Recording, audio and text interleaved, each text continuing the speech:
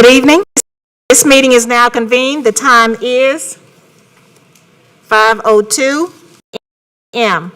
Board members present in the board auditorium are Trustee Simon, Trustee Blueford Daniels, Trustee Hernandez, Trustee Allen, Trustee Dygard, Trustee Flinville, Trustee Song, Trustee Cruz, and Trustee Guidry. We have a portion of our meeting where we hear from speakers to specific agenda items.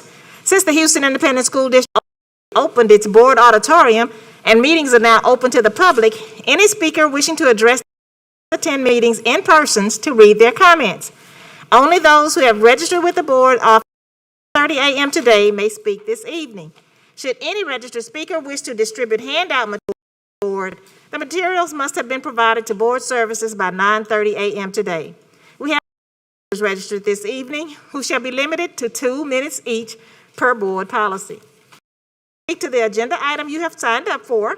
We also ask that speakers stay on topic and naming individuals, especially students, as their identity is protected under law.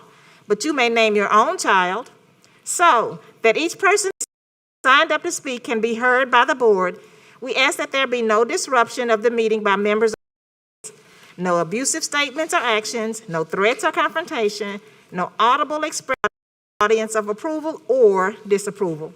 We ask that you please speak directly into the microphone. The clock on the wall to your right and on the podium will count down your time and will see when time is up.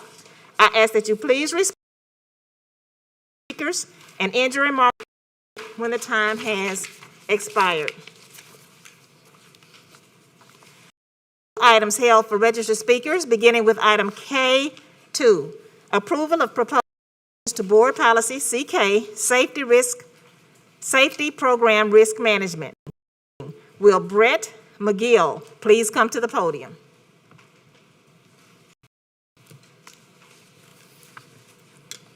Good evening. I'm the father of three, oldest in HISD kindergartner. I'm here to urge the board to revise its mask mandate. Optional masking for elementary school. Please make this a voting item on September 9th. In the meantime, consider this. First, yes, COVID's scary. Delta's very but impact to children is virtually zero. You say you'll follow the data. Let's do that.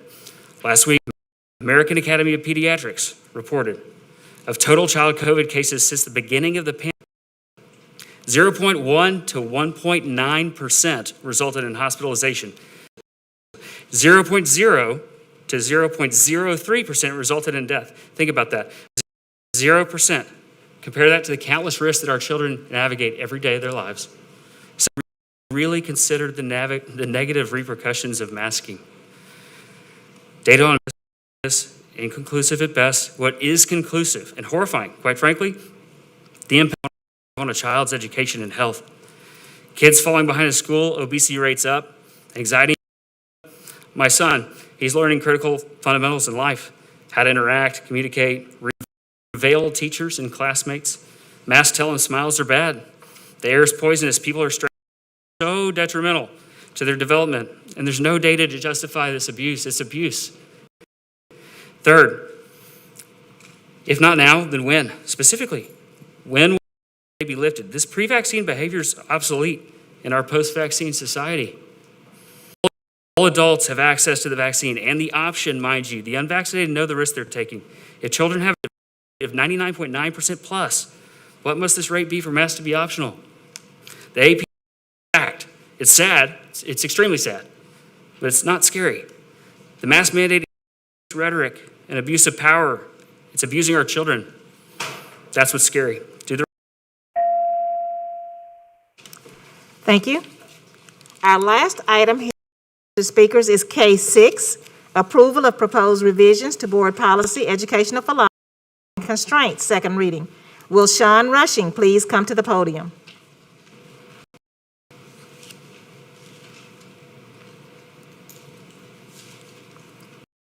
Daniel Sands.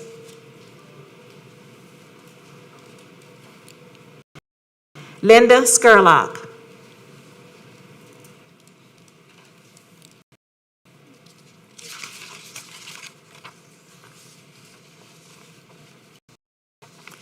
We'll move on to the business agenda. Our first order of business is considered from the superintendent, Superintendent House. Do you have any reports to present to the board?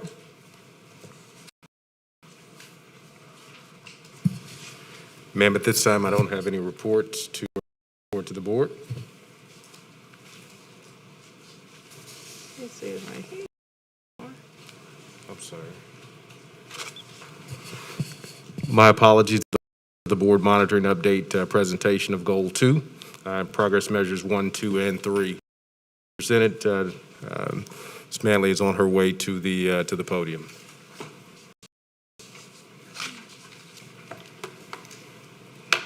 Wrong side. Thank you, Mr. House.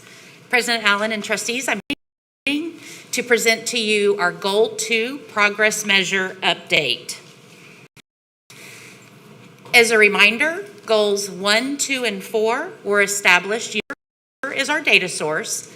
As such, they can't be evaluated until publication by the state. Tonight, we're going to finalize Goal 2 progress measures, and then next month, we'll be finalizing with progress measures. As a reminder, Goal 2 is the percentage of third grade students performing at or above grade level in math is measured by the meets grade level standard on STAR, will increase 8 percentage points from 40 to 54 in spring of 2024. Progress measure 2.1, percentage of first grade students performing on grade level in math as measured by the year math screener will increase 8 percentage points from 64 to 2 in 2024. So in looking at our first grade results, and remember this presentation is similar to last month's presentation, except in reading last month we're looking at math. So looking at our first grade math students, again we look at our purple line is our math performance for all students, our for on-campus testers, and our green is for off-campus testers. So we can see we come in slightly above our target of 64, which will get us to that 70 towards the 23-24 school year. However, knowing that we had some data concerns throughout the year, we can see that as we brought more students back campus, our scores did go down a little bit. We've had conversation about some of those data quality concerns, how testing on the campus, we certainly felt more comfortable with that, but we still had some data quality concerns around this information. 2 is looking at our percentage of second grade students performing on grade level in as measured by the end of year math screener will increase 8 percentage points from 62 to 70 in 2024. So here we see a similar trend in except we come in slightly below the 62 target, 7 for all second grade testers. 1.3 is looking at our third grade students performing on grade level as measured by the end of year math screener, increasing 8 percentage points from 69 to 77 in 2024. And again, here we see a larger decrease of our total scores.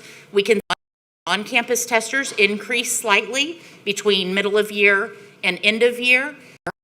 Off-campus testers decreased in resulting in the total population decreasing slightly, again, below that target of 69 points. So our next steps is to continue our House Bill 3 math literacy plan. And we've had our House Bill 3 reading academies that we've discussed, and so now continue the math literacy plan to ensure that those strategies are implemented throughout our classrooms, continuing our accelerated instruction strategies, and continuing to implement our universal design for learning in those math classrooms. And that concludes this goal presentation. We are ready for comments or questions from trustees. Item of discussion, we will do 2 rounds of 2 minutes each. If an additional round is desired, that the motion, second, and board vote. Please name into the queue. Trustee Blufer Daniels? Thank you, President Allen, Superintendent Dr. Matney. I just want to look, I had made a note of this, and I've mentioned this before. I know that we've decided on these progress measures, but if you look at page 12, the goal progress measure for, let me reiterate that in 2019, we got 2019 through 2020 goals. Do I have my mic on? And we started in 1920, 2021, so we're already behind a deficit, right? Because of the fact that we've got COVID and the data is skewed, skeptical at this point, right? In all actuality then, we won't start the goals at 19, we'll start basically at 21 through 24 in order to achieve those 8 points.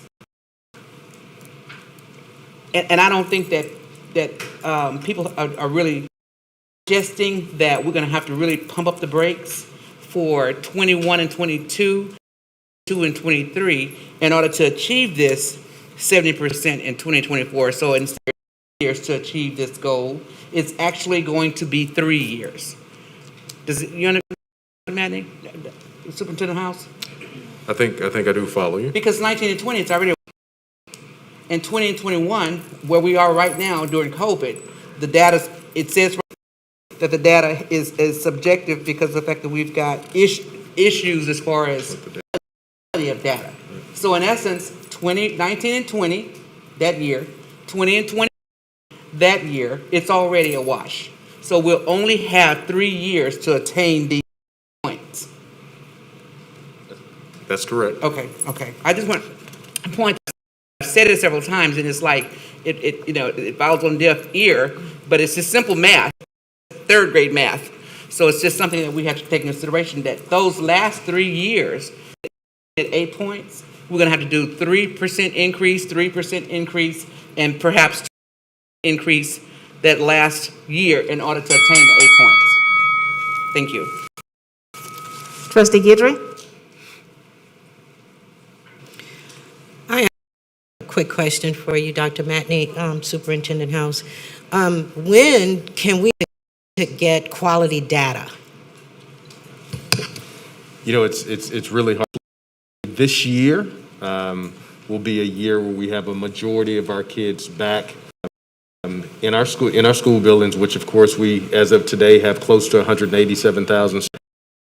If that maintains, my expectation, and I'm not a fortune teller, but expectation is for the pandemic to get better, for us to continue to have students, and for us to have the most normalcy that we've seen in quite some time in terms of when testing comes.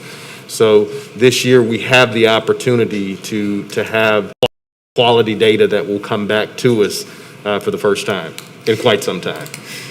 Are we going to be allowing children to test at home if they're not able to be in school?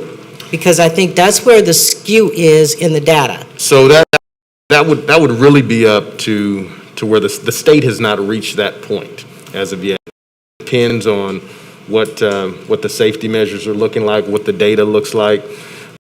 An expectation, and I think everybody's hope and expectation is that won't have to be a worry. But again, I can't make that prediction. But if we are at a point testing comes during the second semester and things have not gotten better and parents are, pushing back in terms of students being home, it puts us in a very difficult position. But my hope is that that's not the case. Trustee Hernandez? Thank you, Dr. Matney, for your presentation. My first question is on page. Let me go back to page 5. Okay. Packet page 5, I believe, or page of the presentation. Package page 11. Packet page 11. And while she's finding that, I want to recognize Trustee Hernandez. We are moving towards the electronic world, and we're going to be, Glenn, we're going to be purchasing iPads for everybody. She is the shining example today of what that looks like because she's doing electronic. She doesn't even have her binder in front of her. So I just want to make that point. I'm so proud. So proud. So proud of her.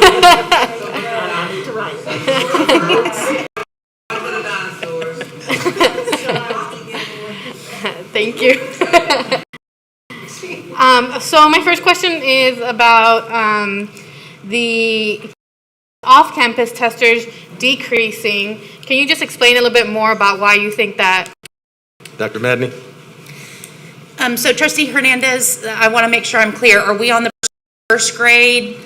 So off-campus testers moving from 87 to 84? Yes, so the same thing for Yes. first, second, and third. Correct. So it really could be a number of things. So we saw, particularly in our lower elementary grade levels, many more students coming in person. So it could just be a simple math problem of less students in the denominator, and the students are still not performing as well. So that could be it. It could be that we were seeing a decline with those students as well, as evidenced simply by Renaissance. Do you have around which students returned? Like which group of students returned and which ones, if there's any correlation to this? We have a grades report that we looked at in-person versus virtual grades right now, and then of course this looking at, and so we haven't combined those together, but we're in talks about what that's going to look like for this coming year with more data pieces. Sounds good. And then my next question was on page 11. Oh, sorry. Page 9. I can't remember what this question was. So I will continue to my next question, which is packet page 22. Okay. Graphs. I don't know if, it wasn't part of the presentation, but it's part of the information that we have, so I don't know if that's to be pulled up. So the purple, I know it says that those are that part indicates data quality issues, but we're seeing 56% in 2017, 18, 54%, 56%, and then a big jump to 80, right? That's where we're seeing that information, that mismatch in the previous. I'm just trying to figure it out. Is that participation rates? It does seem very far out, those two numbers. Dr. Madney? So let's go back in time to when we talked here last year. Remember at the beginning of year assessment window last year, all of our students were remote. So that's why we saw the larger disparity there. If you look at MOY for African American on that chart, it's a little closer. It's a little tighter for middle of year, tighter again for end of year. It's just that beginning of year, everybody was remote. And this is something that we saw across the country. I was on with Council of Great City Schools today. And this is a data point that so many are seeing where children were at home. And I want to be very careful with how I say this. In many instances, what we saw is that parents were in a very new space.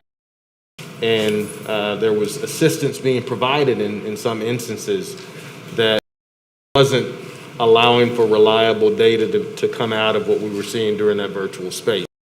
Sometimes we're getting a little bit more help than they needed, and the scores reflected it.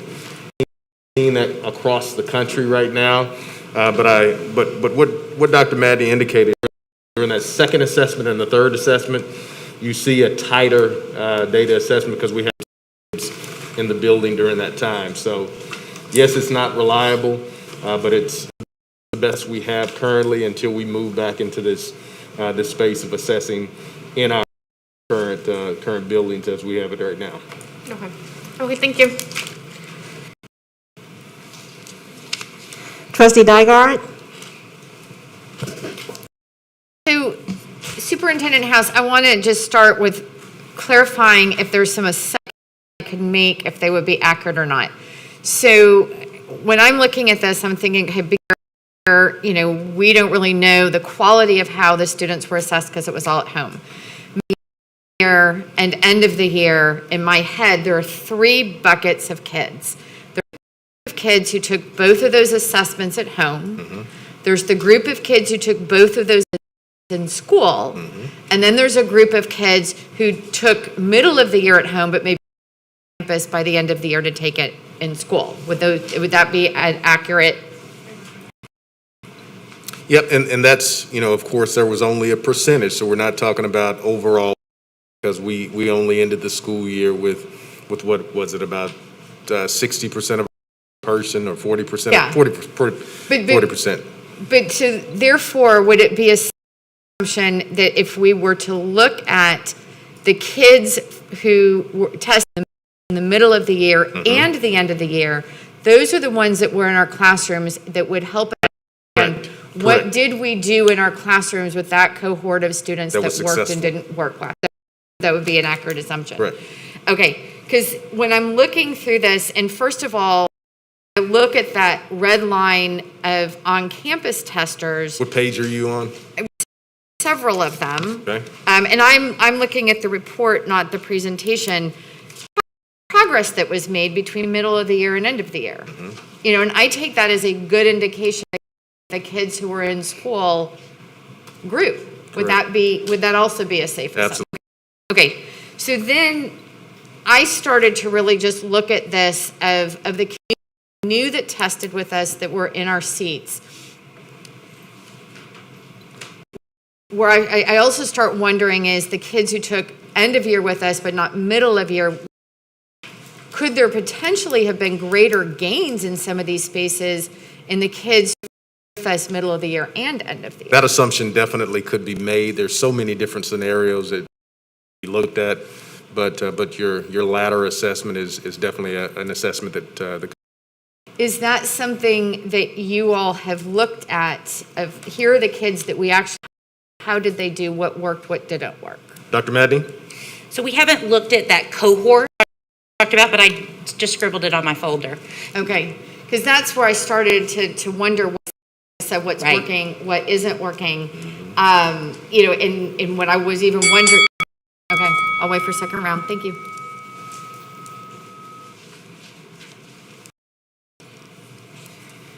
Trustee Flynn Villaseka?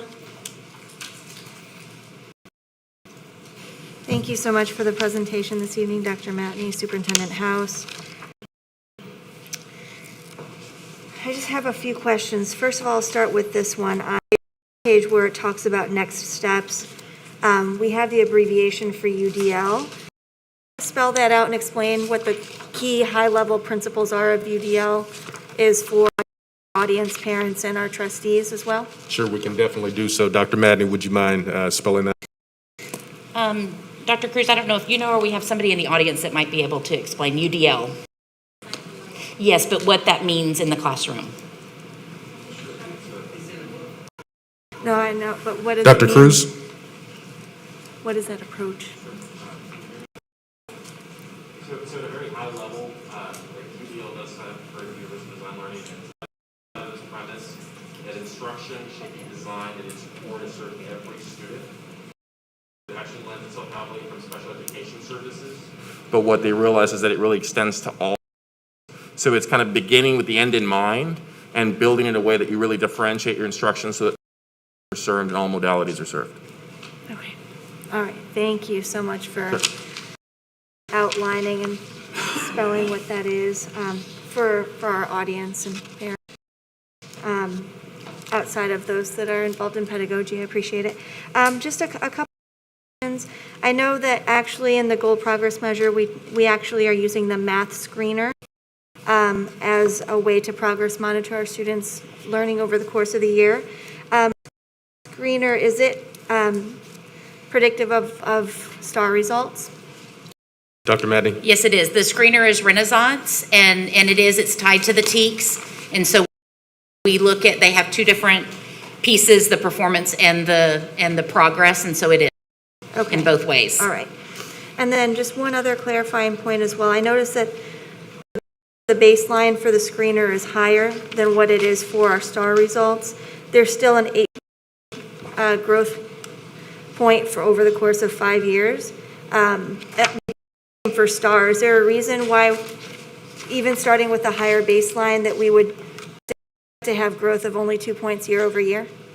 Dr. Madney? Yeah, so we looked at we're creating the progress measures. You know, the trustees, y'all laid out for us the 8-point growth for itself. So we did extensive work from administration on looking at what an appropriate be for each of the progress measures, knowing that they kind of started at different places. And then in our with Renaissance and their research team, we decided on that 8 points because it's predictive is appropriate. Okay. All right. Thank you so much. Those are my questions. Thanks. Trustee Cruz? Buenas noches. Okay, so this is kind of a housekeeping question. So in our binders, we have 2 different reports that are the same. Do we need both of those in an effort to save paper? I always wonder why, and then everybody gets confused because then when we're asking questions, I need that superintendent's response because that's where a lot of the information comes from that I can do follow-up questions. Do we actually need both of these? And I don't know if that's a question. And we can very easily, I'm love to consolidate myself, but we can very easily in the future. It's just too to look at some of the same data. Yeah. But we can very easily in the future, ensure looking at it one singular way. Yeah, I mean, the charts, a lot of them, I guess the second, a little more information, you provide the N number. I mean, I just think if it has more information, maybe that's just the information. We'll definitely keep that in mind for the future. Okay, Absolutely. great. So page 34 and 35 is where all of the response is, right? And like strategies that are happening. So I have a few questions. So for example, you mentioned in-depth training and professional development. How do you know this is going to actually work? Dr. Madney, we want to talk a little bit about our professional development efforts and the expectations that what might and why they're research-based, anything that might pertain to what we expect to come out of this PD. Sure, absolutely. So you mentioned research-based, and our curriculum team goes to great lengths to ensure that they're providing the best quality for and staff. And then ultimately, at the board table, we'll know if it's working. And next year, I'm presenting and we see those numbers go up, and then ultimately we meet our goal. But at the granular level, we look in the classroom and make sure that those interventions are actually taking place to ensure that we're not just performing PD and conducting PD, but it's actually being implemented. But the end result is increase in student achievement of these items. So I guess, what is it, in what period of time would you expect to see? You're evaluating, is this year by year, or is it a shorter amount of time? Because typically it's an opportunity to execute in terms of the PD, assess, bring back and take a close look at what the data is telling us in reference to students. So that's a year cycle for what we would expect to see whether we've accomplished those particular goals. Okay. Those are all my questions. Trustee Sung? So on the instructional strategies, are those inclusive of our Health 45 plans for students? Dr. Madney? Yes, they are. That's one of the reasons why it's up. That's our a large charge, and so that is inclusive of that. Okay, thank you. And then on page 4, there's kind of in the middle paragraph or the third paragraph on that page, bullets. Are those also further detail on this accelerated instructional strategies bullet here? Dr. Madney? Yeah, some of them are. So, for example, the learning days, That's part of some of that accelerated instruction piece for those students that are invited to those and the work around it. The other pieces, TEKS-based mini lessons, routines, problem of the day, are typically more for the general class. All of those can certainly be utilized in that accelerated instruction through 4545 or accelerated instruction that's conducted.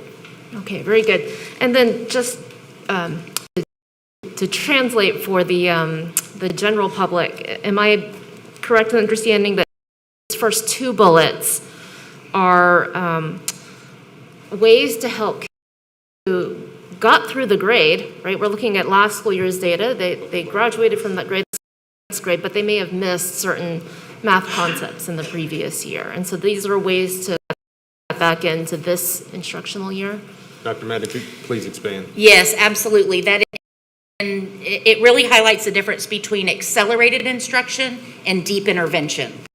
Look at accelerated instruction, you're exactly right. That's what we're looking at, is just to fill some of those small gaps and up. Okay, great, thank you. And thank you for helping me to understand what this is saying. This is a report. I don't have further questions on this, except to ask, I always find it really helpful to see data disaggregated by school, so we can see how our kids are doing in different communities. Last month, you provided us data disaggregated by school, and super appreciated you explained to us why you wanted to give that to us after we got this first overview.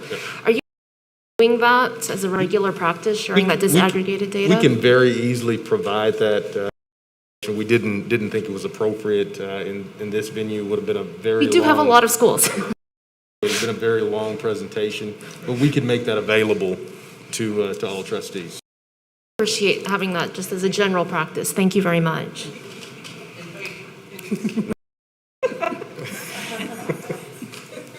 The email was good for me. Trustee Santos?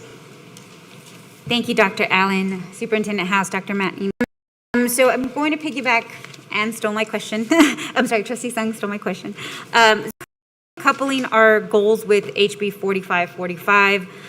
For example, we have our BOY, MOY, EOY. How are we doing it so we're not doubling testing? Dr. Madney, 4545? Yes, so 4540, one way we're not double testing is some of our students already sat for the STAR assessment last spring, so they do not need additional assessment. We did decide to go ahead and have the ADA BOY assessment that they provide because of the format, because of the nature, it covers that we need, and instead of using Renaissance BOY to identify the next set for students that did not sit for STAR last year, to identify that next set of data. However, how they really overlap is that accelerated instruction is really those teachers that are going to be working with those students are going to rely on that Renaissance data throughout the year to ensure many other data points to ensure that they're staying on track and that the students are making progress. So that learning committee, is that teachers themselves or? Dr. Madney. 45, it's a variety of different combinations. The ratio right now is 3 to 1, students to teacher, and so that can be after school on Saturdays. It can't interrupt the core instructional time. Many different ways. Like study hall? Is that? Can you repeat your question? If the intervention can be held during study hall or like you're taking creative writing, it can be held during the creative writing part as long as it's not part of the core. I don't have that off the top of my head. I don't believe so, however. Okay. It's restrictive in making sure it protects all content areas. So the other piece, campuses are being given an allotment of ESSER funds to help provide tutors, pay staff after hours, so to really work that plan for what works for their campus. How does this affect special education? Okay. And the funding with special education? And then the question is, how are we going to get our kids to stay on campus if this is not the day? So special education, and how are we going to keep our kids on campus if? Right, so I think we approved $18 million for special education services through the ESSER funds, how are we reducing class sizes specifically for HB 45? Dr. Matney, any additional insight here? And/or providing don't have any services more. for our students with disabilities? Right.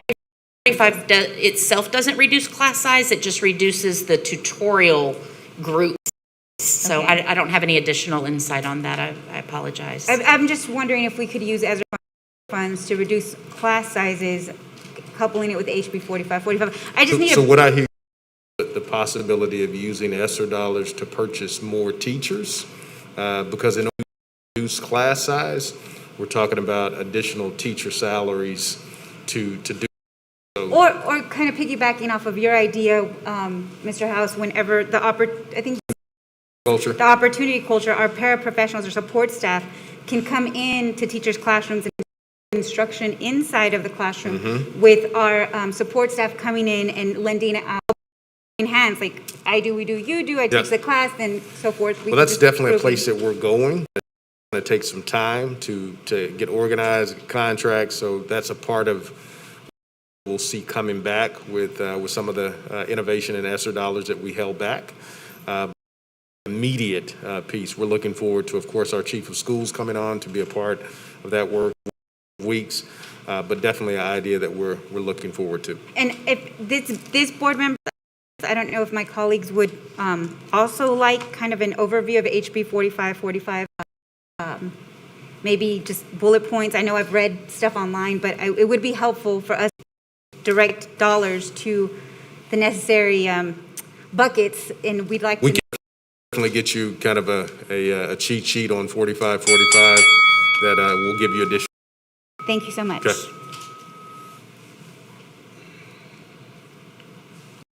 Starting on to round 2, Trustee Blueford Daniels. Thank you, Madam President. I'm looking at these numbers as I dissect that on page 19, package page 19. The African-American students in 2019 from 2017-18 gained 2 points, right? And the Hispanic kids from 43 to 45, so they gained 2 pre-COVID. And in that timeline, my cheat sheet, schools that are failing in my district, the D and F schools. Our goal still at that point for 18-19 is 62%. On average, these 8 schools in District 2 are averaging 56%. So if they're the failing schools, if they're D and F and they're already averaging below what the target is, processes that we're going to use to improve that gap. I didn't quite follow. Are you referring to data that you're seeing here? That I'm seeing here, Okay. and then data that I pulled in comparison. So in comparison, this is what I 18-19 off the taper. This Okay. is my own cheat sheet. Got it. And Okay, with those so you're looking at 8 something schools, I know you don't have it. I'm sorry, but that's just my cheat sheet. So I'm looking at what's presented. The difference is in 18-19, wherever we get the data, especially from taper, is the achievement gap in 18-19 is 6 percentage points less than what the goal is.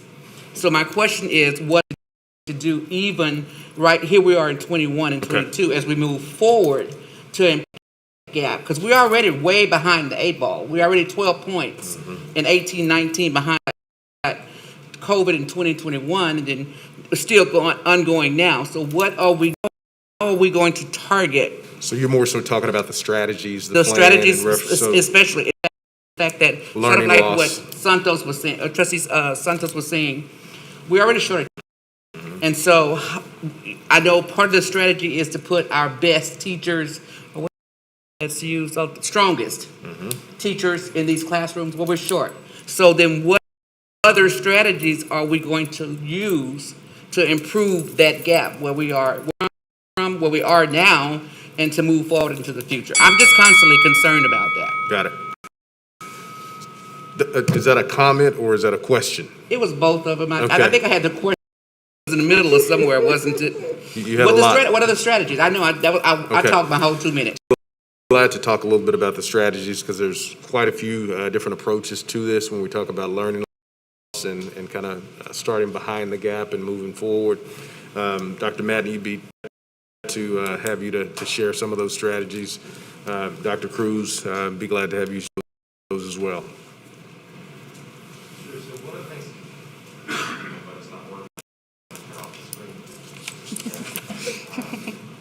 I'll just try speaking a little loud. Sorry for that. Good. So one of the things I'm really excited about, and I want to give a huge shout out to Dr. Matney and Superintendent House for his vision around this, is we're thinking about the ESSER allocations. There was an developed the methodology around distributing those funds that looked at where they're at every school and making sure that through an approach that Dr. Matney can more eloquently describe than I can, that those resources were deployed to where they were needed most. So I actually had this conversation with Trustee Cruz earlier today about this model. Have board members actually received that kind of equity-based model as of yet?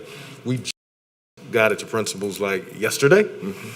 So very proud of the work here. So we look forward to you guys getting it probably either tonight or tomorrow to make a chance to see the work that's gone into this. But Dr. Maddy, I'd be glad to have you to share a little bit more around what this looks like. I'd love to. I'm super excited about this work. So let's take House Bill 4545 as an example and the academic we have on campuses.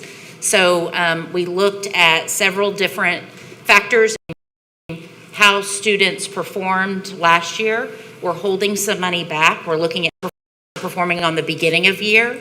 We're looking at free and reduced lunch on the campuses, total enrollment.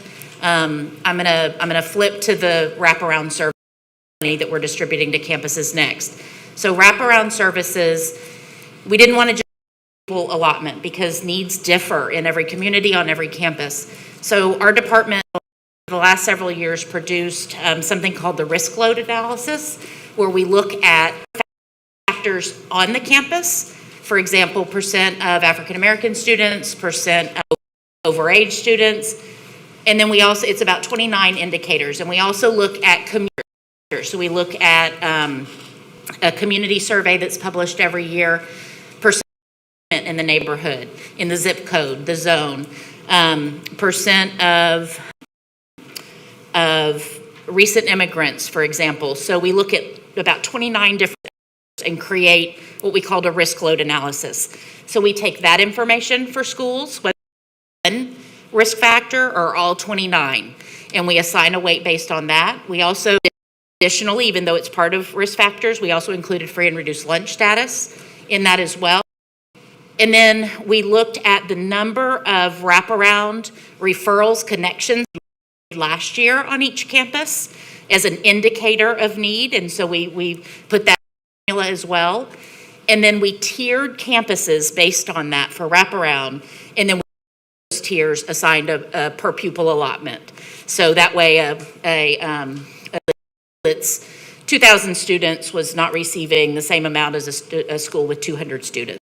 So looking at that equity lens, and we've got two other pots of money that we did similar things, really digging deeper than just a very surface level. You've got 1,000 kids, so we're going to.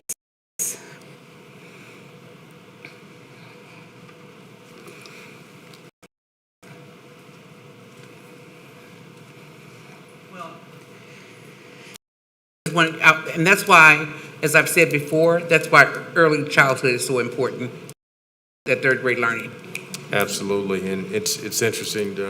Trustee Cruz and I had a conversation earlier. I sat in on an early childhood coalition.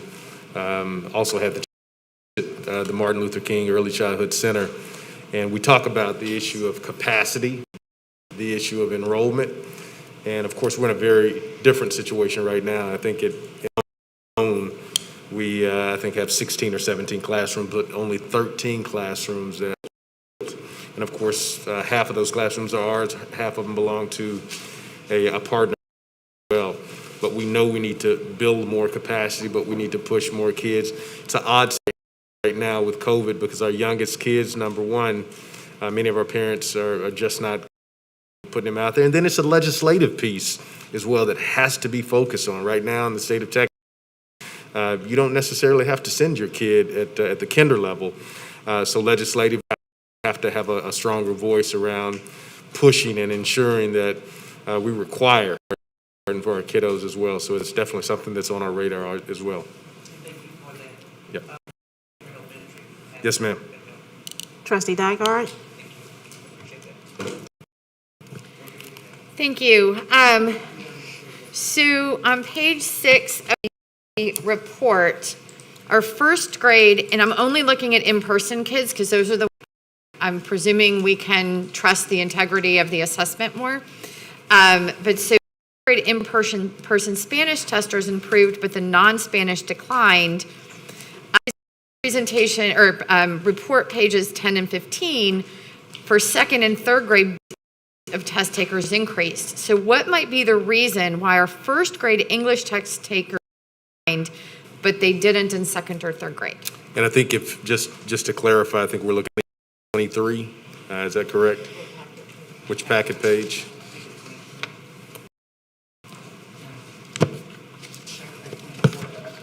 Yes. Okay. Dr. Madney? Yeah, so it could be many different reasons. For our second graders have been in school one more year, conceivably. They could have been remote last. But they've been in school one more year, so that could contribute to it. We haven't really done analysis into each one of these pieces. I think that about, it's a conversation we had in research the other day, what's the profile of a remote student and the profile of an in-person student? And there's not one. There's as many reasons for each of those as there were students here. So we haven't really come to that root cause of exactly what you saw. And then and again, I'm referring to presentation page 17, so that would be packet page 34. Okay. In the middle, it talks about strategies. How are you monitoring that these things are being implemented with fidelity and achieving the intended result? And are they being applied universally to all students or differentiated based on some metric of students? Sure. Dr. Madney? So one of the pieces is if any of them are going to be funded through ESSER, and some of them are, we are asking our program, this is for them, but our program managers to dig deeper into what they've submitted already, which is kind of monitor it. But what we want to know now is specifically what data points are you, what's the frequency, what is your expected outcome, what data points are you going to pull at the end? Because what we want to know is where does research need to help support in doing some of that work, and where does have the capacity to do some of that work. So if we look at some of the strategies here and the curriculum department comes and says, here's our plan, we're going to do these observations, we're going to look at these data, and here are the outcomes, that's what we expect for each program to do, whether it's ESSER funded or if it's general funded as well. And Trustee Dygard, I know that's been a question that, specifically the progress monitoring of what we're doing here. What I'd like to see and what we can bring back is what Dr. Madney just indicated, kind of the what, the how, and what. So let's mark that down as something that we to share from a progress monitoring standpoint in terms of what it looks like. We'd be glad in the near future. Thank you. Yep. And then on the same page, TDS support, it says to select campuses. What metrics are used to select the key? Dr. Madney? I do not have that off the top of my head. Okay. And then on page 11, again, this is of the report, students with disabilities broken out for second grade, but not for first grade. So is this something that so what's the including it for one and not the other? And then how did our first graders do? Yes, so typically our first grade, since it's the first compulsory attendance grade level, that's really the grade where teachers are doing intervention assistance committees and looking at students who need to go through testing services. So we don't have a large portion of our student population who's even gone through the identification process. So that's why we leave them out of the report. Okay. And this similar question on report pages 4 and 5, why is students for disabilities not included in the disaggregated populations for progress measures, them in the disaggregated populations for the goal? Yeah, because they're already in the report in another way, and so we just didn't put them on this chart, but that's something that. Okay. And then remind me again what percentage of our students who take the English version of this are not Spanish speakers? Do we have that data, Dr. Madney? I don't have. Okay. And then on page 3, another similar, the goal data disaggregated by Spanish and non-Spanish test takers like the progress measures. Okay, I don't think we have that with us, but is that something that we can pull and I'm not asking you to include, I'm just noticing these sort of inconsistencies for this progress, getting these student populations, and for other progress measures we're not. And so I'm just understand why they're sometimes getting included and why other times they're not, if they're. Okay, Dr. That's all Madney, I was any gonna insight there that? No, I have to that you're speaking of first grade specifically? Page 3 of the report, I believe, was first grade. Yeah, it was just an inconsistency, and I was trying to understand why it was inconsistent. With the English and Spanish? With why for some measures we're yes, Pulling in this them out. case, English and Spanish, why in some cases grading them, and then in other progress measures we weren't? So for each of them, we've got English and Spanish, and then English and Spanish separately. So for example, for second grade. No, I was talking about the goal isn't disaggregated. I Okay. was unclear. Just make a note. You don't have to now, but it's just something I noticed. Okay, I was curious about. Thank you. thank you. Trustee Gidry? So on page 18, and it's the packet, page 35, it says the TDS are receiving in-depth training development to ensure their support on campuses is TEAC specific. Where did TDS come from? Are they MAT teachers within our HIS? Dr. Madney? Yes, they are not current class teachers. It's a specific separate position that works on modeling those strategies for classroom teachers and helping with instruction in the classroom. Separate positions that are deployed to campuses to help with that embedded instruction piece. And that's the next question. So they are deployed to campuses. Correct. And are they doing regular instruction for MAT teachers, or is it just designed to go out to the classroom and implement what they have? Got it, Dr. Madney? It could look different ways depending on the needs of the teacher. So if you're a first-year teacher, it could be that TDS is actually modeling the lesson while the and then the teacher is expected to carry forward some of those strategies. So learn some of those strategies and go out and either share it in a group meeting, share it in meetings, model it in a classroom, model it with teachers in a PL. So it could look a variety of different ways. It really depends on the need of the teacher. They could all look a little bit different. As she indicated, that modeling from a guest lesson that actually is being taught so that a new teacher can see it. That may not be the need for a different group of teachers that may have a little bit more experience, strategies and advice, or to have someone to watch a lesson and give some feedback in reference to what it looks like after a strategy's been given. So are they assigned to certain schools, or do they go like to different schools? Dr. Madney? They have assignments. Specific assigned schools. Okay, and on the same page, professional learning communities. Can you explain what those are? It's kind of a best practice to, and you might see it at the superintendent, at the principal level, you may see it at the teacher level, but they're communities of practice where opportunity to build capacity within that community. Maybe in your world, I'm sure you all have a group of attorneys that come together so that you all can improve practice. same thing at the teacher level, same thing at the administrator level, same thing at even the cabinet level. Say, for instance, Chief Reed, he's had the opportunity to connect recently with chief financial officers and have a community of practice to build there as well. It's the same thing in the educational world as well. Okay, so DSs are required to do that teachers? That's Dr. one of the things they're designed to do? They required, not necessarily, again, like Superintendent House said, it depends on the needs of the campus. There may be an assistant principal that's what they're very passionate about, they're very good at, and so a TDS assigned to that not, but another campus they may. Just Okay, depends one on the last needs. question before I run out of time.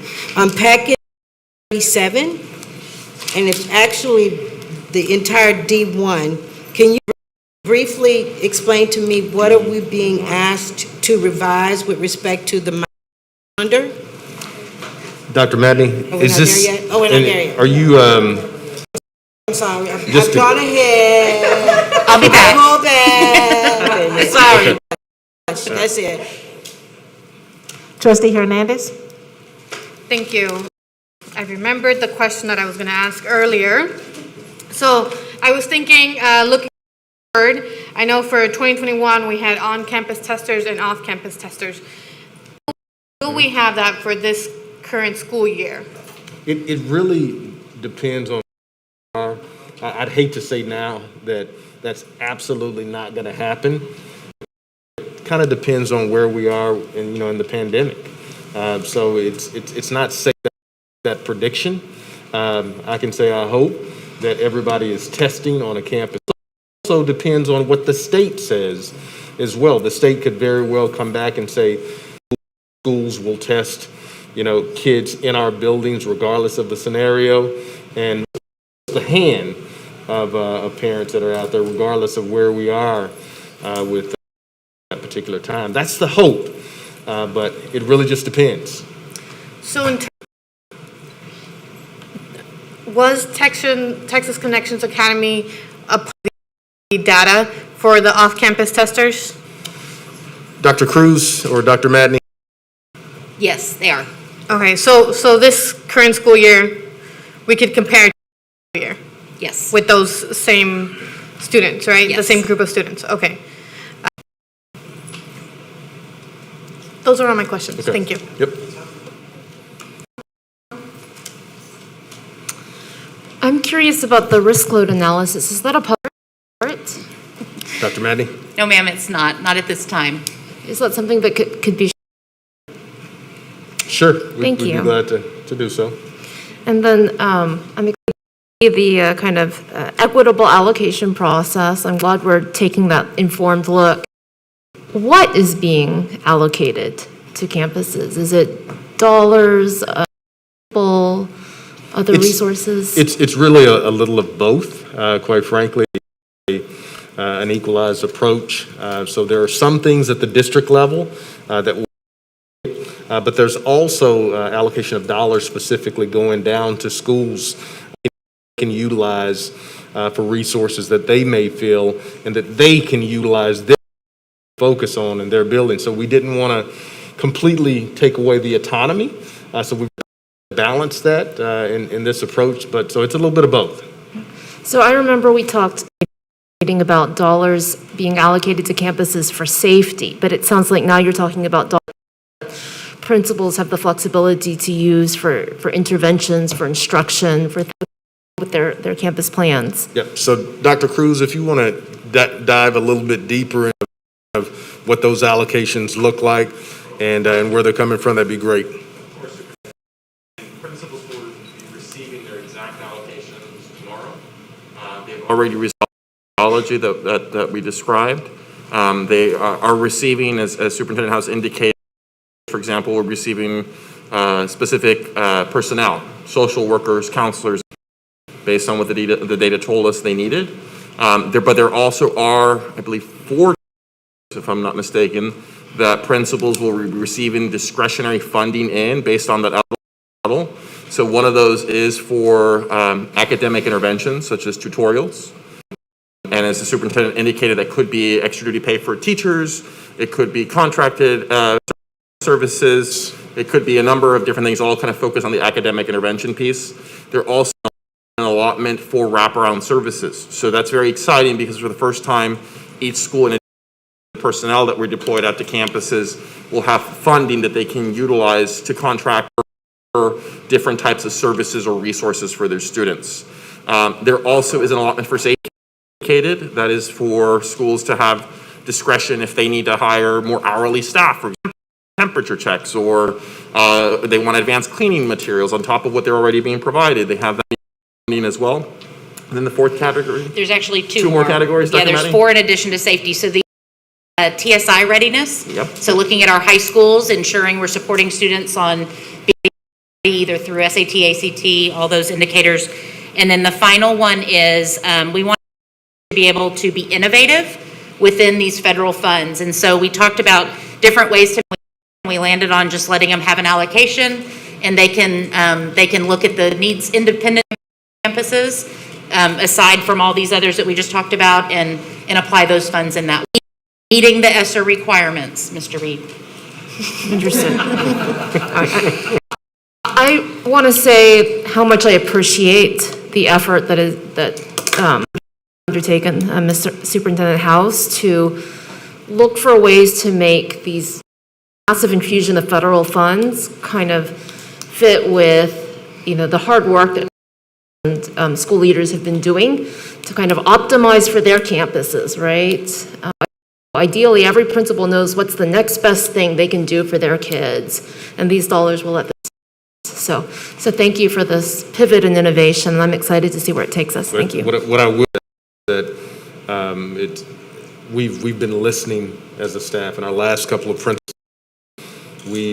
last few principals meetings, we've gotten quite a bit of feedback, and sometimes the number of questions have outlasted the meeting, but it's important that to that feedback and balance that with what we know is important from an equity standpoint as well, in terms of funding. So I think we've found the sweet spot, and we're to ensure that we continue doing what's best for children and for leadership in our schools as well. Thank you. Trustee Santos? Thank you, Dr. Allen, Dr. Matney, Superintendent House. So I'm going to start backwards. I'm going to ask my questions, then dive a little out of time. So how many of our kids are 12 plus? How many nurses do we still need in HISD? And have we created for any positions that we might still be missing? And I'll dive deeper in a little bit. And can we publish one-pagers with ESSER funds distribution by campus to the weights and positions so that transparency of public funds? Can you provide me with a list of those questions? I'm serious, that would be extremely helpful. And what we would do. I can take a picture of this on and send it to you electronically. You could have airdropped them to me. I have about.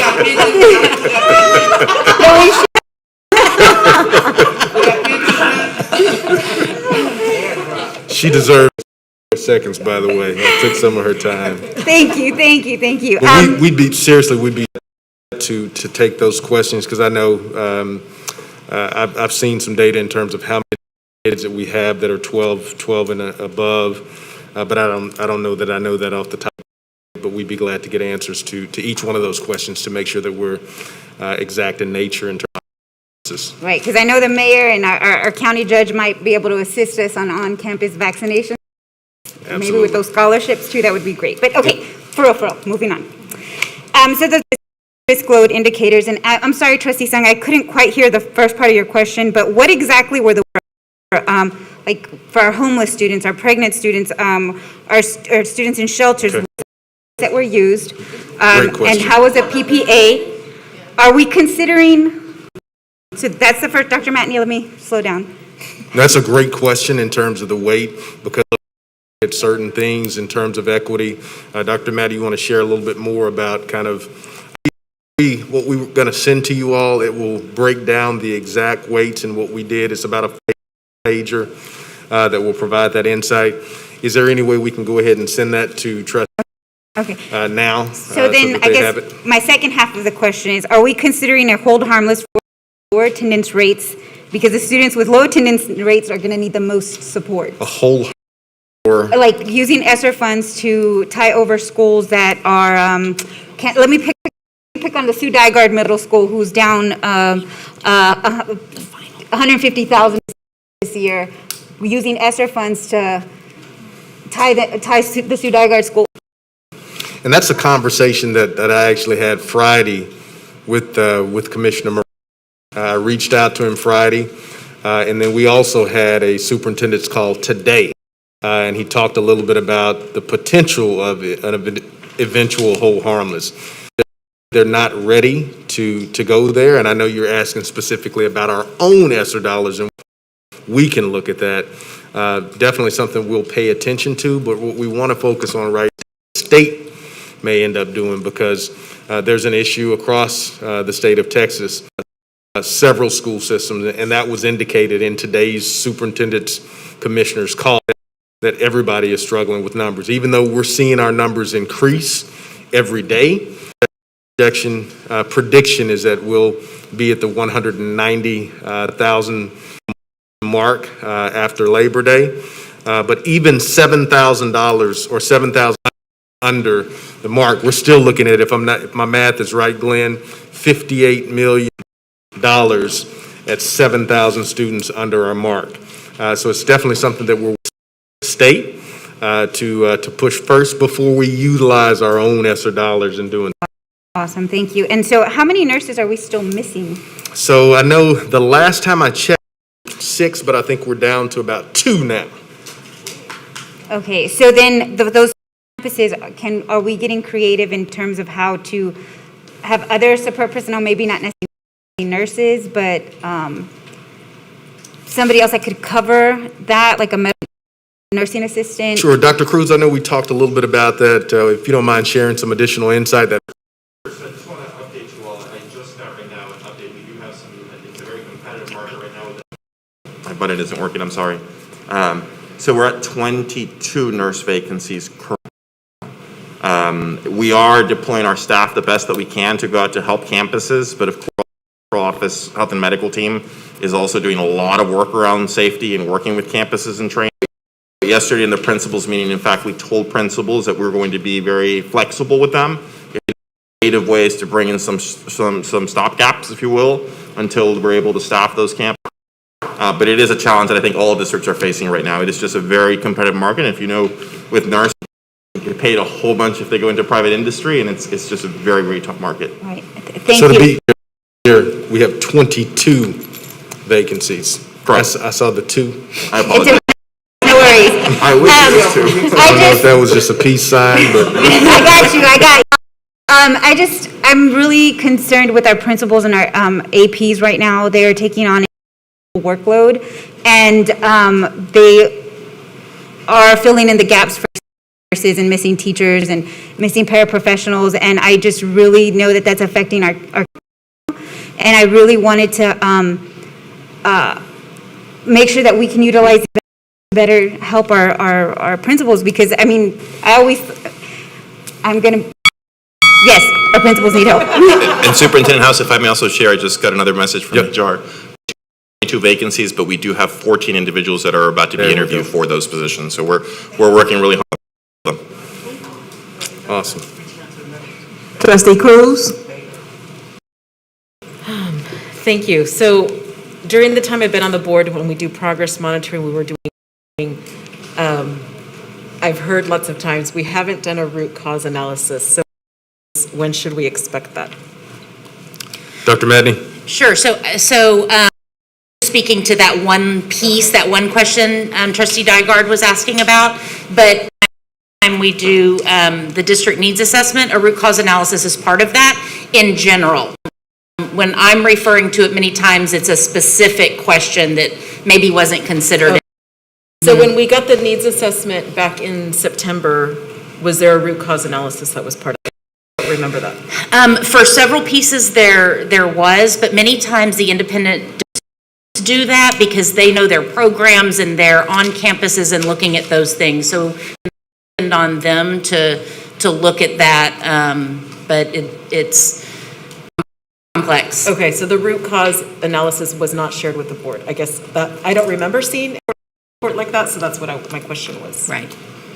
It was not with that one, correct. We will now move to accept the presentation given to us. May I have a motion? So move. Hernandez. Is there a second? Second. We have a motion by trustee Hernandez, by trustee Santos. Is there any discussion? Please vote.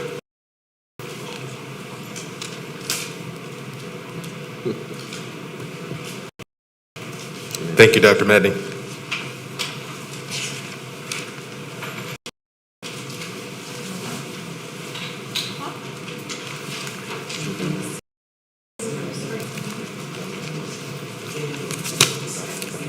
We will do.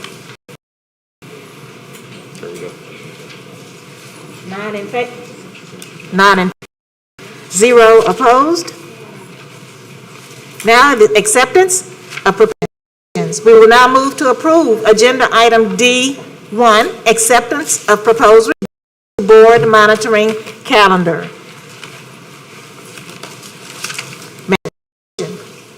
So moved. So moved.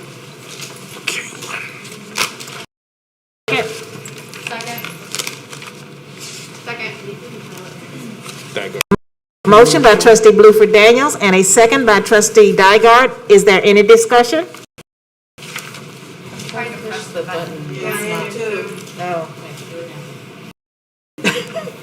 There it goes. I got one. Trustee Dygard. So just a general question about these items that are on here to vote tonight.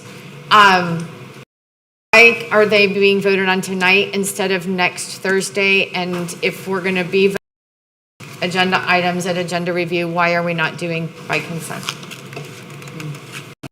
Now doing what? By consent. Oh, yeah. Together, in other words. I mean, we can pull them back. Okay, we can do that. Good point. Good point. Good point. Dr. Medney, Trustee Cruz. hold on for just a second. Thank you, Superintendent House. I have the answer for you. So on the calendar, we already have a constraint presentation next week. So correct for when we get to next week. Same with the AE local item tonight.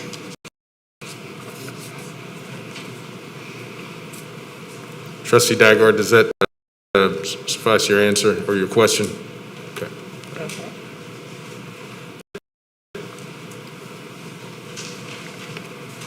Trustee Cruz. Thank you. I have a couple of questions. So on my, on the Q&A document,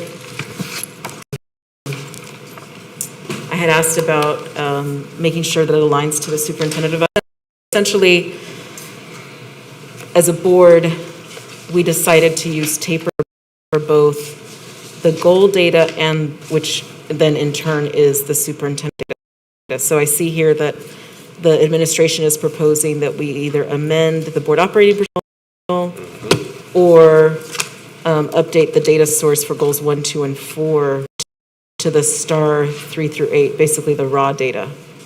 I have a question for my colleagues. Lisa, and I can't remember the right, I'm trying to look for here, I'm going to ask the question to colleagues as opposed to.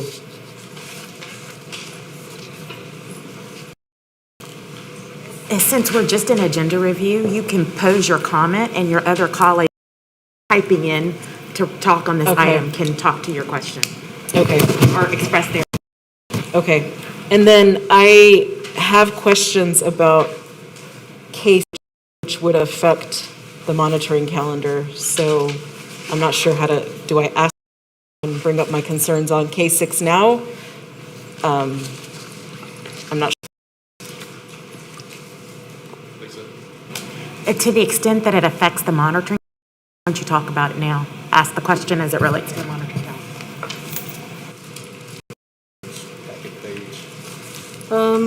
K-6, on, so this is AE local, right? Yeah. So, well, there's a, I guess if somebody's going to share that, maybe I should just hold my questions. This was added to the agenda after the Q&A document. So, let me.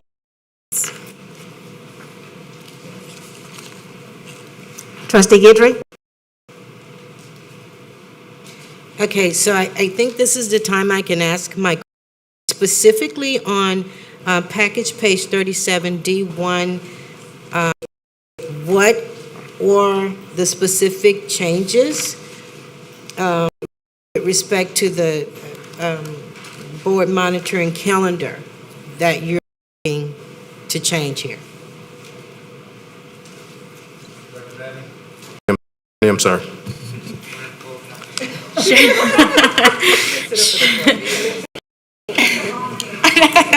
So there are several changes. So the last time this was when we first, or the last time y'all approved the calendar, it was the first local. So since we've added on constraint 5, that had been a calendar originally, so we've added it on. And we've also done a little bit deeper dive.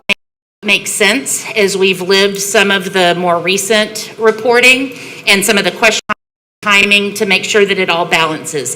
This has to be in accordance with Lone Star governance rules, certain numbers on certain board meetings, and so we wanted to balance some things and actually move some things up earlier in the year that it was more appropriate to have earlier in the year. Gotcha, thanks. Trustee Sung? Thank you for your work on this and making sure that we're aligned with the newest LSG requirements. I know those change on us sometimes. And I getting data earlier when possible, when it's fresh. And I see that you've really gone to all work for the GPMs and the CPMs, and I know there are a lot of them. My questions, and I submitted some in the Q&A, thank you for your responses, go to the full goals themselves, right, which are based on CMR data and then also based upon STAR results. So for goals 1 and 4. So for the CCMR graduates, 2020, remind us why that, typically we think of the class of 2020 as graduated in June, right? Let's remember, oh wait, there's summer graduates, right? And then there's more data that comes in that fall. Just why it is that it takes all the way until 2021 before we're ready to review what our kids did from the class of 2020. Dr. Maddox, feel free Yes, to jump in. absolutely. In fact, it is a little convoluted personally because I have 2020 kiddo. So I totally understand that and feel you. So yes, class of 2020 graduated in May in their pandemic status. Summer grads that graduated in August. So those are included in the CCMR. And then we have some of that data on students, but remember, sometimes even though class of 2020 students were taking certification exams in July, and those are included. Some of them were maybe even taking an SAT exam, and that's going to be included. Then TEA verification process, and although we have preliminary information, it's abilities practice to not publicly share preliminary because there's some tweaks here and there. 2 years ago, TEA started a practice that we were very grateful for. Submit to us a file in about June of the class of 2020 plus 1 year, June, where they tell us all of the students and where they met CCMR or not. We get to verify that. And then every year we found anywhere from 1 to 2 dozen students that were a mismatch. And we were able to provide additional data to TEA to recoup that. And so this doesn't finish until we're at the beginning of September. It didn't finish until about a week and a half ago. That verification and process. So we don't get that official data until accountability tables come out, which are mid-August now. Because of the timing of getting a presentation together and submission timelines for board, that's why we have it on the October calendar. Now, one of the things that we could do, quite frankly, as Dr. Madney indicated, we don't necessarily share the preliminary data, but we could share that with board members, all trustee members if needed, have an idea of what road we're heading down. It's something that we did in our district, but if can't, again, it's probably not healthy for that to be public facing, because we make sure that we have all the tangible pieces in before we actually share what's, because preliminary data can be affected by certain things, and it could look a little different. Final data would be like, but we can share the preliminary data with you. Just kind of what you want to see, just understanding that could look different. Yeah, absolutely, and we want to appeal and, fight for every last kid. I'm all on board with that. So when does the data then come to us? We run preliminary data in-house. There's two sets. There's our in-house preliminary data, and then there's the preliminary file that we have the opportunity that we received June, I guess, 2021 to 2020, where we can appeal and verify. Right? Yes. Correct. Yeah, I mean, I'm interested in seeing both at times that you feel are appropriate, right? So, then when we feel our preliminary data is ripe enough for us to be worth looking at, I'd be interested to see that. And then similarly for when we get the TE. There's a lot of work that goes into grabbing that preliminary data. At each, quite frankly, they're working and generally have a pretty good idea of what students, exactly what, in order to get to a place where they're graduating or getting the data that they need so that we can make it final. So that's a very big task, something that happens annually in most school districts, quite frankly, to ensure that we get where we need to. And historically, trustees have seen some of that preliminary data, by the way, here in HR. So would appreciate that. And then similarly for the STAR data, so here we are, March and April of 2022. Could you comment on why TAPER data is so late? Trustee Sung, what page are you on, packet page? Packet page 38. Dr. Madney? Yes, so when we discussed the goal-setting process, this was a large topic that we talked about, what the was going to be. And you might even remember there was a chart that kind of outlined both TAPER data, pros and cons, time of year, what data sets they are versus the STAR data set. So I'll give you one prominent example. TAPER separate out English and Spanish, so the goals won't have English and Spanish separated from TAPER. If we chose our STAR files that we receive, then we it out. So the trustees at the time chose to use TAPER data.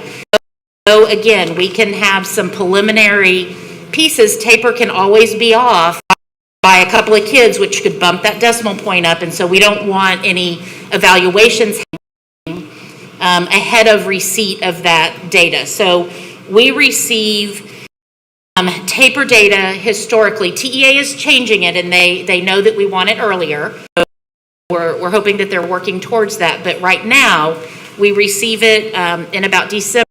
The file we don't get, so we get like paper PDF reports, but we don't get the actual file, which is what we need for these purposes, until typically early January. And so then again, just by the time we can run it, produce it, they have to manage the LSG calendar, so we can't do all three of the goals in the same meeting, so that's why it has to be two. and looking at timing for posting, that's what lands us in those 2 months, unfortunately. Thank you. I know I'm out of time. I'll follow up next round. Thank you, Dr. Manning. Trustee Santos?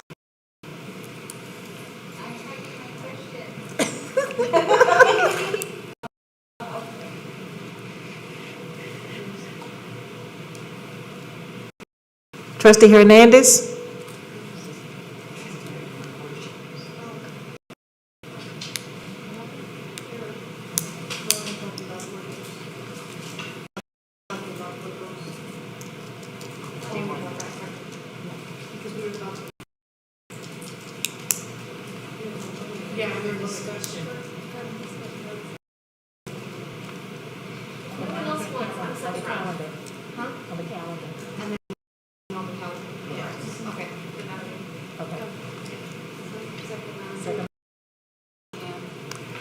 Trustee Cruz, round two. Okay. Table this motion to later in the meeting. Did I, Lisa? I think we have to vote because it's already on the table, right? We're just in discussion, Sorry, my mic was.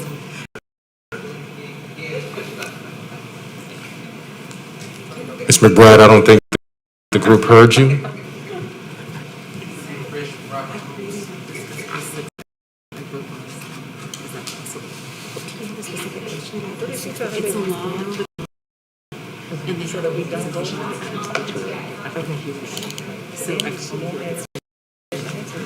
But you guys aren't even oh, you are discussing case 6. Okay. Yeah. Your motion is proper. So it's okay. Okay, she said we can vote on the motion, on the table. We can vote on it? Okay. I second trustee Cruz's motion to table this till later on in the meeting. And just to be clear, Trustee Cruz, I think Trustee Cruz's desire is to table it until after the discussion of case 6, which is the next discussion that you're having, since some of her questions regarding case 6 may affect this timeline, that you guys could have a more comprehensive discussion on the timeline and vote on it. We have a motion by trustee Cruz to table, second by trustee Santos. Yes. Is there any discussion? Please vote.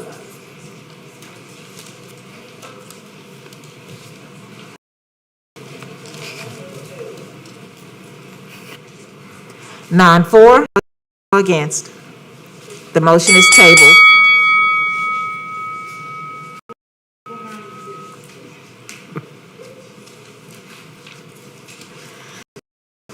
We will now consider items held for discussion.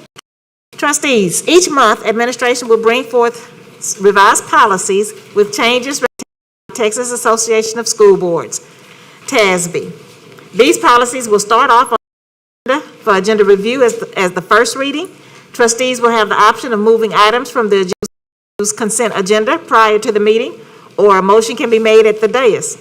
The day of the meeting for discussion. Similar to the regular monthly board meeting, each month, all action items for agenda review will begin on the consent agenda. If a trustee would like an item held for consent, they need to notify Chief of Staff Sylvia Trend by 8 a.m. on the Monday prior to the voting meeting. As a release, everyone had an opportunity prior to this meeting to submit questions before agenda review. The Q&A document has been provided to you prior to this meeting. It is also on the district website. We have one request, agenda item K6 to be held, and so today, to be a little different, I decided to do it in ABC order. So trustee wants to hold Allen, Bluford, Cruz, Dygard, Flynn, Guidry, Hernandez, Santos. Okay. I-1A, page 38, K1, and E1. Dr. Allen, I think We're you're only just gonna do- deciding whether or not to pull particular policies off. You're going to have a more thorough discussion of the agenda item, week's agenda, Okay, later on in your script. so we're only doing, Yeah, K1 through K6, if there are any additional ones that folks pulled in addition to K6. I don't have, I have K1. K1. Has already been pulled, it's my understanding? Mine for K1 has already been answered. So, the two, trustee Blueford Daniels. Okay, I'm with you all. Just on the agenda review. K2B, K, K4B. this meeting? Are you writing this down, Dr. Allen?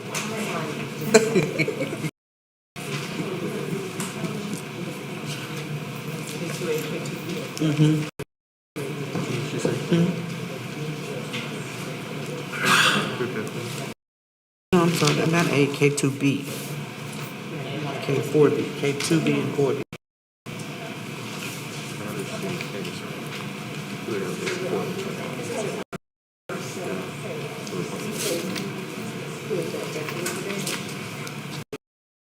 You ready? Okay, And I just want to, for trustees, I want to make sure that everyone knows what we are doing. We are completing the business agenda for agenda review, for agenda. We have not started our discussion that we normally do at agenda review of next week's agenda by trustee district, pull those off for further discussion with the administration. We're just finishing our discussion, our business action items for agenda review. And so the only policies that are on the agenda or for action are K1 through K6.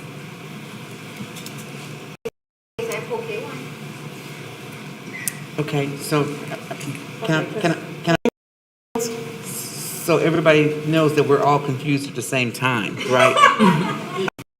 K2B, K4B, K5B, K6B.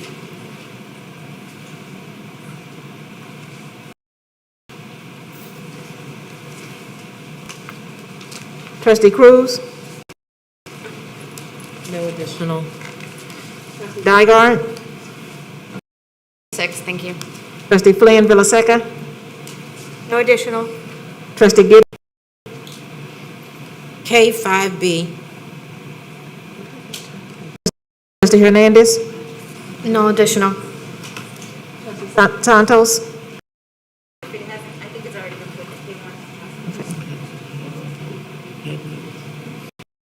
Trustee Song? None. And just a procedural note, if we're going to have items at agenda review, could we have a calendar item to pull items on that Monday before the agenda review, just like we do for the regular board meeting? Since now we're voting at both meetings. We can do that. Okay, K1.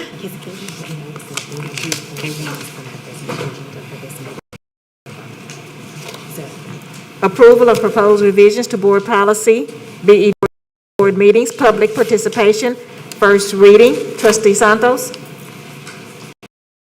Thank you, Dr. Allen, Superintendent House. I have two questions here. We have an explanation for the public on what the changes are to K1, the public speaking time. And also, can we amend this to include our students be able to meetings online with the Zoom option available, so that way they don't have to be bused to Hattie Mae White when they can speak via Zoom? And I'll have President to speak to that particular item, or Mrs. McBride specifically to the. So Lisa, can you just explain, I'm sorry, Ms. McBride, can you please explain the changes to, so the public can understand what we're voting on, please? So I can't explain the changes to, I didn't prepare the changes. I think they were done through TASB, but I can answer your question regarding video So do you want me to start with that question, or? Yes, please. So with respect to allowing the public to participate remotely, the provisions of the Act, those relaxed provisions, stopped as of September 1st, which was that allowed us to have the public participate by telephone. So the only provision that is allowable is video conferencing. So that would have to be something that is discussed with the board and the administration about whether they want to make that to the public in general or to a segment of the public. Okay, I just want to remind my colleagues, we've put it in our goals ourselves that we have to do community outreach and that our students are our priority and they are one of our biggest stakeholders. So I know our students have been disappointed not being able to speak with us until we can find a way where we have our workshop and some type of two-way communication, that this is the only platform that they can use. So colleagues, if we would consider letting our kids recorded video or something where we can display to the public their comments and way to really take in their input. For that, and also when K1, I mean, somebody else can explain the changes for the public? Chief of Staff will answer some of those questions for us. Chief Trim. Evening, trustees. Change for this particular policy is again in full alignment with TASB. The only thing that there are many things that we are changing if you look at the red line section, but to summarize it, basically what this policy is now in alignment with, it's allowing the professor, which in this case is our board president, the ability to reduce speaker time, but it leaves the authority more open. The only restriction is that no speaker shall have less than 1 minute. So it really cleans up the policy. It doesn't go into the specifics that we currently have as a practice. We plan to add in our regulation. And once we have that regulation in place, that's just kind of our own individual HISD way of doing things, that regulation will reflect what we currently practice. So for example, when we have speakers that go beyond the 60 minutes that we allow, then that's when we start reducing from 2 minutes to 2 minutes. So that will be reflected, what we currently practice in the regulation. This clean, precise version of what TASB is saying we need to have in this policy. Okay, thank you. K2B. Oh, I'm sorry.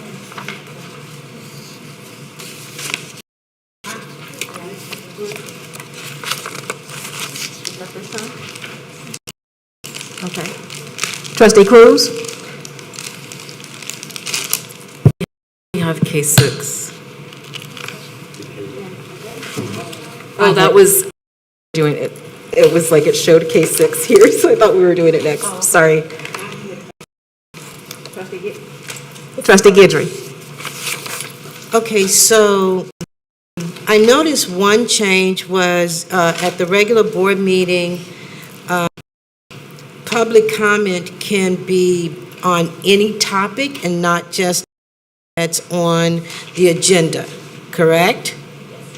So that is one major change, because right now, public comment can only be to a specific item on the agenda.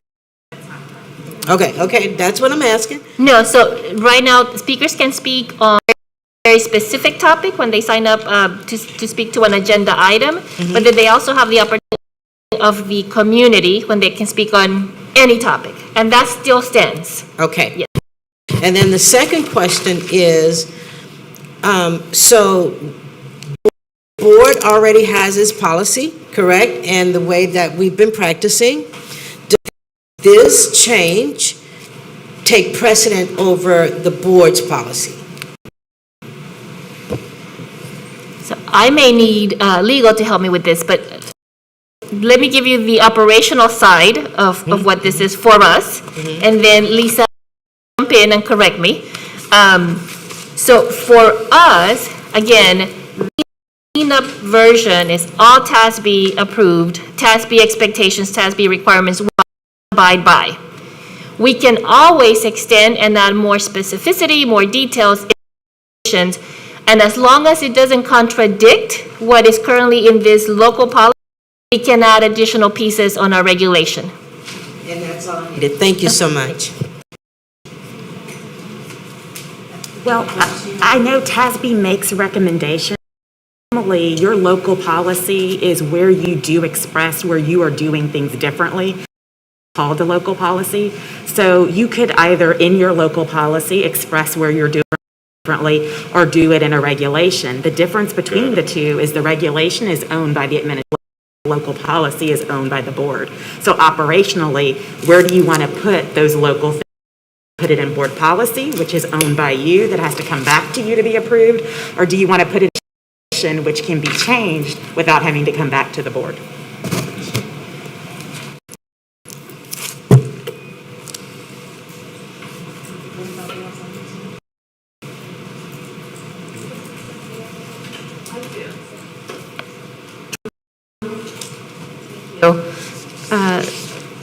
So thank you for clarifying.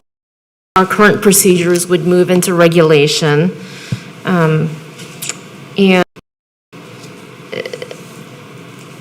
so then does that become the same as quoted here in the new language as the board's procedures on public comment?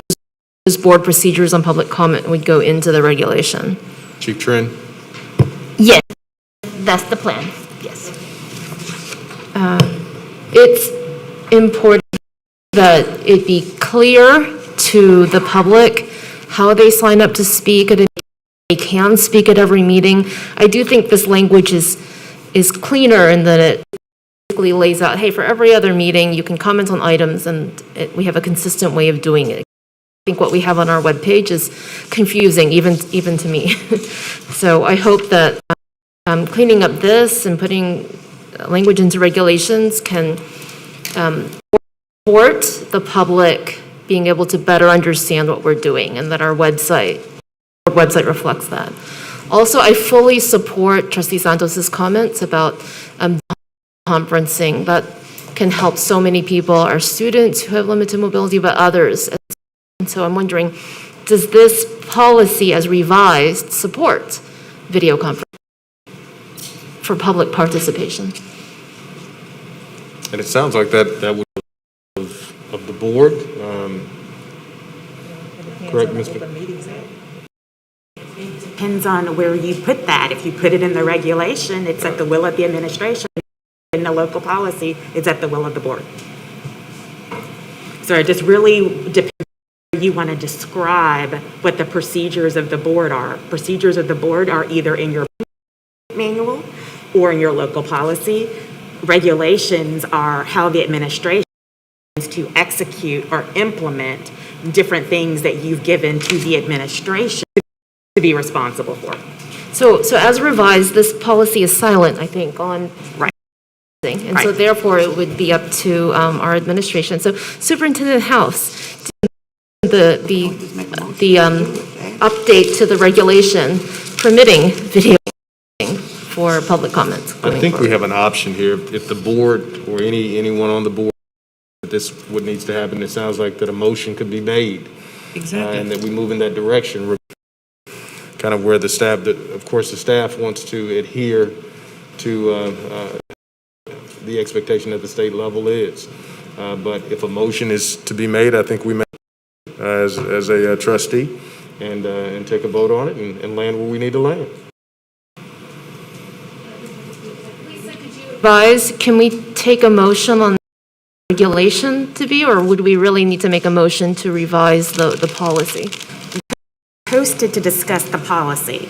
You certainly can have comment and give direction on what you would hope to see in a regulation, or how you administration would implement some of the things that you have charged to their responsibility. But what you're to take action on is first reading of this policy. Okay. And are there any changes to this policy that you want to see coming back on second reading? Okay.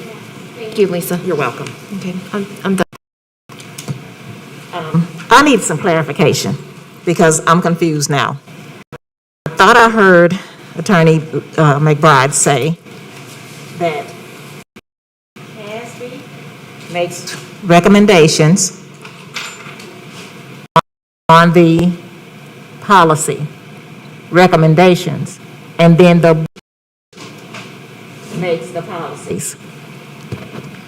Correct? So, if we wanted to,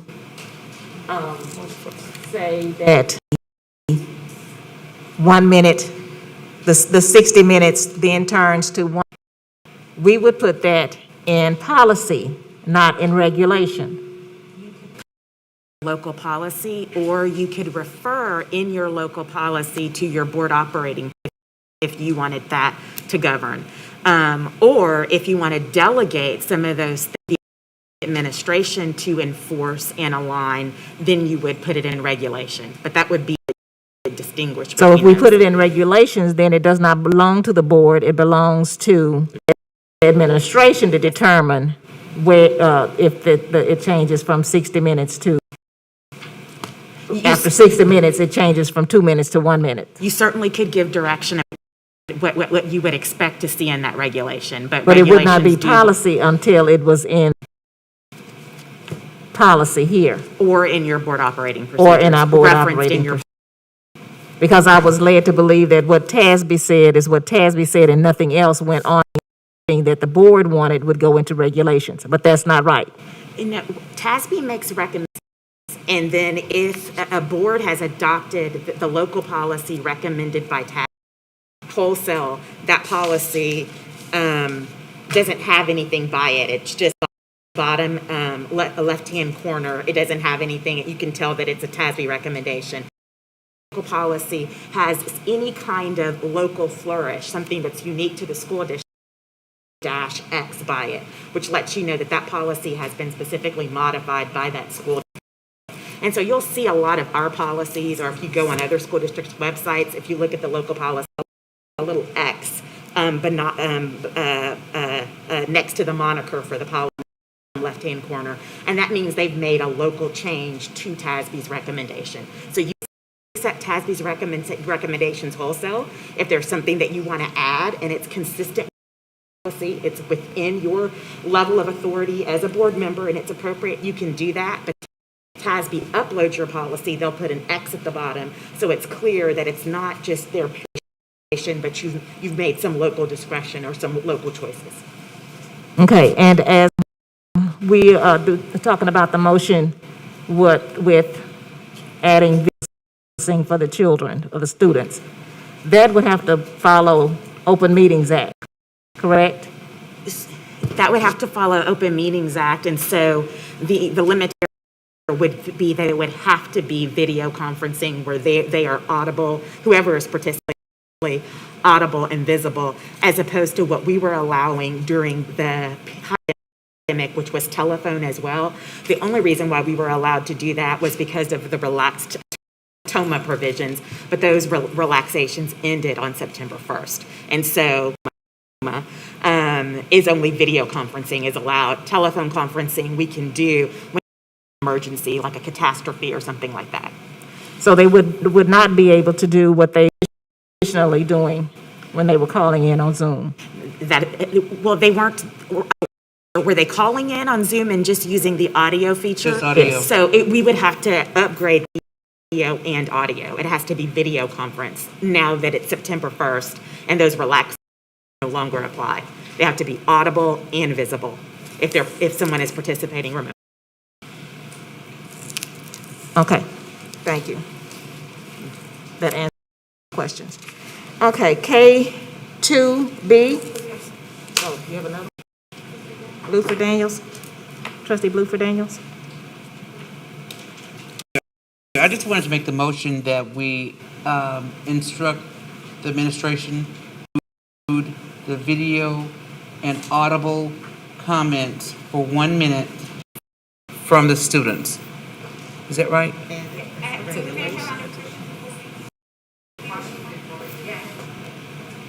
It was my time? Okay, go ahead. I'm trying to make a motion. Am I? She needs a second. It's correct. Second, Sung. The policy, they want to see it on second reading. Did I make?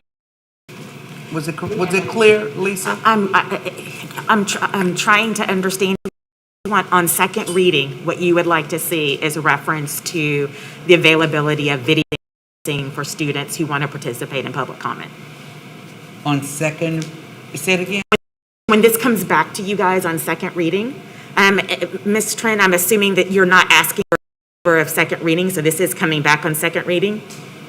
Yes, it's coming back next Thursday. So on second reading, what you want to see from the administration is inclusion in this policy, video conferencing availability for students who wish to participate in public comment.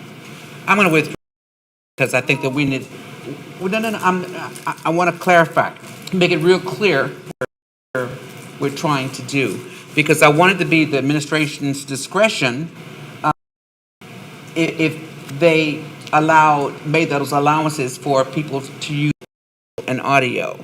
But I don't think that we should make the decision to do it. I think it should be their decision. So help me reframe my. If you're going to put it in, policy, it depends on how you're framing it. If you're framing it, it the administration to determine whether persons may be unable to participate by video conference consistent with the Open Meetings Act. The administration's opinion here, I believe we've developed a safe environment, frankly, for patrons to come in and participate, and same for our students. I know there was apprehension even from many coming in this room, and we made adjustments going from 300 to 38 seats. So we would make those same provisions for any student come in to speak as well. We feel like we have a safe environment to do so, and we would welcome them to come in person to do that. Okay, I asked for permission to. You can do that because I believe it was not seconded or repeated by you. I just take it back. Without permission. Thank you. Trustee Dygard? Thank you. So there's a boundary in my mind because these are the board's meetings, right? And this is not any issue with or anything that my colleagues have said.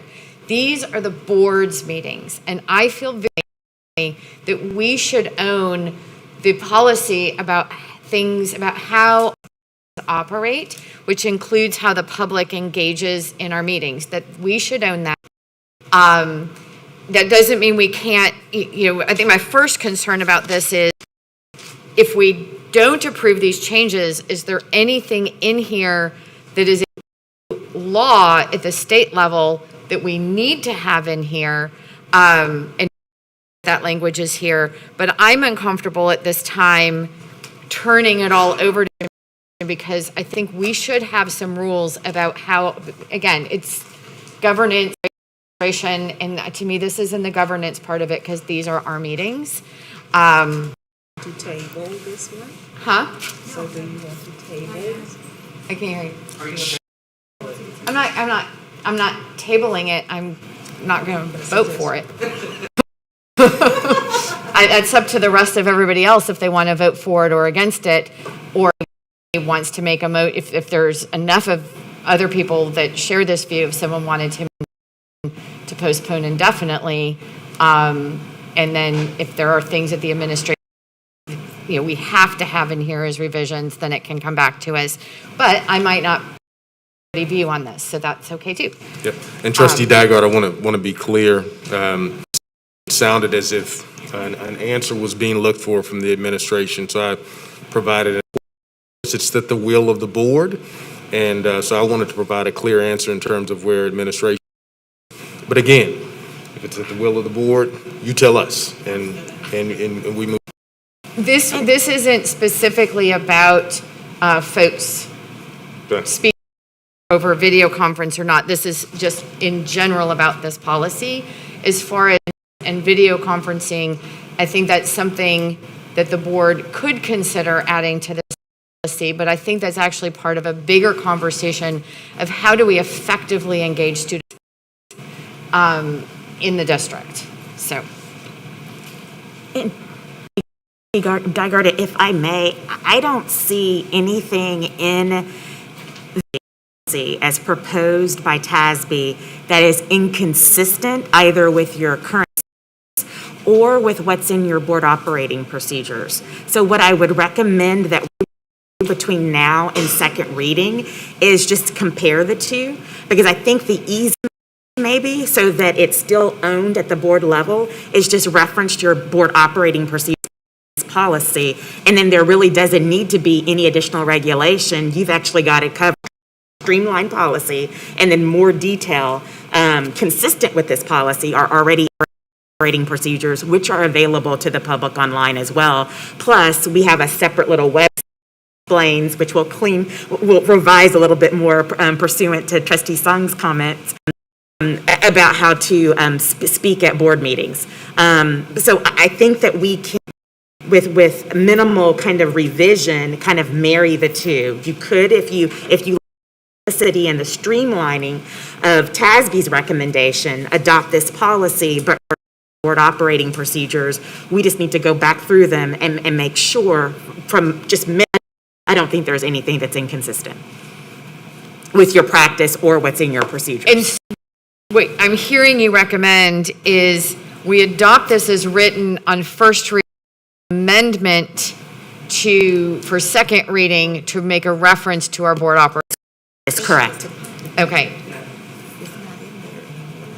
So I might come back to that. Other colleagues go first. There's a separate place on the website about speaking in public policy. That's what Trustee Hernandez? Thank you. I agree with Dygaard that this is a board's meeting, that I feel like I am missing a lot of student voice. As a trustee, that where my district is on the opposite end of where Hattie Mae White is, I don't think that a lot of my students in my district are able to literally even get here in time for a board meeting because we live in Houston. So set aside COVID-19, was a problem before, and I think that there's more discussion that we need to on this, because if, at least we should be able to provide our students with the necessary policies in place at the board level, can let us know in a easy way what, and I don't think that's available for most of the students in HISD, and definitely not students in District 2. 3. And 2!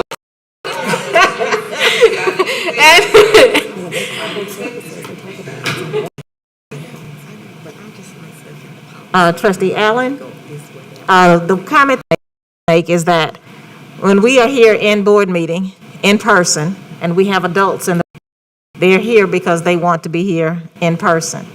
But students have the same access to the members as an adult. They are able to text us. They are able to leave messages to us. They are able to email us. So if they wanted to put a read receipt on it, then they can always get a text or video to each and every one of us to make sure that it is seen. Ultimately what we did during Zoom was basically we heard the telephone, which is basically a text message that they could have left us, a voicemail that they could have left us. So I would think the board meeting would be reserved for those people who would come face to face with us, and everybody else would use all of the other methods to talk to us. Who's next with their comment? Trustee Santos. Thank you, Dr. Allen. The board will not conduct its duties without including students, families, teachers, and members in a manner that inspires broad community ownership of board policy. This is our own. I am going to piggyback off of Trustee Hernandez, Trustee Dygaard. This is we would be addressing a serious inequity that goes on in our districts combined. People don't have access to vehicles. Our students don't have driver's license, and even if we wouldn't want a 16-year-old driving all the way across town when they could be at home doing homework. Additionally, our public transportation systems, even with our parents that access or a way to communicate with us, and they should, our most vulnerable should be here in this board meeting, but they're not. And it is my job as an elected official to be able to access and address some inequities when we can. And that is, answered my, Attorney McBride, you answered my question. Can we implement both without prohibiting K-1 and board policy? So you said yes. However, would my colleagues be amenable to move to bring K-1 with the board policy on next Thursday, with both changes parallel to each other? Could we do that for next Thursday? I'm sorry, I didn't hear the first part of your question. Move to bring K-1 and our local board policy parallel to each other Thursday and vote on that. So what you have in front of you as K1 is your current local policy redlined according to TASB's recommendation. So you're seeing what of your local policy TASB is recommending, correct me if I'm wrong, that you omit, and what additional language TASB is recommending that you. So in essence, it is side by side. It's in one document. The crossouts are what was already in your local policy that TASB is recommending out, and then the underlined words that are shaded, that's the additional language that they're recommending that you add to the policy. And so the only that there is now is there inconsistency between these recommendations and your board operating procedures? Are they consistent, and should you reference your board operating procedures in this policy that provide a little more meat on the bone about what the hearing is, what does it mean to be a speaker to an agenda item, if you remember when you were developing those operating procedures? So the answer is yes. Well, should the administration bring back something? You already had. We are a team of 10 right here. I'm not going to move forward without our superintendent. And I'm hearing from my colleagues that we want to move forward together. So do that. That's my question, because I know that, we can put it up for a vote and put it down, or we can move forward together and find a way to resolve this and not be an actual team. So help me to do that so I don't have to vote this down. If I can interject, I appreciate that approach. I think it's extremely important for us to look at for the future. I think a guiding given for what needs to happen here, whether that's approving this and then make is what I heard. So there is a way to move forward. So repeat that so we can move forward. I support the will of the board, and we'll do whatever's necessary to be that team that you just talked about of support, whether that's students being in front of us in person, which I was speaking to us having a safe environment, not having the history of what that's looked like, whether it's shown up or not. I feel like we've fostered a safe environment. I think you guys are historically talking about something a little bit different, but if that's the will of the board, let's do it.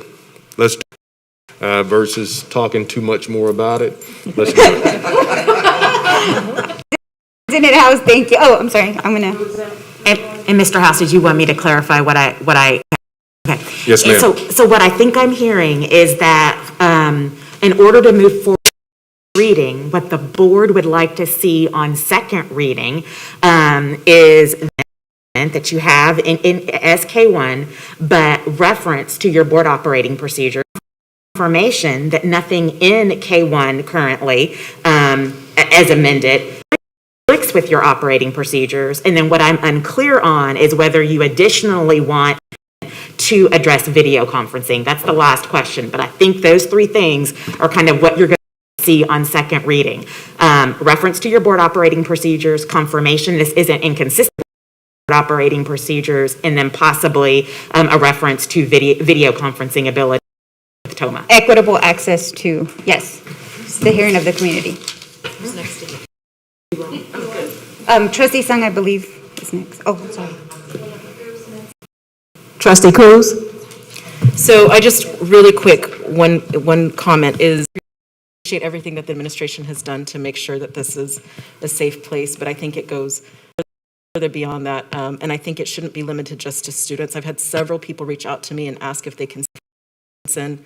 Prior to me being a trustee, I watched all the board meetings. It's hard to come from the east side of town to Hattie Mae Way at 5 o'clock on a weekday. It's almost impossible, and get child. I believe that we need to make these meetings as accessible as possible. We are guardians of the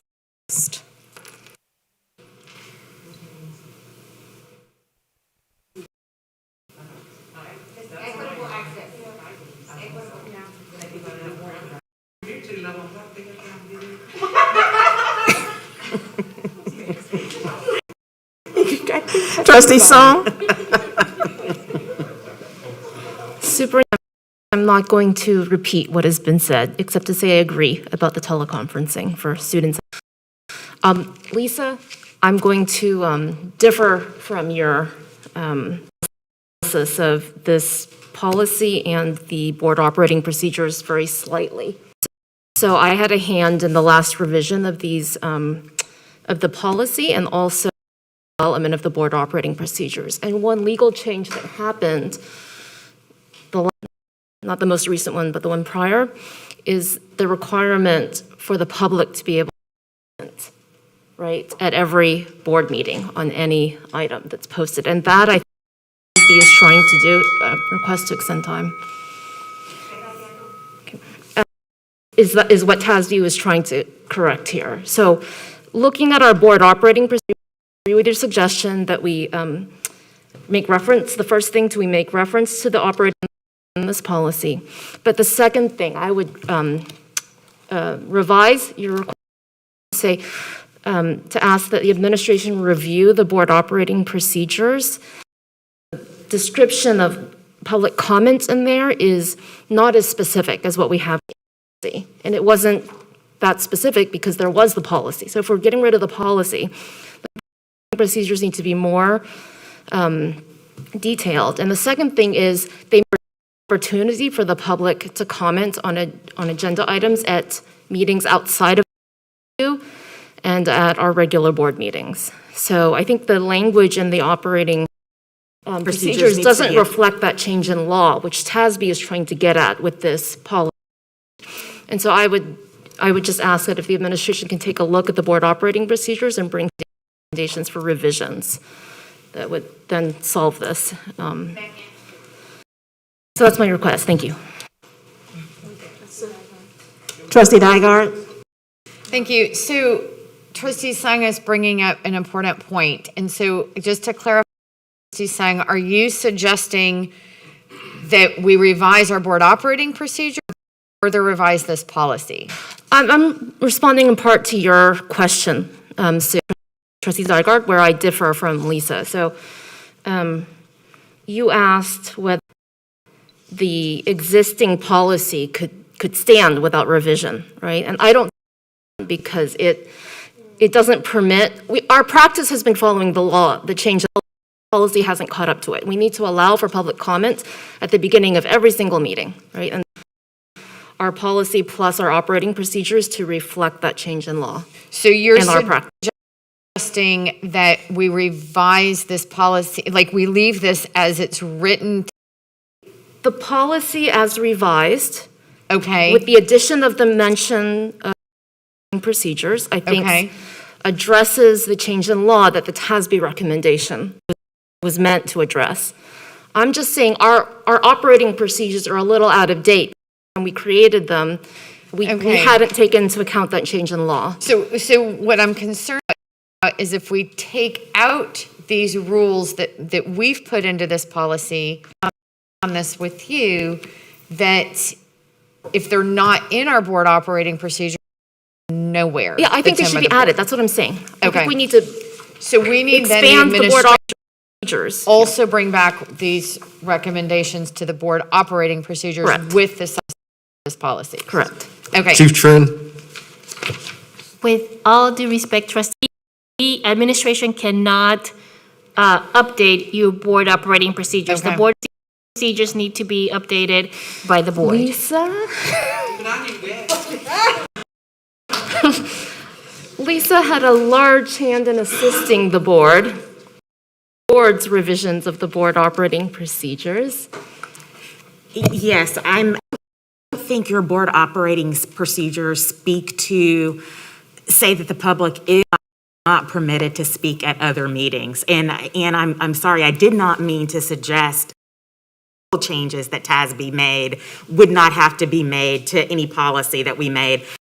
Concern is your board operating procedures do discuss a little bit more, like just the term hearing of the community. If that's something that this board likes to use, it's not in your board, it's in your board operating procedure. So that's why I would reference your board operating procedure, because it's no longer, that's part of what TASB deleted.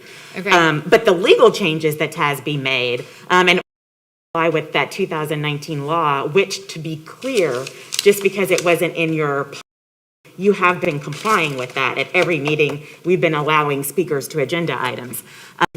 We do need to make those changes. The question is, do you want to keep the other language that was in there that was specific, or do we just want to reference go to your board operating procedures? Okay. And what I'm hearing from you, want to reference go to your board operating procedures. Well, in light of what I just heard from Trustee Sung, I move that when this comes back for second reading, the changes that we need to have in here to make it updated, to be in with the new law, are added, but the language that we already had in here that's taken out remains until the board, request one more time, please. The board revises its board operating procedures, at which time we could taking this stuff out of this policy. I'm uncomfortable taking it out now if it's not completely policy or board operating procedures.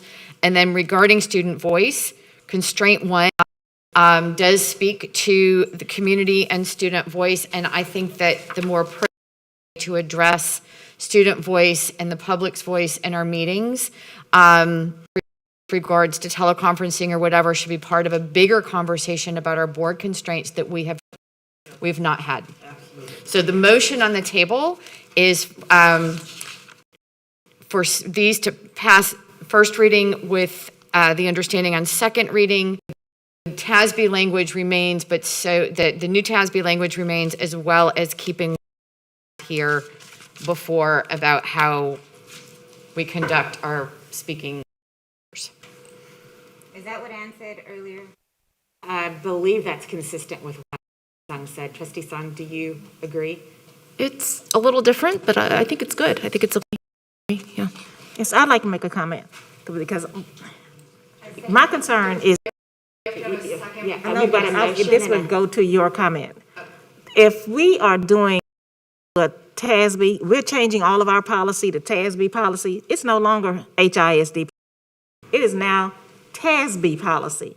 So my concern is, don't put it in our board policy, or we just, all of our things are just gonna go to TASB policy. Why couldn't we put, like you said, the access of video from all? Talking about video conferencing. What I'm saying, well, anybody, instead of changing all of our board policy to TASB policy, which it would no longer be HISD school board, it would be TASB policy.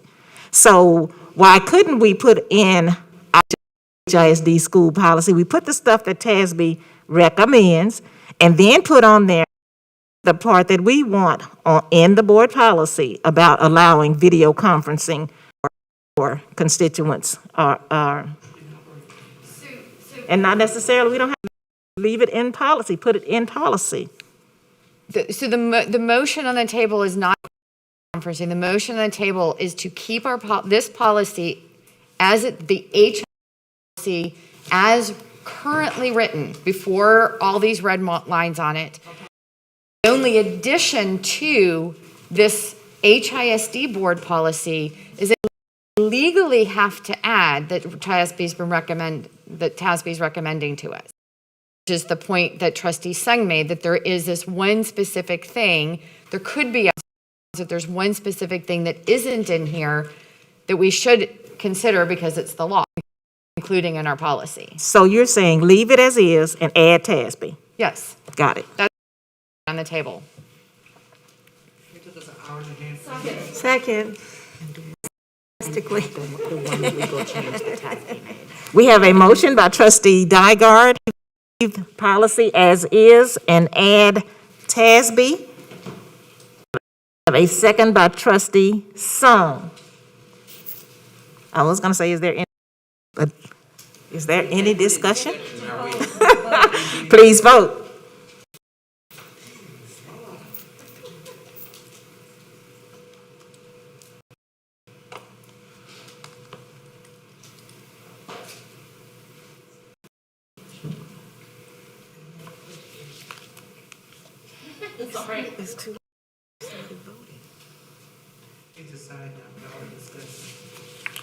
Nine, zero against.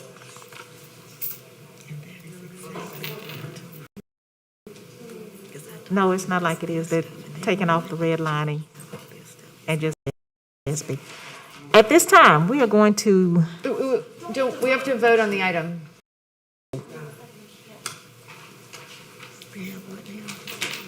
As amended.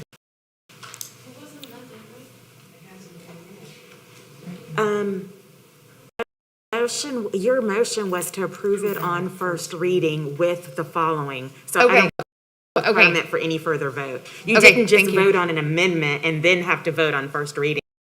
So we're good then. So it'll come back next week as requested. so we are going to take this opportunity to take a bio break, 7:20 to 7:45. That's too long? Huh?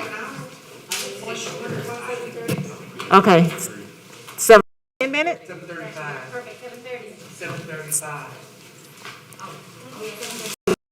7:35. Thank you.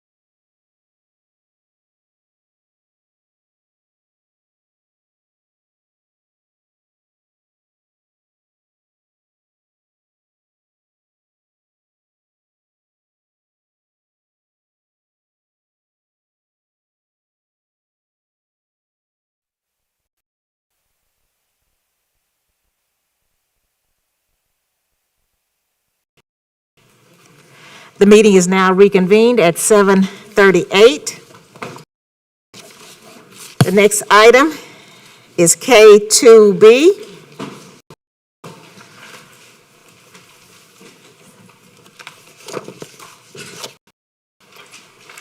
Approval of proposed revisions to board policy, safety program risk management, first reading. Trustee Blueford Daniels.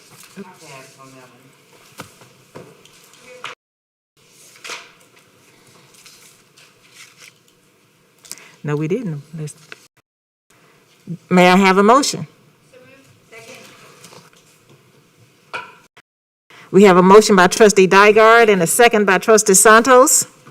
Is there a discussion?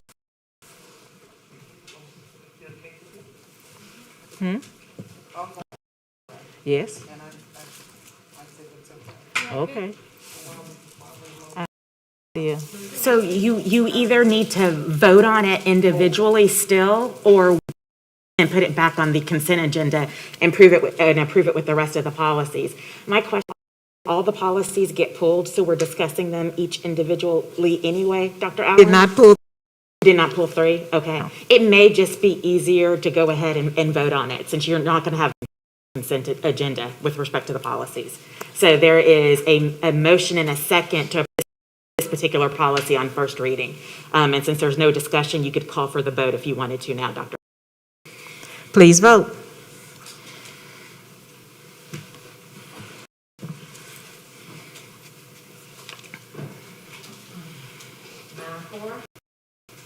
Nine for, 0 against. K4B. Approval of revisions to board policy, homeless students, first reading. Second, Hernandez. We have a motion by trustee Dygard and a second by trustee Hernandez. Is there discussion? Trustee Blueford Daniels. Thank you, Madam President. I just wanted to make a note here, because I don't want to get a long hour-and-a-half discussion, that that we consider conditions of the homeless students. And I know some of you all know that my housed a homeless student for 8 months last year, and we weren't contacted the school or anybody to let us know what services were available. So I guess my question is, there was no outreach. So my question is, what is the process for homeless students, and how do we identify them? Because there was another thing too, someone else to let us know, my husband and I, that they should be coded a certain way. And so one had reached out to us, then we would have known that rather than wait 6 months in to find out that person should have been coded a certain way. Thank you for that question, and glad to have Dr. Cruz to talk about not only what that process is, but also the services briefly that go along with that as well. And Trustee Daniels, in fact, yesterday during the principals meeting, we briefly touched on. I think the major challenge being that there are misconceptions around what constitutes homeless, and without the campus really being aware of that and understanding the and their family situation, sometimes they often don't get coded as such. People automatically think of homeless as someone who's on the streets and don't realize that homeless is actually much broader in category. So in fact, yesterday during the principals meeting, we were addressing that with them, and we do have some plans in terms of doing more outreach and communication, both with schools, counselors, wraparound specialists, and so forth. But there's also just, I think, a broader need to communicate to the public that, being homeless is actually you're living with friends, you're living with a family member, that still constitutes being homeless. Because once it is such, then we have a team, the wraparound specialist or student assistance team that can go out and services and support those families. But without knowing that, it's very, very difficult for us to do so. I appreciate that, because even though I know the student, aware that this student was living with us. And so I just want to ensure that in circumstances this person was not living under the bridge or something. They were living in someone's house. Outreach to know that there are certain a person coded as homeless should be able to achieve, for instance, like, college, free college. We didn't know that. We had to learn all that the hard way. So I think it's very, very important.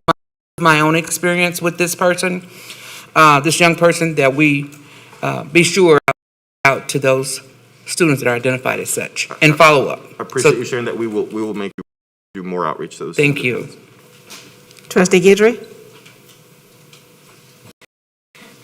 So in each of the paragraphs, I see that you change terminology or the language from homeless to students who are home. However, in enrollment in school of origin, in that particular portion, you took out educating a homeless. There's nowhere else in there that it says specifically a child who is homeless. So can we add that back into enrollment in school? Could we'd be glad to take a look at that. I didn't quite follow exactly the wording that you wanted to see that. Ms. Tran, did you exactly what she? Yes. Okay. So a student who is homeless for the purposes, students, yeah. Exactly. Thank you. Okay. And President, I have one comment or question before you guys vote, but I don't want to cut in front of any board. In the dispute resolution process going along the line Trustee Guidry said, we're referring it to as homeless students or homeless student, but I see a consistent change that's being made throughout the policy, a student who is homeless. So those changes to be consistent throughout to that section as well on second reading. Thanks. Yes, that's exactly what I meant.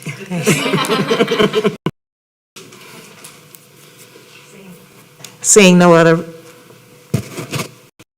requests for discussion, please vote.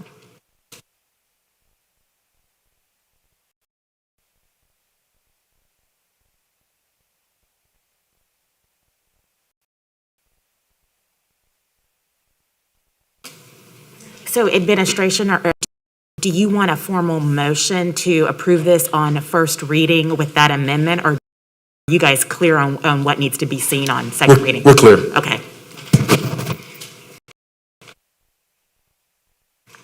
9-4, 0 against. Item is K5.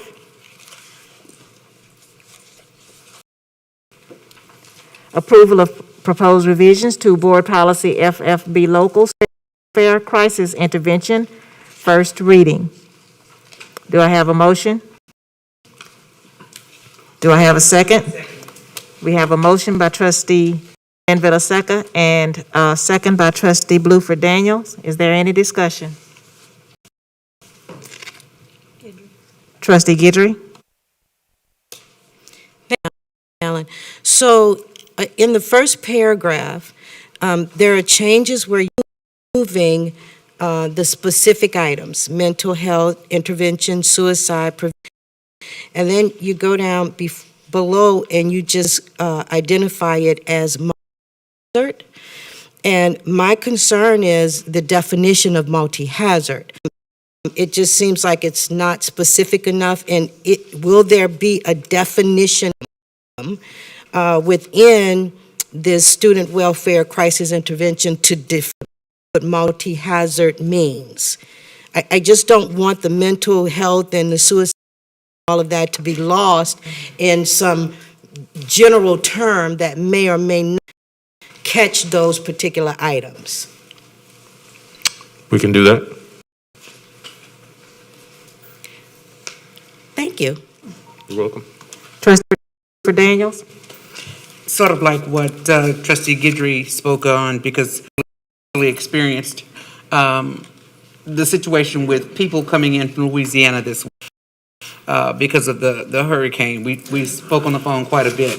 And so my question is for number 3, I understand the implementing approach into the mental health portion of it. Can we, like, putting referrals or tips, some boxes or something for people to be able to refer instances of people with mental issues or that we don't necessarily visibly that someone may know of. So that would be a way to identify people may have some emotional issues. Emotional issues mean a storm happened. They may be still stressed or PTSD on Katrina, because we have a lot of people here from Katrina. So that could have impacted them just this past week from Hurricane Ida. And I say that because I think it's important to include in this crisis intervention welfare document that number one, based on referrals, tips, or observed actions, that would be an opportunity for people to make some tips. That's just a suggestion. That's a part of what, what we're teaching our school-based staffs to is that a question or a recommendation? That was a recommendation because I also expand our thought process and think about students who may be impacted by a family member or loss of a parent or a sibling.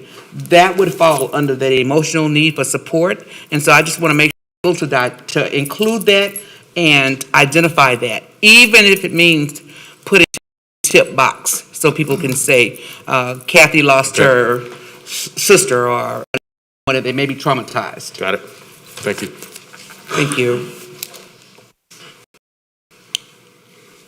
Please vote. Please vote.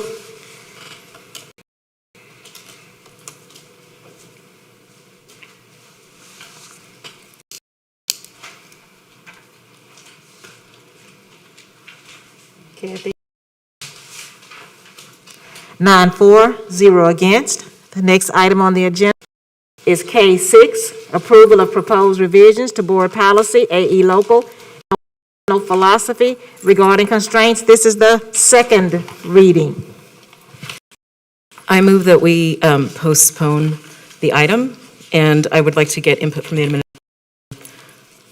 on the timeline for that, and I do have questions. Second on this. We have a motion by trustee Cruz and a second by trustee Hernandez. Is there any discussion?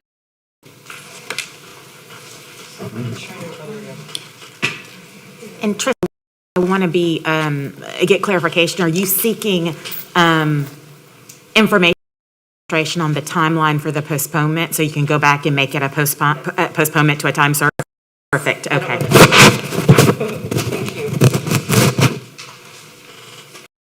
You want to have that discussion before your motion is seconded so that you can include that in your motion when you're proposing to. That would be great. Yes, thank you, Ms. McBride. Do that. Don't second it. Oh, sorry. Am I first remove them? So do I need to remove the motion? I don't think if You know anybody what? seconded We it. can go ahead and have a discussion about the timeline. You can make you can amend your motion, or someone can, you can either amend your motion or someone else. Should I ask my questions first? You were in the discussion, so yes. Okay. Like, please, okay. All right, so in the needs assessment that we received last year, and I referenced this a lot, colleagues, I don't know if you remember when we were setting our, we talked extensively about early childhood. So on page 14 of that document. We've got a motion to postpone, so the discussion has to be about the motion to. So let's get the timeline for that motion and perfect, what we're postponing it to. Now, if we postpone this, though, then we're not having a discussion on the merit tonight. You still want to discuss the underlying K6? Yes.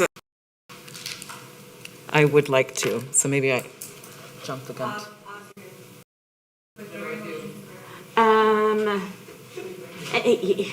You make a motion to, technically a motion to withdraw your motion, get permission to withdraw it from, because it belongs to the. I ask for permission to withdraw the motion. We have a motion by trustee Cruz to withdraw the motion and a second by trustee Simon. withdraw the second. Is there any discussion? Please vote to withdraw.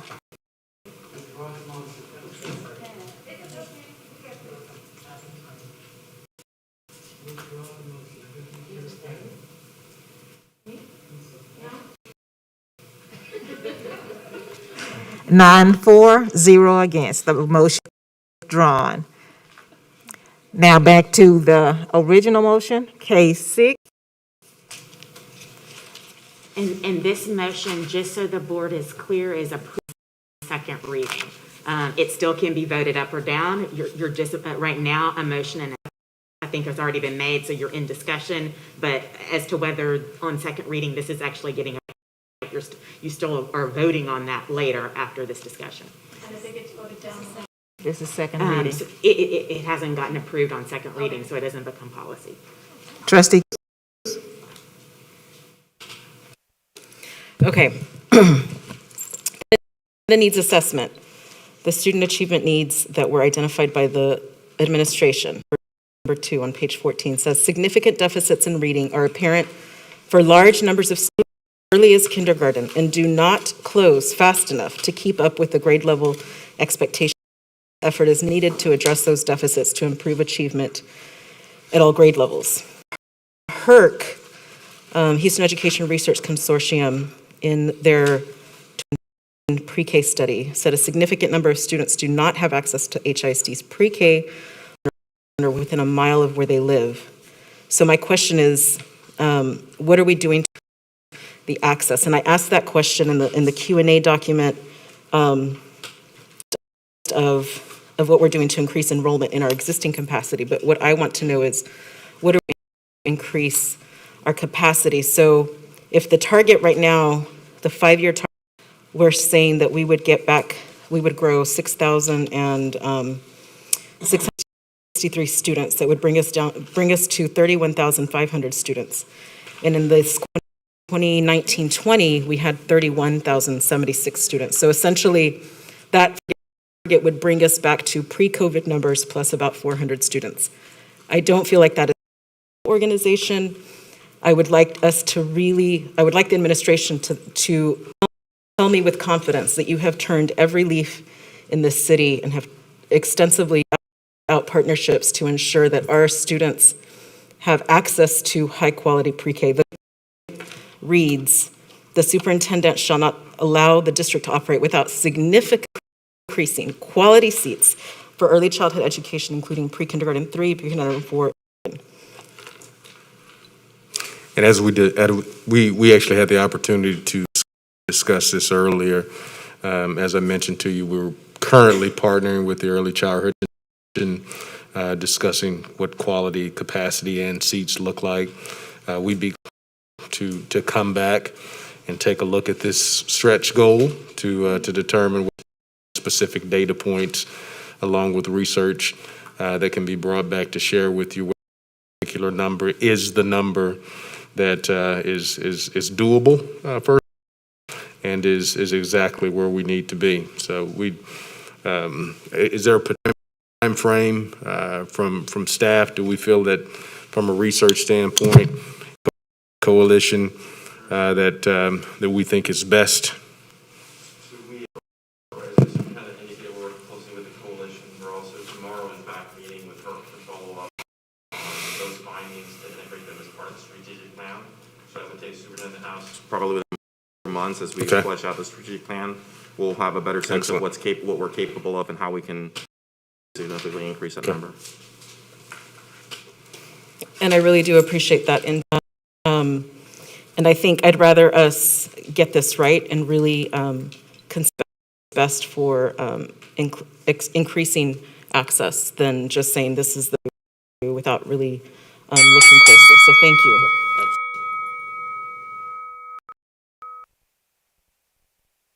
Trustee Sung? So this item has been postponed already from last month, second reading.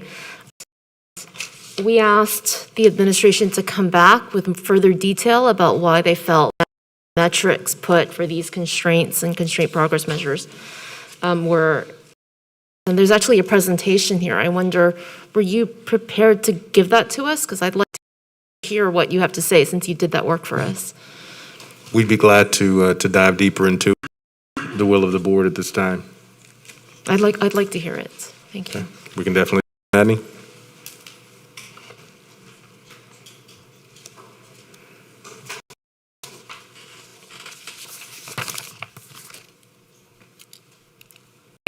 Again, trustees, so in response to the multiple questions and needing some clarity around 3 constraints specifically, we decided to prepare a presentation, walk through some more detail. What administration realized was many of the other goals, the other constraints, we spent a lot of time in workshop mode talking through them, developing them last fall. And these 3 really came in kind of on the back end of that, and so we wanted that you had an opportunity to see some of the methodology up front, talk about some of those pieces and hear from administration. So I'm going to start with constraint 1. Then the superintendent for constraint 1 will not allow the district to operate without to recruit and employ strong teachers who meet the needs of students need support. So some of this is going to be a little bit repetitive from what we talked about last month, but we're very, very clear on each of the components. For progress measure 1.1, we're looking at the percentage of students receiving special education services. Strong teachers will increase 3 percentage points from 57% 19 school year to 60% during the 23-24 school year. This is proposed, what's in AE Local for consideration. A reminder that strong is teachers that are scoring at the effective or highly levels on their TADS teacher appraisal system. And we're also looking at courses. So why students with disabilities? Why that population? First of all, it's in alignment with the board's emphasis on student special education services. We have another constraint for this population. We have a goal population. And in addition, HR did identify this as a hard to staff area. So 2 pieces combined. And in addition, the data, as we teased it out, confirmed this as being a population to examine. Constraint progress point 2, the percentage of English as a second language students serving teachers will increase 3 percentage points from 49% to 52%. And again, this is what's proposed currently. So why ESL? That we actually did a comprehensive review of the student groups. Once the trustees decided on the constraint itself, we looked at all of the different student groups in the district, historical data, connected them with teachers. And although originally proposed bilingual students to be looking at, because HR said that was a hard to staff area, as it still currently is, what we discussed is, although it's a hard to staff area, bilingual students are actually being served at greater by those strong teachers, given that definition. However, our students who are classified English as a second language students in that program were being disproportionately lower by effective and highly effective teachers. So that's why we moved to change this from bilingual to English as a second language. Additionally, differences, bilingual education is only in the elementary grade 5, whereas ESL serves pre-K through 12, including students who at the high school level are still ESL, long-term EL. Again, HERC, thank you for mentioning HERC earlier. We rely so much on their work. I'm so grateful for them. They've done quite a bit of work around long-term ELs, LTELs, and specific needs around that group of students. So this honors that work, and our data, that's a need. So 1.2 and 1.1 and 1.2, same methodology. It's just 2 different student groups we're looking at. So we developed a student lens. We're looking at how students are being served. It's core foundation courses only. So we're just looking at English, math, science, and social studies. And what we do is we pull the connection students to teacher after the first 3 weeks of each semester. So we link the student, and 75% of a student's teachers must be classified as strong, effective, or highly effective on TADS. And I'm going to give you some examples later on in the presentation. So again, strong teacher is effective or highly effective in their prior year TADS. So by definition, first-year teachers to HIS are not included because they were not appraised on TADS the year before. Long-term jobs, fill-in teachers that are not teacher of record are not in this calculation. It doesn't mean that they are not strong. It just means that they weren't rated on the appraisal rating in order to be classified as strong for this metric. So the percent of students served by strong teachers, we look at the number of students with at least 75% of strong teachers, core foundation courses, divided by the total number of students. So let's look at a couple of examples. So looking at student number 1, top line, we have student number 1 has 1 teacher, maybe a first grade student in a self-contained classroom that the one teacher teaches all content areas. So the number of strong teachers that student has is 1. The number not strong and the number unrated is 0. So the percent for that student is 100%. So served teachers, yes, because that's greater than 75. When we look at student 2, this is 12 teachers. That may be a student that is had a course change between first semester and second semester. Maybe they've moved to a different school. They've had 12 teachers throughout the course of the year. 3 of them were classified strong, 1 was not strong, and 8 were unrated, so didn't have a prior. The percent of strong teachers is 25% there, so that would not be included in the numerator. Continuing, student 3 and 4 teachers, 3 of them are strong, 1 is not, and 0 are unrated, so that is percent, which is our threshold. So that student is in the numerator. They are considered strong teachers. And then again, student 4, 3 teachers, 2 are strong, 1 is unrated. 67% does not meet that 75% threshold. The idea is we're looking at students with a concentration of teachers that are effective and highly effective, serving them, whether that student is served in a special education setting or with English as a second language setting. So if these were the only 4 students that I was presenting to you when we present at the end of the year, we would be 2 out of 4, which is 50%. Okay? So how does it stretch the organization? We've had those conversations multiple times. How does this really stretch us for what? The current target is 3%, so that doesn't sound like it's a big 3%. But what I want to share with you is all students is 58.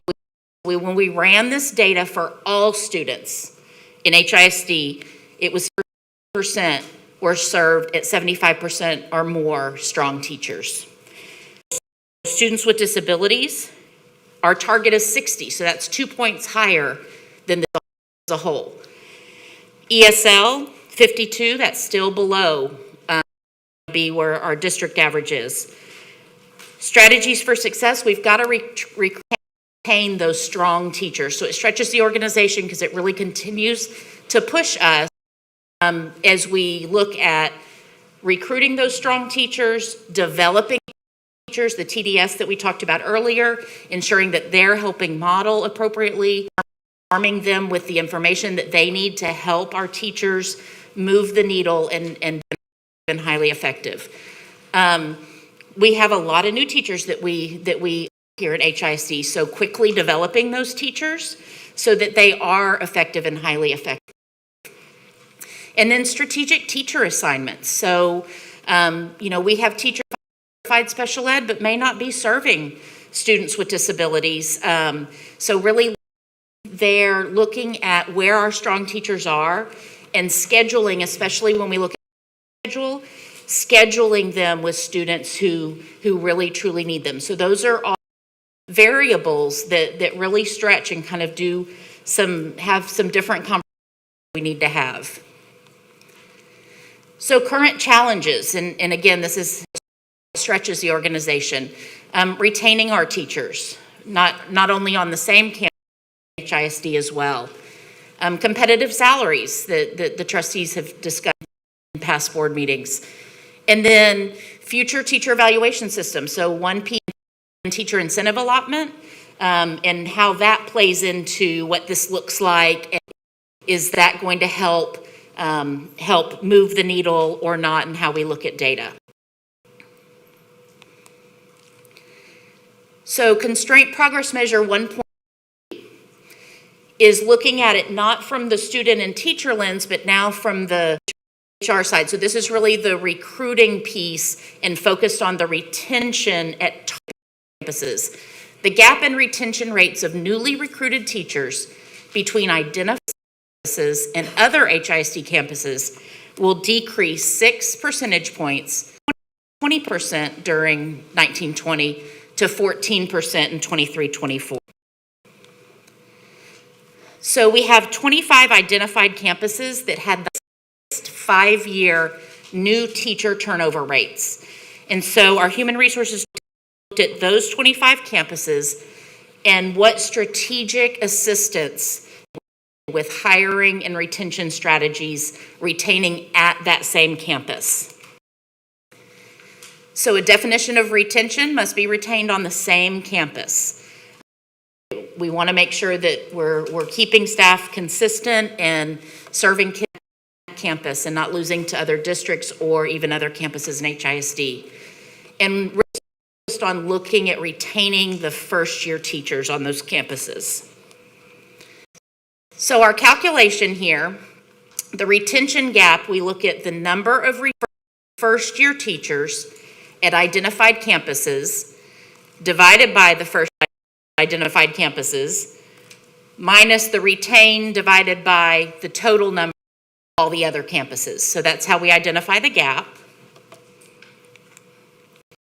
And this one stretches the organization. We saw a large increase in identified retention. The gap is 4 points below the target that'll be presented, and we have to retain that gap as successful strategies move to unidentified campuses as well. So we know we can't just keep this at these 25. We need to look at what strategies are working and then ensure that they're being implemented at other campuses.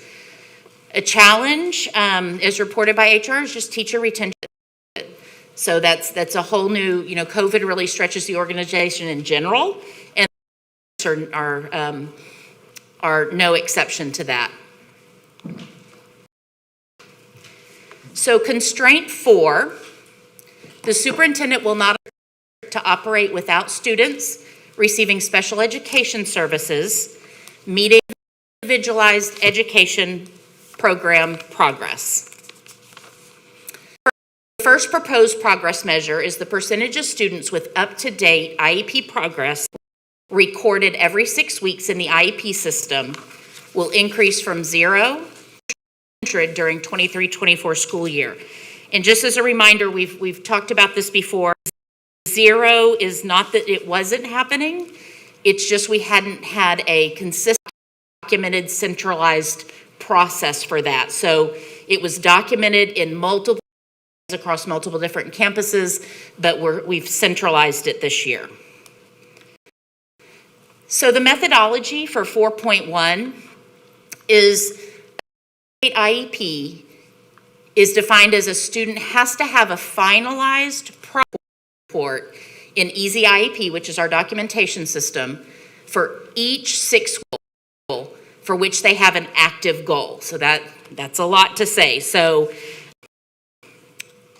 we have to actually have something finalized. We have a lot of inputting IEP progress for students, but somebody has to actually go in there and finalize it.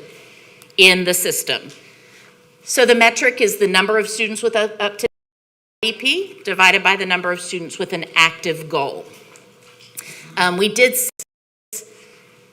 constraint progress measure with our conservators to ensure it was stretching the organization and was appropriate for where we needed to be as an organization. So it's really a brand new process as far as centralization goes, that everything's documented in one place in one method. We've worked with Easy IEP to tracking and centralized reporting as well.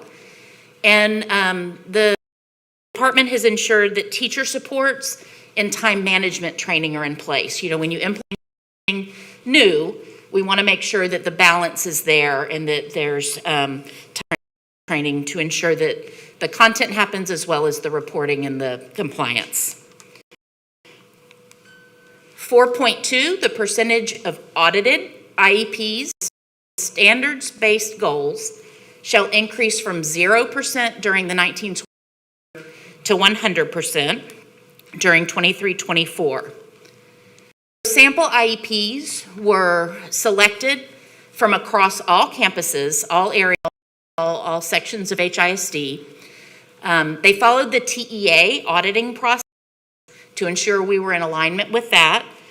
And then the conservators audit our HISD staff's audits. So there's double layer there, ensuring that what we're doing as administration, the conservators are actually going back on the back end, making sure that our processes were in compliance. We had 646 folders. This information, if AE Local goes this month, then when we present the constraint, or present the constraint next week, we'll talk about exactly that process. But 600 were audited, and again, a cross-section across the district. So how is this with the organization? A 100% target requires effective first-time training. And again, that time management, we've got to make sure that not only did it happen, but that the goals were standards-based. So there's kind of, we've got to make sure the documentation is there and that the content piece is there as well. And this is a brand new process for the district to ensure that we've got checks and balances in place. Constraint progress measure 4.3, the students demonstrating measurable progress for all IEP goals, 0 to 75% during 23-24 school year. This again is due to documentation not being easily accessible to administration, contained in all different places. So it wasn't that it wasn't happening again. The documentation piece was not aligned. So methodology. The ARD goals are not aligned to the academic calendar. A student's annual ARD could be in November, for example. So pretty complex when you're trying to wrap your head around when we go and pull, STARS, it's given at the end of the year. Everybody takes it at the end of the year, but in students with disabilities, it's happening constantly. So you could have, it's not a neat, August, or they're happening all throughout the year, and the annual ARDs are not on the calendar. So we do examine progress at the end of each 6-week because of that reason. And goals without a final measure count as not meeting progress. Remember, we talked about how somebody actually has to go in and finalize the progress measure. If somebody hasn't finalized it, that is not being counted as meeting progress. And then goals have to have been introduced and active to count. So if my annual ARD is in April, then I have a goal that's not going to start until November, and I'm a 6th grader now, it's not going to start till November when I'm a 6th grader. So we're not counting that goal at the end of the last weeks of 6th grade year. We're not counting it until the next year. So methodology continued. Demonstrating progress includes goals that are maintaining, progressing, and mastered. Regress, showing progress. Our metric calculation includes 2 parts. This is a more in-depth calculation than many of the others that we've done, but students that have demonstrated annual progress, and then we do a final calculation of that. So for the student demonstrated annual progress, percent of showing progress, we look at, don't get nervous about the math, it's okay. We look at every goal every 6 weeks, and the top is every activity each 6 weeks, the number of introduced goals showing progress, divided by every activity every 6 weeks, the number of introduced goals, okay?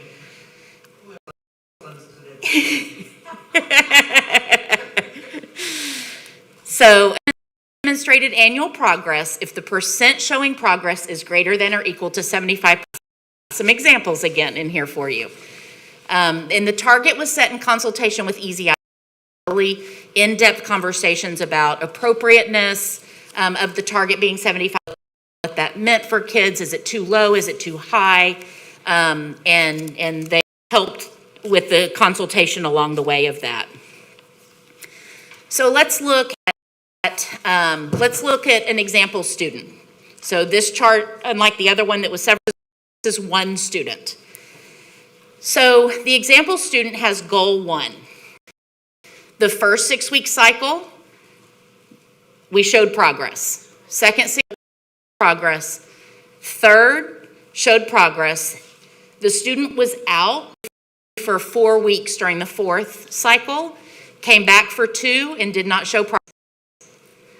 The 5th 6 weeks showed progress, and the 6th 6 weeks showed progress. For goal 2, showed progress the 1st and 2nd. After the 2nd, so finished it, the goal got out.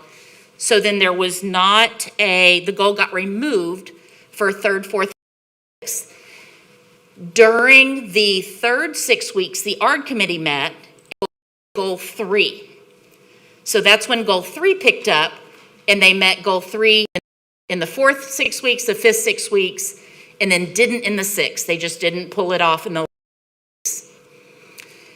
So total met for the first 6 weeks were 2, and total possible were 2, because that goal 3 doesn't count. It wasn't introduced yet.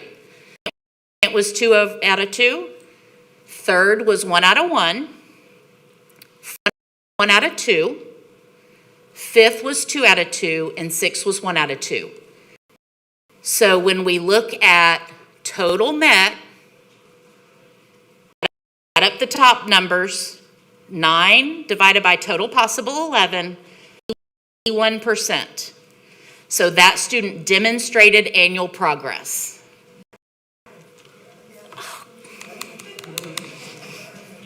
I was in elementary. Okay. Specifically, we had you in mind. I know there were lots of questions last month and wanted to make sure that it was crystal clear, all these pieces with the 6 weeks and the goals and all of that. So then the final calculation is the total number, the sum of students demonstrating divided by the total number of students with goals in EZIEP. Spreadsheet organization, yet again, for this constraint, it's centrally documented, which was not in effect before. So it requires an institution that consistent tracking, entering into a system that's new, base goals, making sure that is, we're training everyone around that the meaning of that is true, and that ARD committees are sticking to that, and that we have quality supports and interventions in place to support everyone through this. So finally, constraint 5, the superintendent shall not allow the district to operate significantly increasing quality seats for early childhood education, pre-K 3, pre-K 4, and kindergarten. Measure 5.1, the proposed progress measure is the number of students enrolled in pre-K for and 4-year-old students, and kindergarten will increase 6,600 students from 24,837 to 31,500 in 23-24. So some challenges.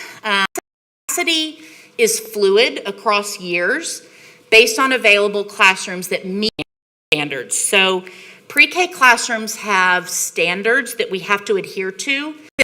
Fifth grade classroom doesn't. They have size requirements. They have to have restrooms in there. They have to think there's specific requirements. So you can't just turn any classroom into a classroom. It has to meet all of those guidelines. So it's a facilities concern. There are limited areas with space that don't have demand. School choice is a challenge as well. We've got campuses that they may not see very many kids that want to come to pre-K, so they just decide not to offer it. So that decentralization comes into play as well. Charter schools, they have higher accommodations, they build classrooms, and they're proactive with their recruiting and getting them in. Consultation was provided from the district demographer regarding the target as well. We wanted and looked at facilities components from the recent facilities audit. We wanted to make sure that we were undercounting the number of pre-K students that we could serve based on our current facility capacity and usage of our facilities. 5.2, the district students to instructor ratio in pre-K will decrease from 15:1 to 11:1 or less in 23-24. So based on the PEIM snapshot and staff counts, we're looking at all of these pieces just based on PEIM snapshot, not necessarily looking at it throughout the year. We looked at only the snapshot. The staff count does include teaching assistants. We've talked about that a couple of times as well, that it's teaching assistants. That's the TEA recommendation and their methodology as well. It was developed in alignment with House Bill 3 recommendations, but the funding for House Bill 3 ends in 23-24. So that's another challenge with this as well. So how does this stretch? A little bit at the beginning that pre-K classrooms have to have certain things. So that's one piece how it stretches the organization. With this constraint, Lone Star governance requires us to meet both. And they work hand in hand. There's an inverse relationship between the two. If we increase the number of students, but don't increase the number of pre-K teachers, then we could meet 5.1, not meet 5.2. So we have to increase both at the same time, as well as ensuring that they're in a fully equipped, appropriate, TEA appropriate class. And that concludes the Teach Peace presentation. Thank you so much. That was really helpful for me to understand thinking and developing these progress measures. The one I'm most comfortable with, like Trustee Cruz, I think, is 5.1, that pre-K seat one. And so Superintendent for being willing to go back and consider that. For the ones that we are, I'd actually like for us to move forward with approving those so that we can start to get reporting on. So just putting that out there for my colleagues. I did have some questions. So the 3%, pages 5, constraint progress measures 1.1 and 1.2. I know that we don't have past data on this, it's new, but have gone in and kind of, for a school, looked at a sample of students and kind of gotten a feel from the data we do have for a few students of what it would take to actually do operationally. Has there some kind of gut check been done to get the sense that it's doable but still a stretch? Dr. Madney? Yes, I did. You said the data wasn't available. We actually went back in time and we recreated, because we had to set a baseline. So we actually did that for these student groups as well as bilingual. We wanted to make sure that all of it was appropriate. And so we do actually have individual numbers of what that 3% would take. And it's pretty significant knowing that although it's influenced by the superintendent, there's a lot of movement with it as well at the campus level as far as scheduling and as new kids come in, making sure that they're with a teacher, depending on class size, those moving parts. Okay, and then similarly for page 24, Measure 4.3, that's 75% target. You've gone in and done a gut check informed by some existing data. I know the 0% isn't really what it was because we don't have the data, but we have a sense that 75% is an appropriate stretch. Yes. Okay. Okay, then I'm okay moving forward with these and then waiting to see what we come back with in terms of really on 5.1. That's me personally. Thank you. Trustee Fleming. Thank you so much. I know you explained a little as to why bilingual was, you're replacing or substituting ESL with bilingual teachers for that piece. So, which I understand and I can appreciate that. I'm just curious, how many students total would fall under that category? I know on the gamut, and it depends when students are exited out and how long they're still ESL students. So there's probably another layer of complexity there. But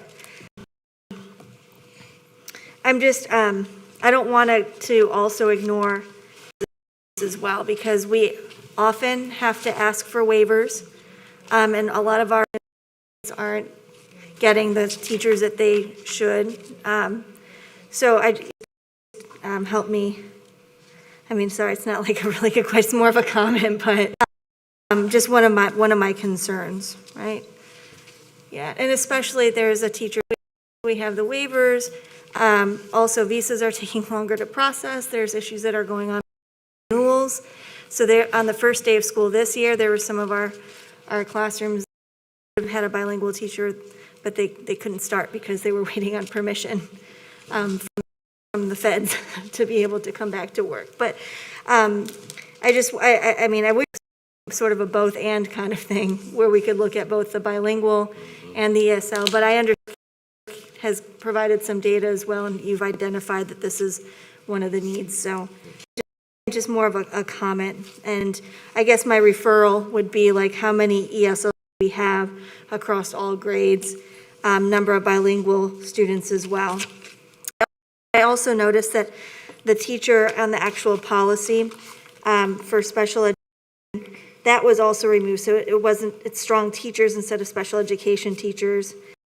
So I'm wondering too why the special education tag was if our students should be served by certified SPED teachers. Annie? Yes, that's a great question. So thank you for that. The originally, this is a language that we proposed was the strong. So hang on, I'm going to give you an example. We had an extra teachers in there. So the percent of English as second language students served by strong ESL originally. So when we started looking at what that would look like to students with disabilities, because it's a little clearer, the percentage of students receiving special education is served by strong special ed teachers. In addition, very complex pool data-wise because of how scheduling works. What I realized was in talking with the Office of Special Education Services, the vast majority of our students with disabilities are in mainstream classes.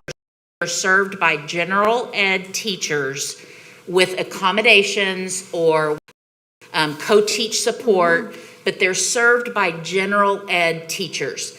So we would be missing the vast majority of our students with disabilities if we kept that special ed teachers in there. So that's when we really kind of had had to flip it and look at, these students are served by all kinds of teachers across the gamut, and we didn't want to leave that out, knowing y'all's intent, this constraint itself. Okay. Thank you for helping to clarify that. I appreciate it. Okay, on packet page 89, we're going through the examples of how you would calculate how the student was served by a strong teacher or teachers. Just out of curiosity, is there some kind of a linkage or roster verification process that tags the student or multiple teachers to be able to get these data accurate? Yes, we pull each semester, right after the third week, and we pull that linking. So it's a little bit different than our TADS linkage that we do for census, but we pull it at that point, and we pull schedules, and the data team runs their magic with them. Okay. Rest of my questions for round two, if we have a round two. Thank you. Trustee Dowd. Thank you. I'm going to start with constraint 5. And as I've looked at the Q&A documents, conversations, I think what I'm struggling the most with this one is language is specific. I mean, the board owns the constraints, the superintendent owns progress measures, but what we're specifically asking for is to increase quality seats. And the first progress measure is about increasing enrollment. And one of the concerns in this is we know we have areas where we have capacity and we need to get the kids into the buildings because we know there's need in the community. We know we have capacity in the community. That's an enrollment issue. But there are other spaces in the district where we have demand, but we don't have the seat space. And so what I don't see in here is how we're addressing that, where there is the demand, where the sectors, especially the nonprofit sector, is now starting to create their own seats. Quality or not, I don't know, because they're not seats in our schools. And so I'm not seeing that addressed here in this. And then also that high quality in it, which, is and is not subjective. I mean, there's data from organizations on what the elements are, of which progress measure 2.2 is aligned with that. But there are other measures as well. And so I'm very focused on this idea of increasing the number of seats as well as making sure that the seats are high quality. And that's in these progress measures here. The 6,000, can we get kids into the seats we already have? But that's not necessarily increasing the seats where we have demand.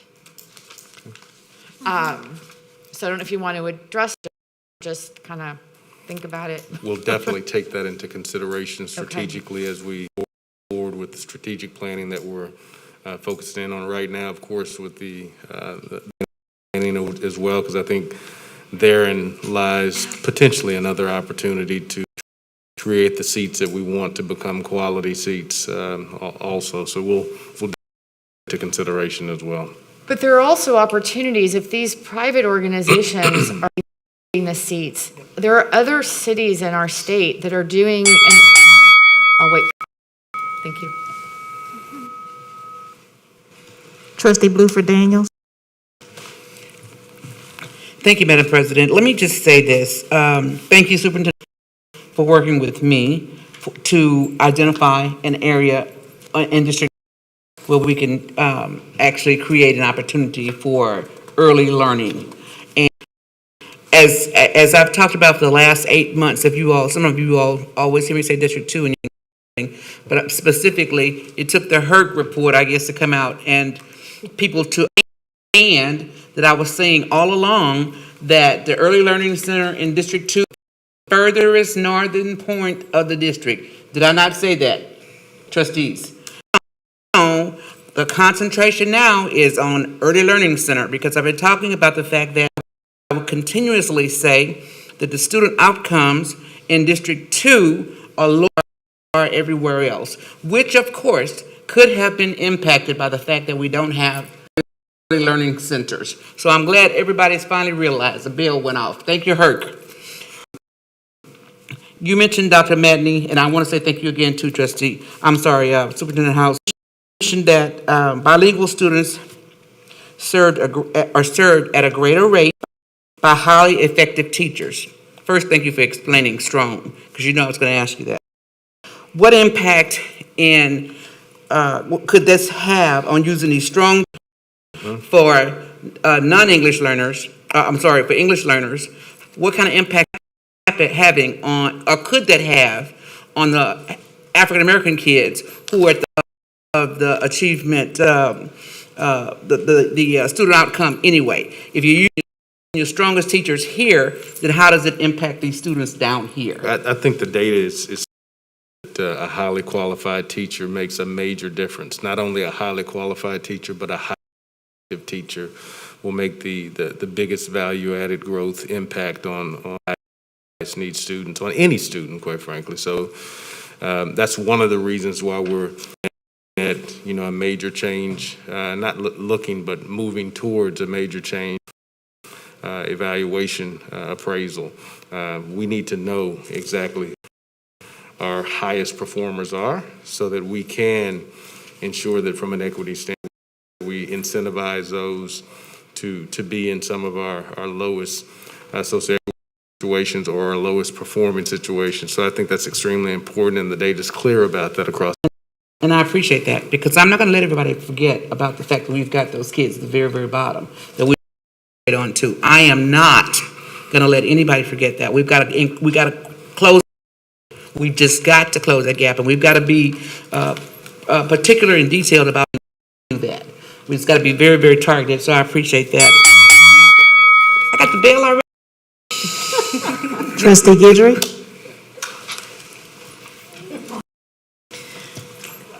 So Superintendent House, on page 67, it says 2018 to 20, 89% of the teachers who received a TAS were considered strong teachers.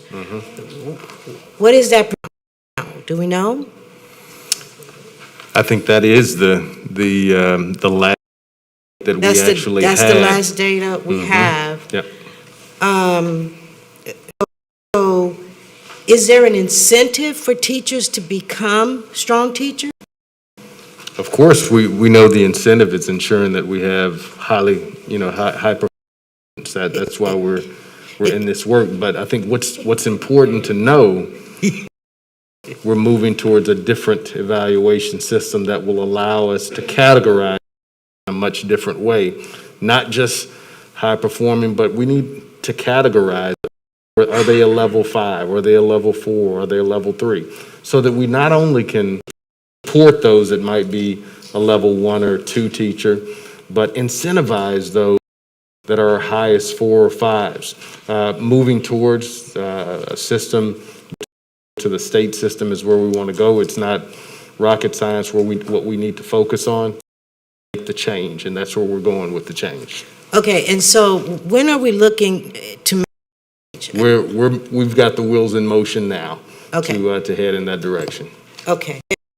What would be a reason that a teacher does not have a TADS rating? Why wouldn't they be rated? Dr. Matt, do you want to share? Absolutely. So rated if they're a brand new teacher. Well, Right. that's the next year. So a teacher may not be rated under TAB. If they are using our modified. So that is not included that is included in this, I'm sorry. They were rated if they started, for example, in February.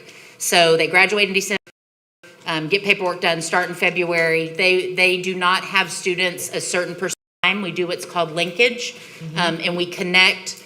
We have teachers report what students they had a certain percentage of the time, and then we go back and verify schedules. And so that could they're not appraised on TADS. We might pull them out of our data. They started the school year with us and then left and didn't have a final rating, for example. Okay. All right, I want to move kind of quickly because I want this question answered. Package page 99, it says, you said someone has to finalize the progress report. Who is that someone? Dr. Madney? For the students with disabilities piece? Yes. So there's somebody on each campus that has that responsibility to go and finalize. I don't know. What's that person's title? It might be different on each campus. It could be a special ed department chair. It could be a diagnostician. It could be a lead special ed that goes in and finalizes those. And that person would know that they have the responsibility to finalize. The reason I'm asking is because this falls through the cracks. This is that finalization through the cracks. So I just want to make sure that there is someone on every campus who knows they're supposed to finalize this. And then the last question on this part would be, how would monitor this progress? Are we going to get something from the administration showing finalized, or is that something that's out? Dr. Madden, you want to talk Yes. about our progress monitoring here? Yes, so administration is constantly, but at the trustee level, right now, reflected in that LSG calendar that's up for discussion this evening. So the constraints are reported officially once a year. Okay. Thank you.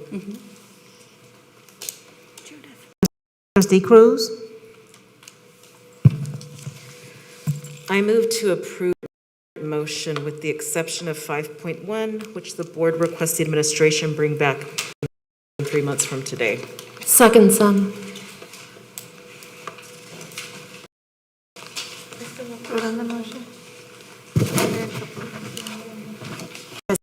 Trustee Cruz, I know, just for the audience, because it's been a while since we topic, the motion that's on the table is to approve this policy on second reading. Making an amendment to that motion of taking 5.1. Just making the clarification for the audience and make sure board services captures it.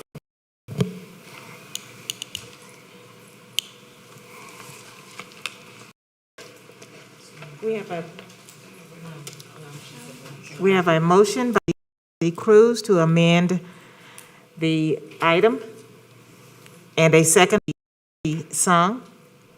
Is there any discussion for the amendment?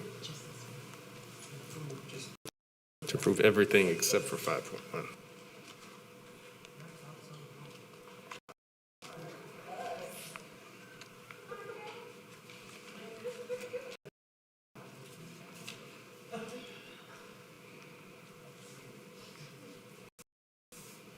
We have 7 for, 1 against, and 1 abstain.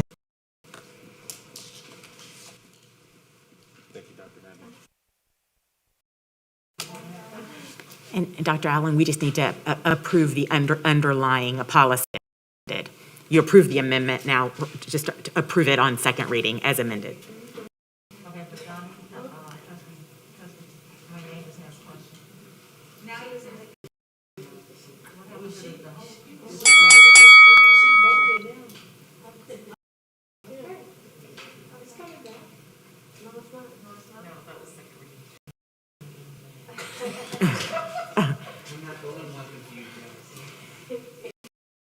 So Trustee Hernandez, do you still have a question on the main motion, which is the second reading of the policy as amended? Okay. And this is the policy without 5.1. Mm-hmm.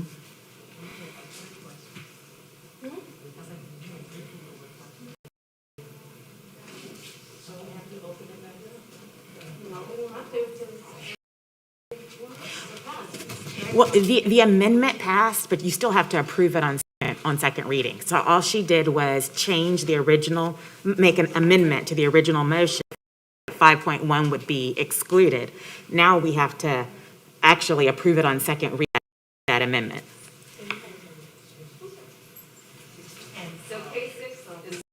So case 6 is still on the table. So if you want to have discussion on the underlying policy, you can. Those trustees with this for the item with the amendment. Trustee Dygard. I should have asked this clarifying. That constraint's going to come back at a future point, right? Okay. Yes, 5.1 will. we'll come back. Correct. Okay. Okay, and then, so on the rest of this item, just a couple of clarifying questions, following up on things that were presented today. First year teaching in their first year of teaching or first year of teaching at that campus? Year of teaching, from what I Okay. understand. I'm going to defer to Dr. Madney to make about that. Why do you sit way back there? I move that we bring it back. Will you repeat your question? First year teachers or first year in teaching? Is this teaching or their first year of teaching at that campus? For which constraint? This, on the teacher quality one, and it was in your presentation, you were talking about first year teachers. It would be,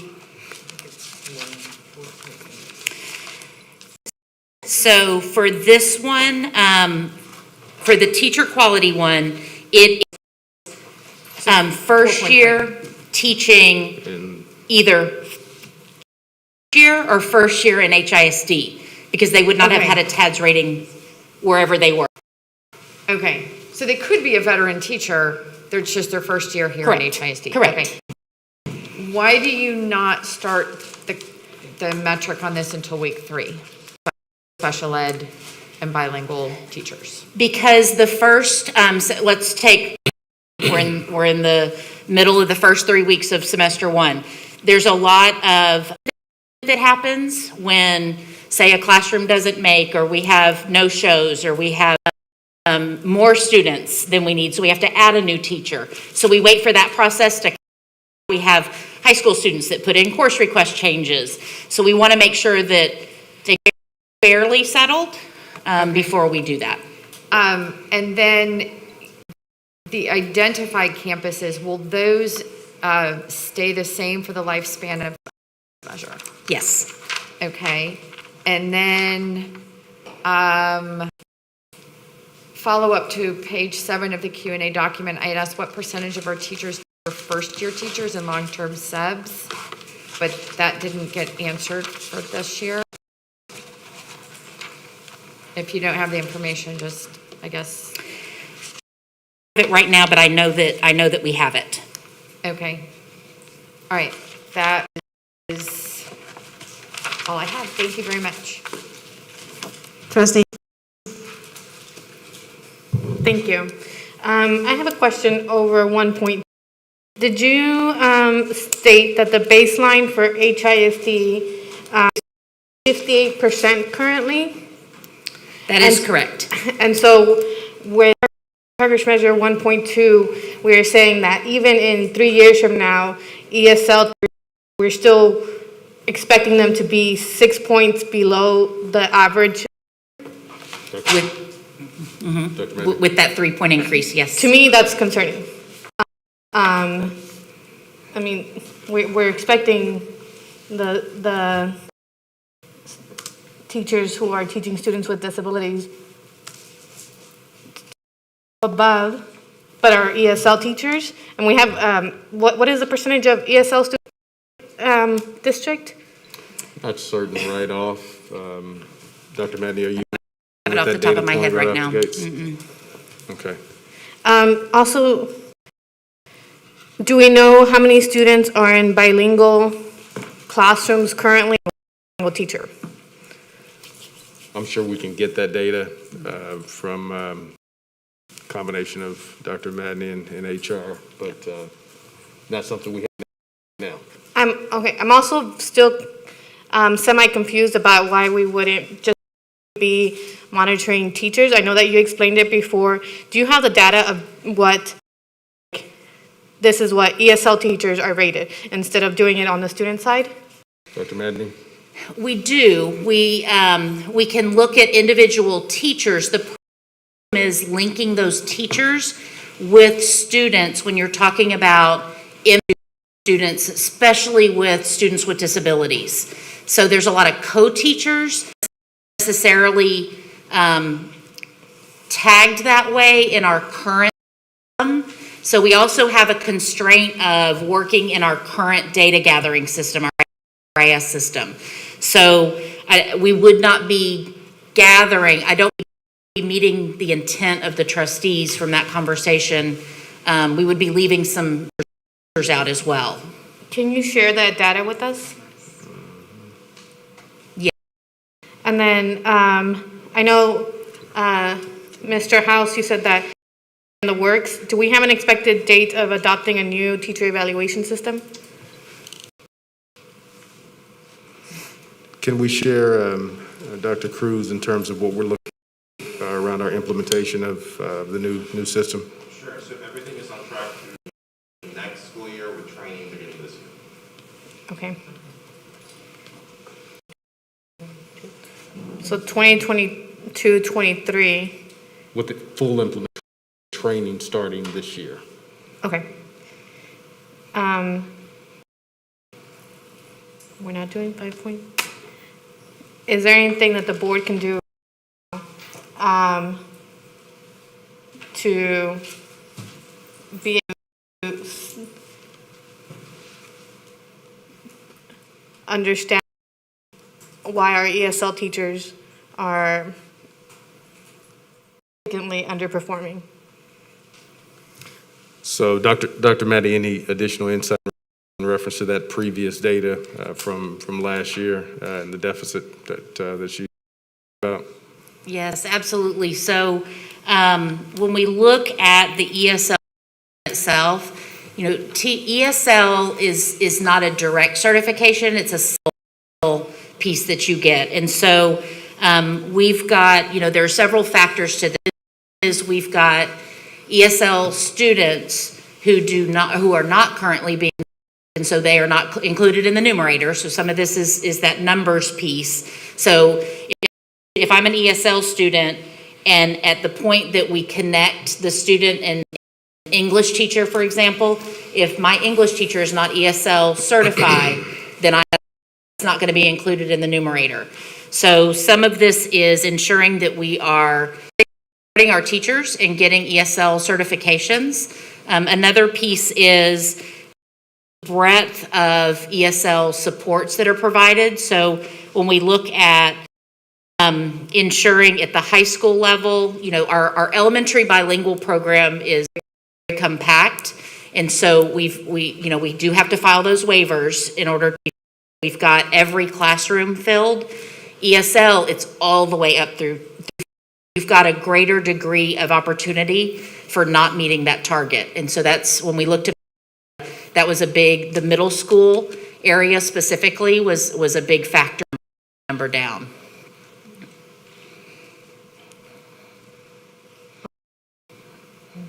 I think that this definitely needs to further. That's all. Trustee Santos?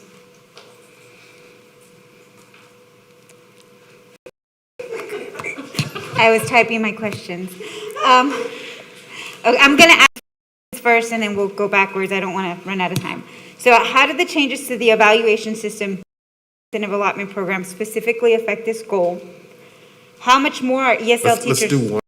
We can get Well, I don't want to run out of time. You don't run out of time. Okay. You get the same amount of time because it's the Well, I just want to ask my questions like this. Okay, go. Okay, first question, Dr. Madden. So one of the ways it impacts is just if the appraisal system itself changes, it might be that we have to put a pause on it for 1 year to recalibrate for the next year. So that's just an impact that we wanted trustees to be aware of. Quickly, so the HB3 money you said was going to be gone 23, 24. How is that, the teacher incentive allotment going to change for 1 year? I think those two separate constraints. It's been a long night, Dr. Matt. It's okay. So House Bill 3 money, running out in 23-24, is just a consideration piece. So just out on the table that in order to continue this long-term for constraint, we just wanted to make sure that that was under consideration. Is that we're eventually going to draw out of our own funds to incentive allotment? I'll enter that in as a referral. So the next question is, how many ESL teachers paid? Do they have stipends? And how many teachers are on ESL probationary certificates? I don't know any of those answers off the top of my head. Okay. You were talking about uniform tracking. Will there be a dedicated staff member for the uniform tracking, how we're going to be universal? We're putting a lot on staff right now to, and this trustee's recommendation that we do not put anything more on our principals, our teachers. So how are we going to? You mean, or is your? Well, I'm just saying, like, how are y'all going to do that without putting more on our educators? Dr. Matt, do you want to talk a little bit about kind of the data tracking here? Absolutely. So students with disabilities, I think you're talking about constraint 4 specifically. All those new processes of making sure that we're monitoring the IEPs effectively. Those are new pieces to ensure that we're following federal law, and it is a huge. That's why the Department of Special Education Services really took that this is going to be a heavy lift and something new. So they worked on some of those time management pieces. So how can we maximize and not feel like we're running around constantly? So they've put in place in order to help support staff with performing these tasks. So that we are putting more on. And these are best practices that should be in place, frankly. We know we've had some issues in reference to this particular area. So I would really venture to think that, focusing in on best practices with education, working with our conservatives as well, to ensure that we're doing what's right and that we should be going. So while it may be that we're utilizing time different, if we're utilizing our time different for the betterment of our children, I think it's best to continue this focus moving forward. Thank you, Superintendent House. It has been a very long night, and y'all have been amazing. Thank you. Thank you. Trustee Hernandez? Are the LEP included in the ESL? So LEP is the umbrella.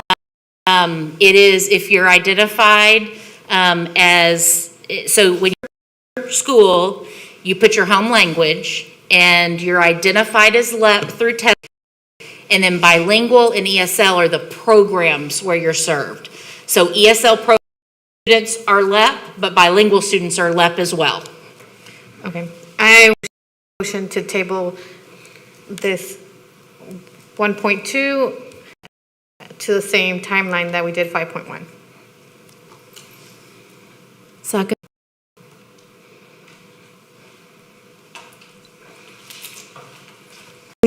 We have a motion by Trustee Hernandez to table 1.2 and a second by Trustee Sung. Is there any discussion? And Dr. Allen, technically, we're posting for the same 3-month period. We're not tabling it to another point in this meeting.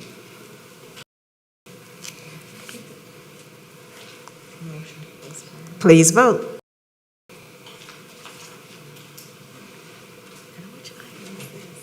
This K6, 8-year local. I'm not moving this time. Let's stay here.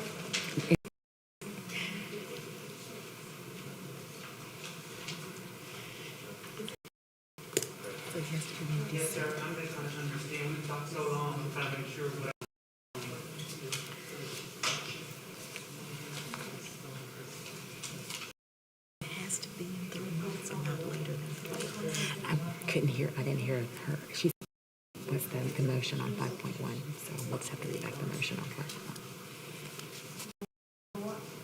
5.1. 9-4, 0 against.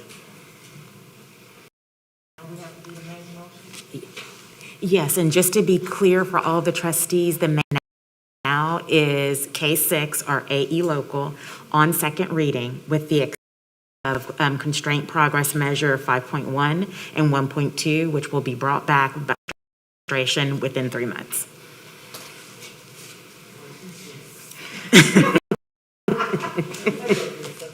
Please vote.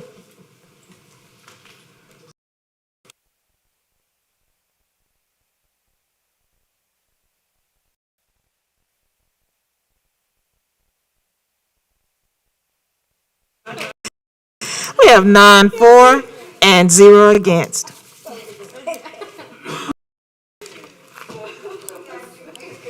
We are now ready to consider today's agenda. The balance is item K3.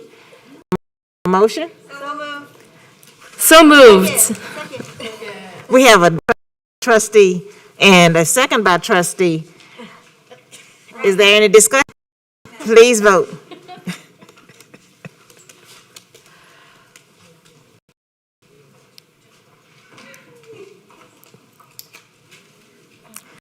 For, 0 against.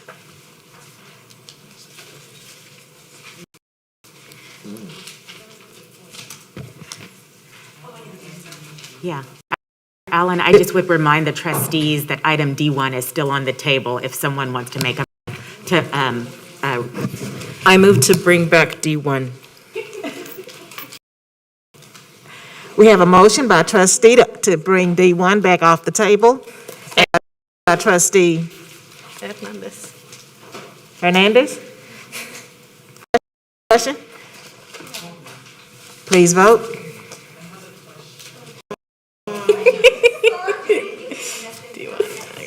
Sorry, that was the whole reason I tabled. According to this calendar, we're supposed to monitor. Trustee Cruz, you just got to bring it from the table, and that's all sorry, you're sorry, voting sorry. on right now, is just to be able to ask thank your you. question. Okay.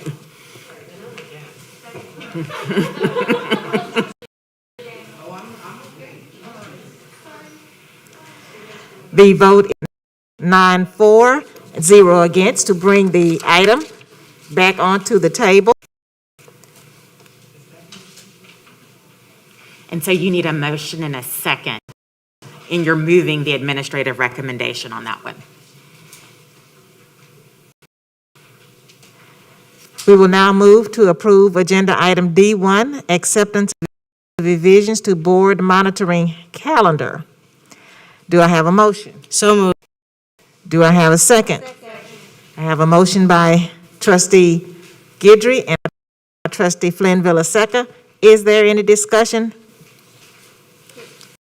Cruz. Thank you, President Allen. Okay, so I wanted to move this back after K6 because in October, as proposed, we would be discussing 5.1 and 5.2, and since we moved to postpone 5.1, and I do Dr. Matney's intention on making sure that we're all aligned, and, you know, there was a time constraint, and so I would like to know what the administration would propose, and I know that we also postponed 1.2.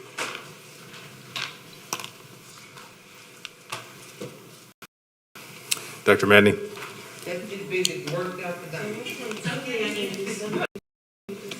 So I think that what I would propose, legal to say if it was okay, is that can we approve this with the exception of progress measures that we just pulled off of AE local so that we can continue with the other ones?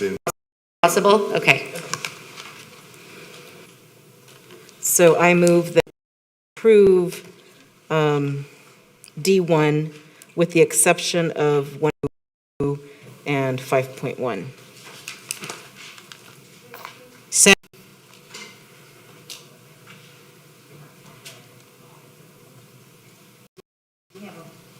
We have a motion by trustee Cruz, second by trustee Guidry.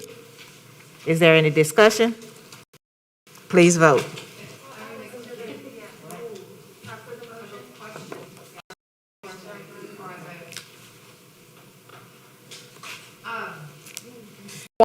why would we vote to take these off instead of to monitor them in a different month? So question then would be, what month, if you're bringing these back in months for our consideration to vote on AE local, could we then, in future years, because this is a 5-year monitor or 3-year monitoring, in those future years, these items, measures can stay in the months that they're currently in. But for this year, what month do you propose that we monitor them instead? Dr. Manning? Yeah, I actually recommend that we wait and ensure after the 3 months that, that got exactly what y'all are looking for with each of the 2 additional progress measures. It's possible that we could fit them in that same meeting with the calendar. But I don't want to promise that without knowing what that looks like at the end of the 3 months. Okay, so then a question for my colleague that made the motion. Are you going to take these 3 progress measures off of the entire monitoring calendar or just this first? Or just the first year?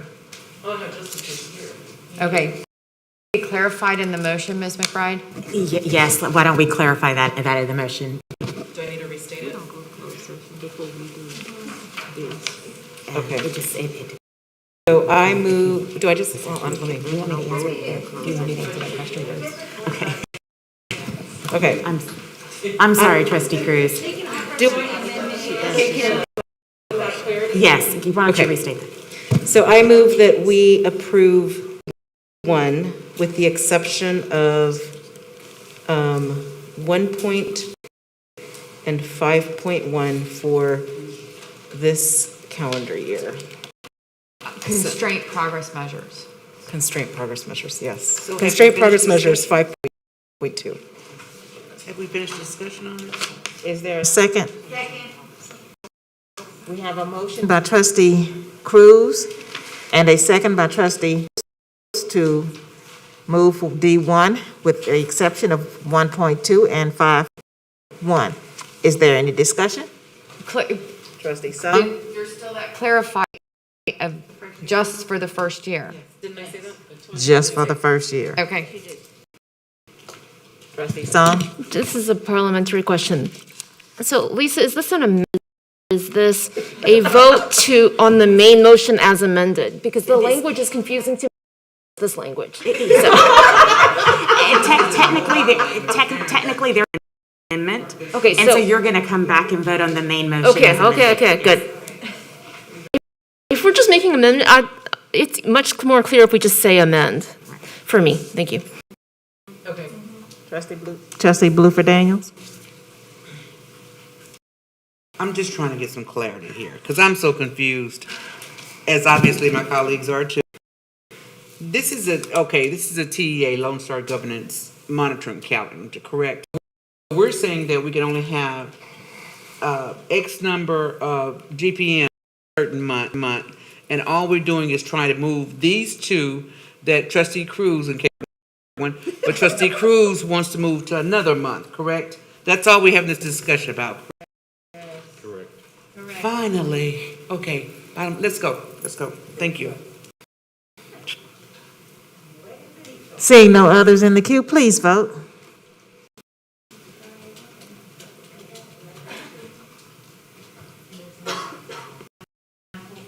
Nine for, 0 against. We're now going to accept. Yeah, you just need to. Do we have a motion to approve the calendar as amended? We have a motion to approve the calendar as amended. We have a motion.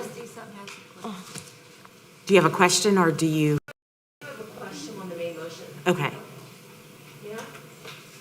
Okay, this is a follow-up to my questions in the first round multiple hours ago on this item.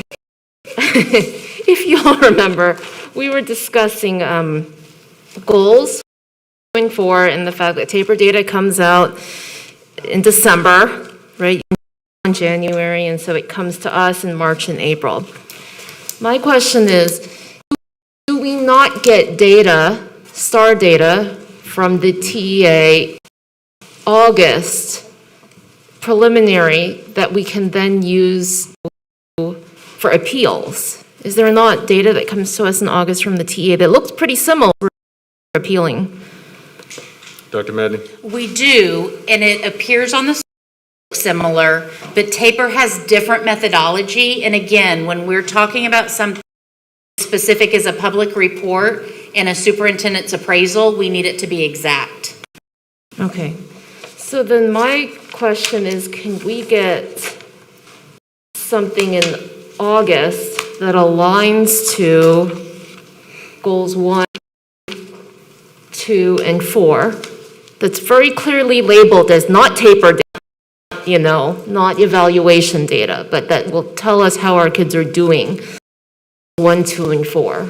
Because I would really like to see this data when it's fresh as opposed to, well, in addition to the official TAPER data that comes out 8 months later. Dr. So if you'll recall that in August, I presented a STAR report. So we can amend the format of that report to give you STAR results specifically for these goals. It wouldn't necessarily, it would be aligned to LSG, but LSG limits us to only being able to present 2 goals in 1 month. But much like we did last time, we added it to one of the presentations. So we can look at how that could align. Yeah, because right now we have to take that report and dig out the line, and it's just hard to compare, right? So that would be wonderful. Thank you. Okay, that was my only question, comment. Thank you. Please vote.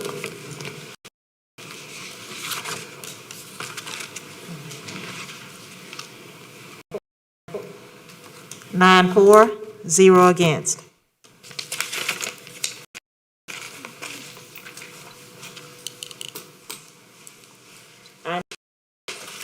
Our next order of business is to consider items to be presented at the regular board meeting on 9th, 2021. As a reminder, trustees, everyone has had an opportunity to, prior to this meeting, questions to the administration. The Q&A document was sent to all trustees and has been posted on the district website. Trustees, in order from District 9 through 1, please state which items you would like pulled for discussion this. Keeping consistent with our norms at agenda review, we will do 2 rounds of 2 minutes per trustee. If trustees would like to add additional time for comments and discussions, that will be the will of the board. We're going to start at District 9. What would you like to be pulled, please? Trustee Guidry.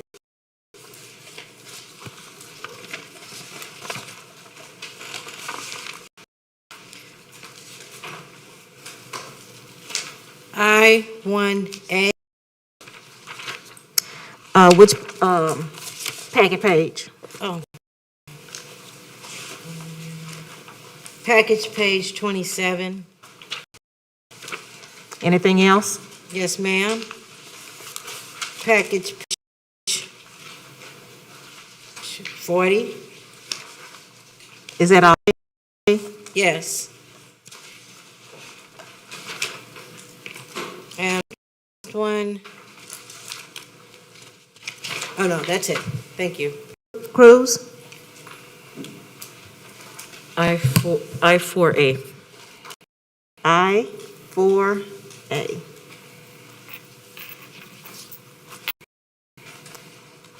Trustee Sung? D. D2. Trustee Flynn Villasecca? I-1A. What packet page? 27.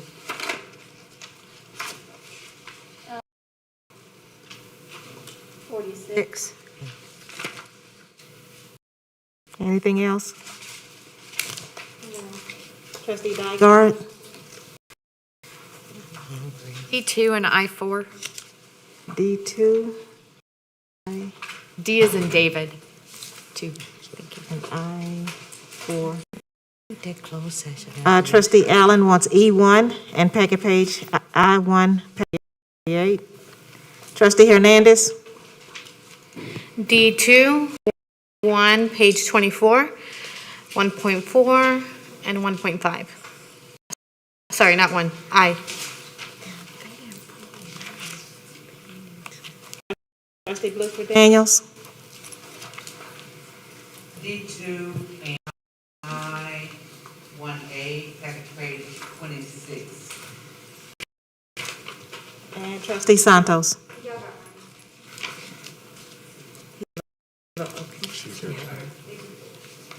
We're going to start with item D2.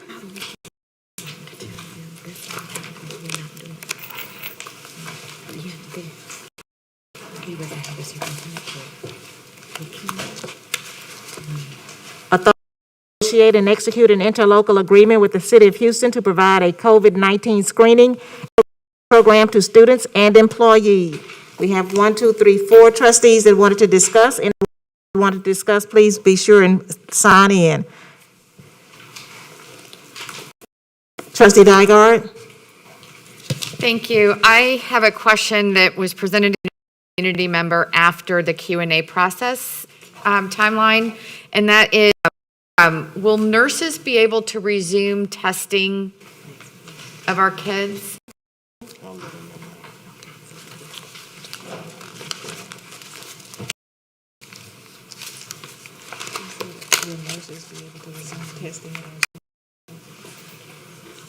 So item D2, I have a question that before the Q&A process that came from a community member this week.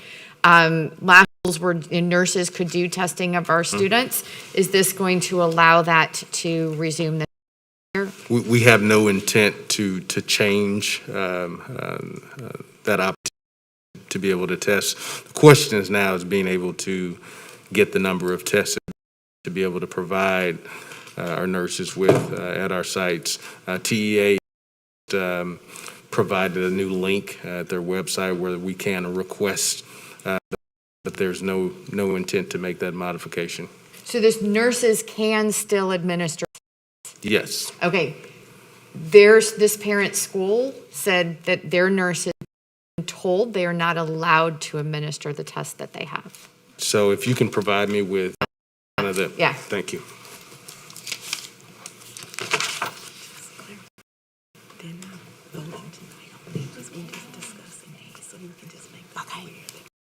Daniels. Sort of a follow-up question. Campuses having the ability where there's, or who, campuses identified who will be utilizing this, who bringing in the testing. I'm so tired. So Are all campuses going to be able to do the screening? It really depends on the number of tests that we get in. That definitely would be the intent to have that ability to do so. But right now, the state is struggling with actually being able to fulfill the orders that are coming in to provide tests. Okay. Is that consideration for maybe a central location for people to, if there's one school that's within a 10-mile radius that can be utilized for that testing and screening in case we don't get enough to be able to do that? We can definitely take that into consideration. The bigger issue hasn't necessarily The screening, but the screening. but It's the vaccination. correct. You got Gotcha. it. Gotcha. Thank you. Yes. My question for this item is that in the explanatory sheet, schools and central office departments will be invited to voluntarily participate in COVID-19 testing programs. I don't necessarily understand why this is a voluntary required at every campus. We want to focus our efforts, first of all, on the program. That's where we'd like to start. Of course, we're waiting on the approval from TEA to move forward and incentivize our employees to be vaccinated. Now, are you testing specifically? Yes, this item is on testing, right? Got it. So, Dr. Cruz, do you mind sharing a little bit of additional information here? Sure. So I think the intent is we cannot mandate individuals to get tested, and even with students, we also need to get parental consent. Consent to be allowed to be tested. So the superintendent has indicated our limiting factors really the number. So my question is more because it says central office and schools and central office departments to voluntarily participate in COVID-19 screening and testing programs. So a principal can decide to have a testing program or not a testing program. Is that is that what's happening, or every school is going to have a testing program? And I apologize if the language wasn't clear in the document. So, No way. that's not indicated how many tests we're able to secure. But based on the number of tests we secure, available to as many, if not all, of our schools that we can. And of course, encourage students and staff to participate in that screening. But again, if we really want to start by we can highly encourage it. We can, but we're going to need students, parents, and staff members want to do it as well. But to your question, yes, Trustee Hernandez, we will, when we get the test, we will try to get it out to as many schools as possible and really make sure that that's an option. So we cannot mandate that a school has a testing program? Mandate individuals go test. No, I completely understand that. Okay. This is more about the testing program. We're not mandating that every school has a testing program? We've that up to site-based opportunities, but is I would be, board to, that's concerning to me, that like, not every campus would have that same ability, right? They just have the choice. The students don't have the choice, right? Let's say the students are making the choice if there's testing on their campus or not. I think that for me, the most important mitigation strategy that we can have in place is something that we have in place right now, and that's, ensuring that we have, as we look at the data in our schools, yes, we have COVID cases, but percentage of spread in our schools in comparison to the number of kids that we have, it looks, it doesn't look bad in comparison to some of the other schools that don't have it in place. This is making a difference. So I think from a mitigation, we have to continue that piece. Testing is is another option that we make available at as many sites as possible. But again, it really depends on the availability of the testing. They're struggling. Commissioner Morath made that comment to all superintendents across the state today, and indicated just haven't been able to fulfill the orders that they currently have in, and it's difficult. But we're open to the idea of getting it to everybody that wants it and provide when that availability becomes in that inventory. So there's no maximum amount of that can offer this program? No, there's Okay. no maximum. Thank you. Song? I agree with Trustee Hernandez. And my question is, the trained personnel that administer the screening are HISD personnel, Houston personnel? Right now, it's in our, with our, and so that's personnel in HISD. Now, some of that has happened in our vaccination day and testing in our Super Saturdays. That's been not only with the city, but other officials throughout Harris County. Super Saturdays have come and gone because we had testing and vaccination going on. Okay, thank you. I, of course, support this item, and, the more layered supports, masks, I agree, are completely important, vaccines to those who can get them, but testing also is an important strategy, and for adding that into as many schools and students as we can. Thank you.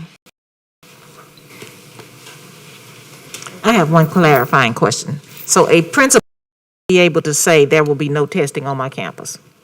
No, that's not our intent. Discourage testing. Thank you.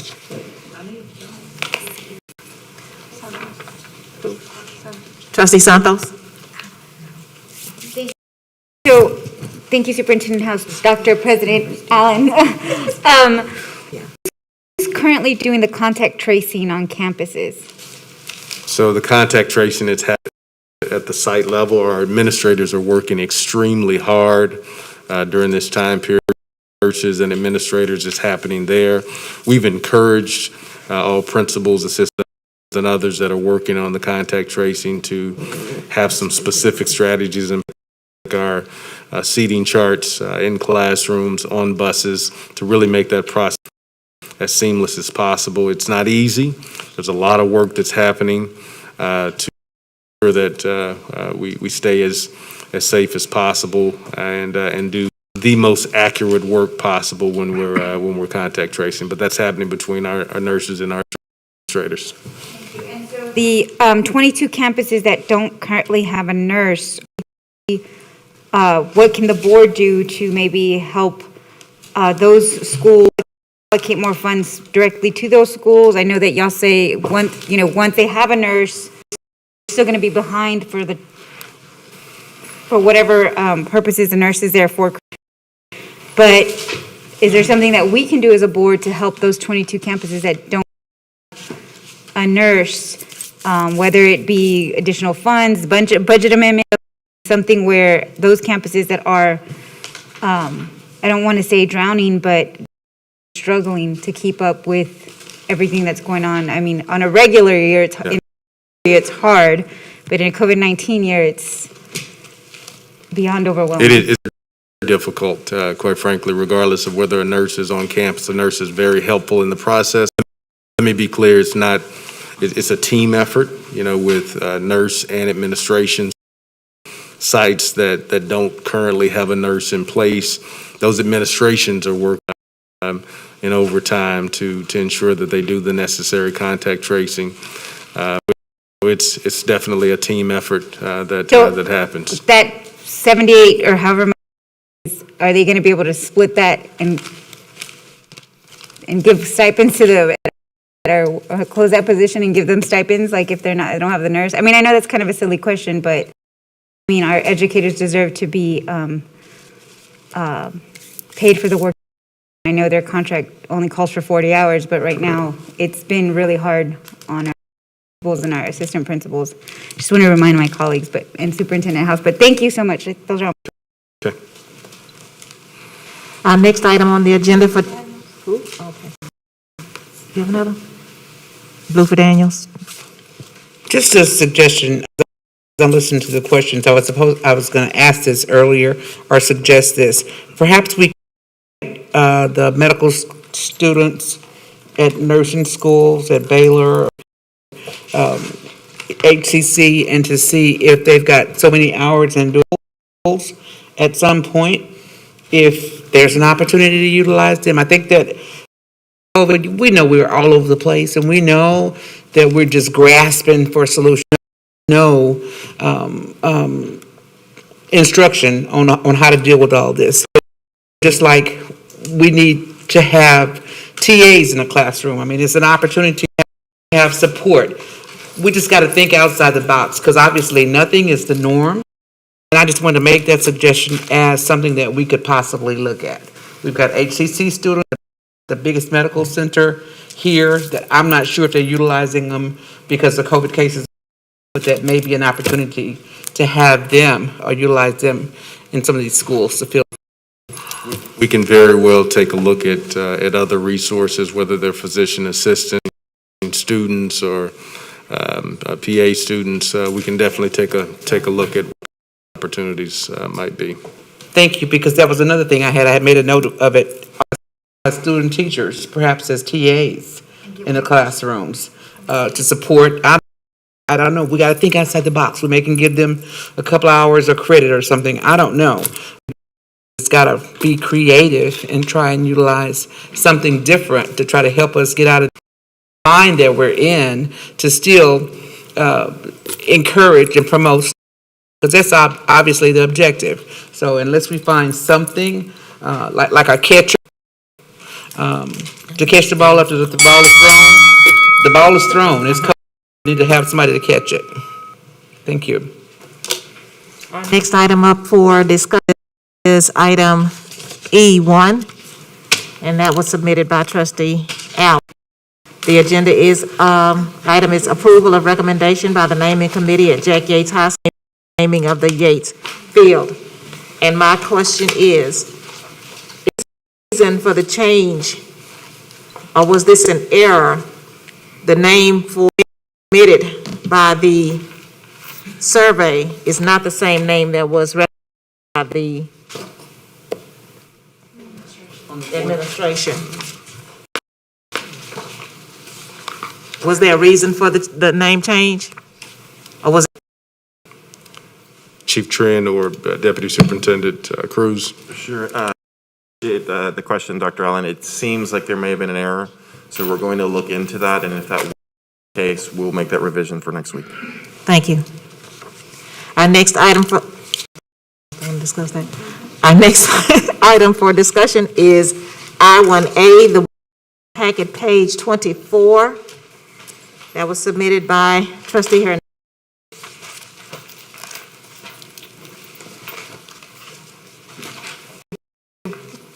Trustee Allen. My first question item is, K1. when were the current body cameras that HISD police are wearing, when were they bought?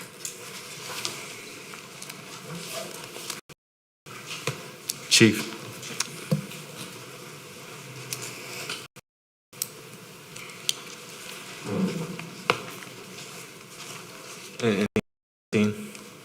And how long do body cameras, police body cameras usually last? Model and manufacturer, usually departments sign a 4 or 5 year contract, and they do one camera exchange. But with this purchase, I think we brought the camera, so there's no switch in between. Like a lease versus a purchase? Excuse me? Like a lease versus a purchase? According to my notes, it wasn't a lease. They brought the hardware and the software. For this project, do you know how much each camera, worn camera is worth? No. My head. How I don't have many? the details on my contract. Sorry? I don't have the in front of me. And how many police officers do we have in the HISD police? Approximately, we have about 191, and we authorized 207. 200 Ma'am. and how much, do you know how much the software? I have to go back and look at the RFP to see exactly how much was allocated, but I think 180 to 200,000 for the body cameras. Okay, and then I have to do the Q&A. I know it said that it was an incorrect amount, the annual versus projected term. Can you explain a little bit further? Yes, so that was an error. I'll take responsibility for that. That was an error on my department's procurement department. The original amount that we sent on the previous two board items for $950,000, that's an annual amount, and it should have been multiplied times 5. So the total amount should have been 4.5. So we reduced that amount here by $250,000 to take out the. So this is the true amount. So that was an error on my part. It should be 0.75. Okay. Okay, thank you.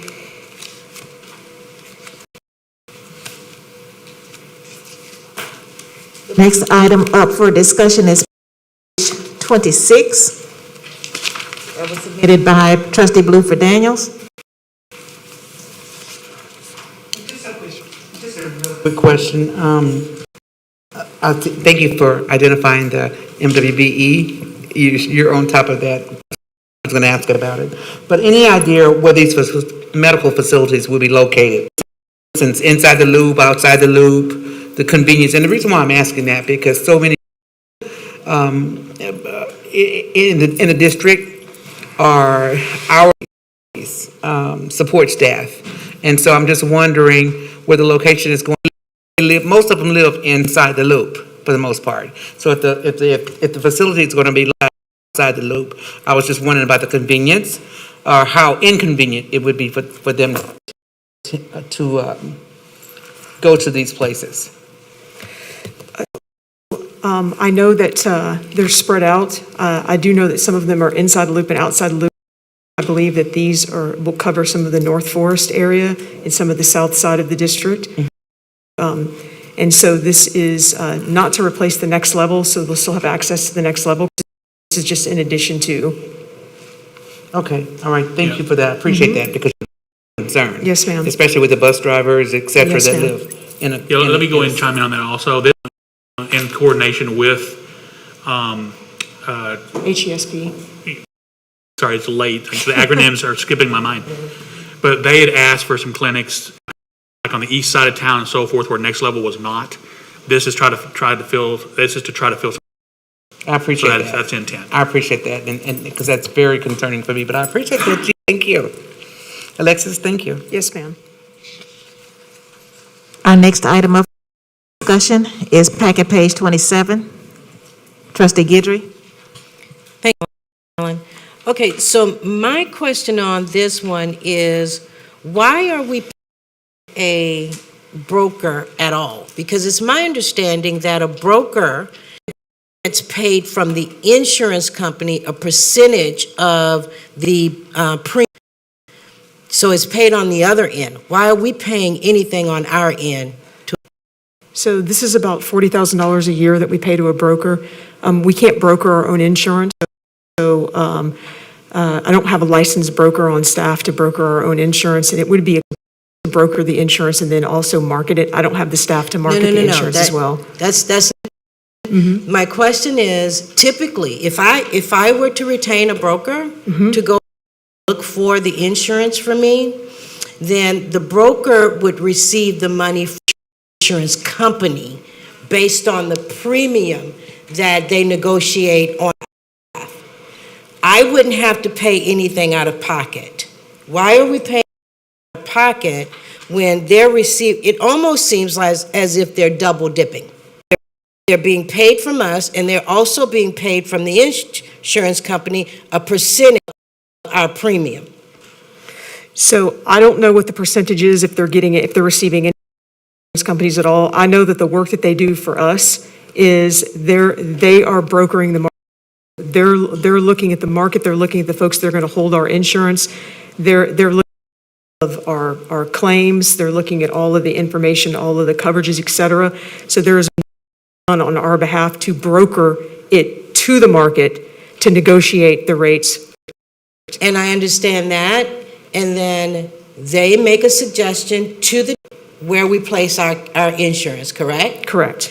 And once we place our insurance there, we pay a huge premium, correct? We pay a premium, yes. Yeah.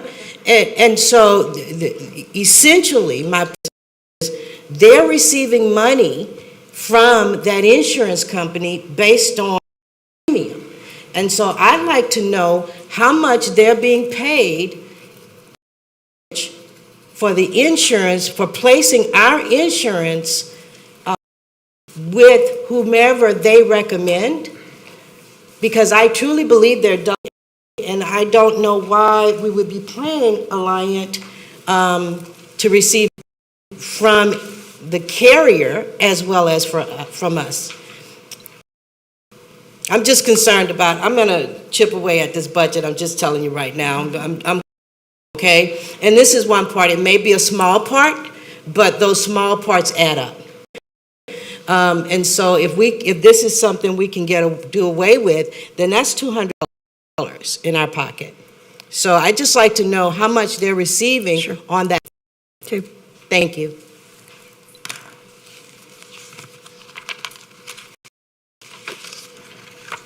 The next item on the agenda is packet page 38. Oh, Trustee Allen.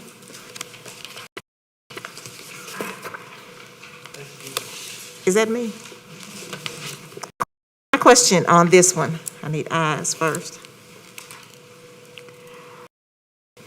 This one is asking for an increase? But the question is, if the contract is if the contract ends the 17th, 2021, wouldn't you also need an extension? So with this contract, this is actually a ratification.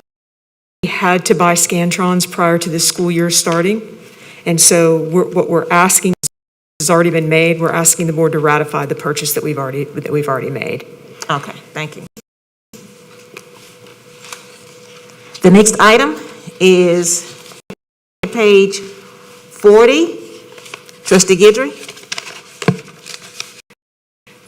So I understand that this package is for E-rate eligible network systems, right? So, but it's also through NetSync, correct? So if we go back to package page 31, that's NetSync as well. Hold on. Sure. Yes, ma'am. Okay. Okay. Is there a vast difference, and there may be, I just need to know, between this hardware and software on package page 1 that we're receiving from NetSync and the hardware and software we're receiving from NetSync on package page 40? 40 is strictly E-rate. Okay. Packet page 31 is E-rate eligible. Okay, so it's different hardware, different software? Okay, thank you. That's all I need to know. Thank you. Thank you. Our next item is I-4, approval of the September general amendment. Dr. Allen, I had page 46 on I-1. Is that, you withdrew, okay, got it. Sure thing.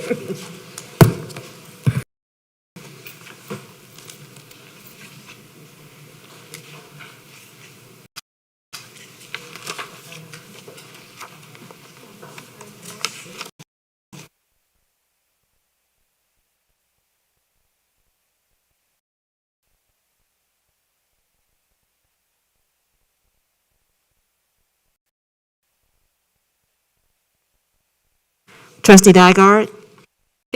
Thank you. This is a question for Ms. McBride. Did we ever get clarification on whether or not dollars had to come through budget amendments to the board?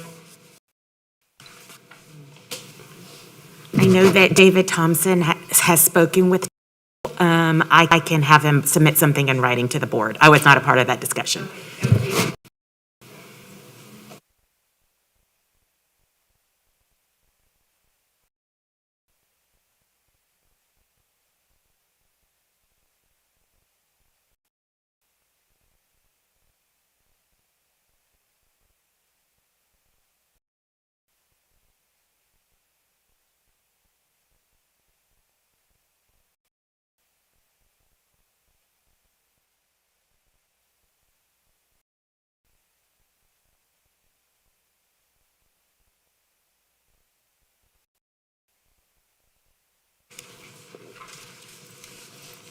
Trustee Cruz? Okay, so I really appreciate this chart. Thank you. On the Q&A document. So my question is, and I think it was the same last month's budget amendment, when money was moved from instruction, you said it came from campuses. So I'm looking at this breakdown, and if I did my math correct, please correct me if I'm wrong, it looks like 32% of funds that were moved from instruction were from the department. So my question is, because I understand the campus, the autonomy, but in the department funds, why are we taking money from instruction for other functions instead of taking them from other functions to move, if we're moving stuff around? Chief Reed? Chief Reed? Departments have the same ability to move funds between functions. We don't have a process where folks have to go in, get approval, put in reasons and transfers. They go in the system, they do those transfers. So I guess my question is then how do we ensure that money for instruction? Or I mean, is that a concern? Chief Reed, any additional insight here? A lot of times folks will put money in instruction, especially our academic teams, both and our academic teams. But then as they get into the year, they'll start moving those dollars out to other functions. Function 11 sometimes is just kind of the initial place to put it. A lot of times it gets, and then they start moving it out as school year begins and change. Okay, I guess. And it could also be changing in positions, right? close positions and open something different.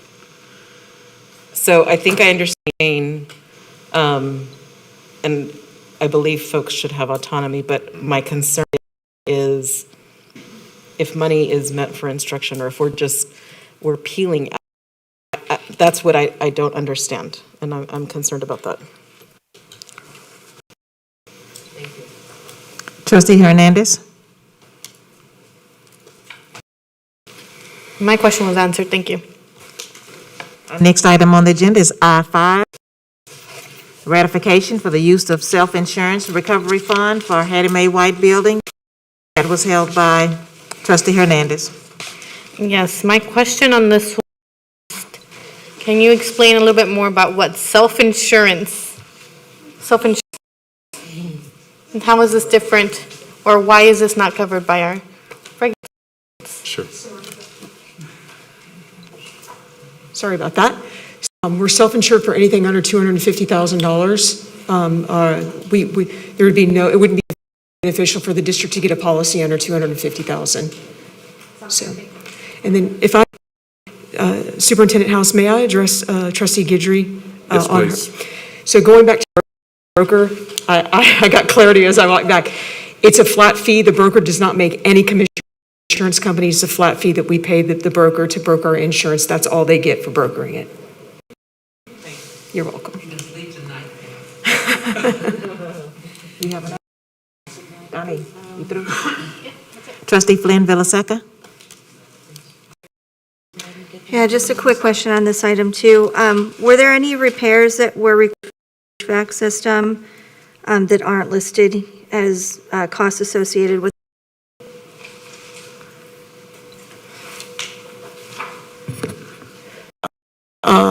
Are you saying any cost outside of this? There was HVAC repair. There was a bust in the line, and the HVAC line that's reflective of this cost, yes. Oh, it's included here? Yes. Okay. Trustee Guidry? Just a quick question. So once we pay this for the repairs, how do we replenish 35 to our self-insurance? Where would that fund be? Chief Reed? Right, so we actually have money, we have a budget line every year for this type of expenditure, so it's just part of our budget. So if we didn't have any self-insurance during the year, then that's just budget that's not spent that year. Does it continue to grow if it's not spent? No, it's just an annual budget item. Okay. Next item is K1, approval to amend board policy, GB local, employee rights and privileges, personnel management relations. First, Trustee Flynn Villaseca.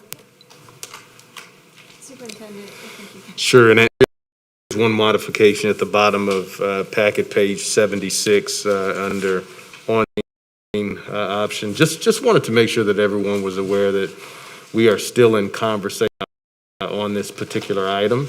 So we expect to come to some clarity and insight. And I'd be glad to have some additional insight shared with Council, Ms. Hutchins Taylor at this time. Ms. Hutchins Taylor, would you mind gathering or providing a little bit additional insight here? Sure, thank you, Supervisor.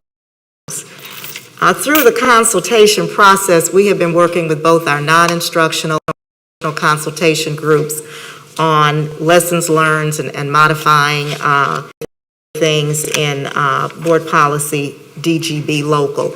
The board made that in 2019, there was a major overhaul of the consultation election procedures.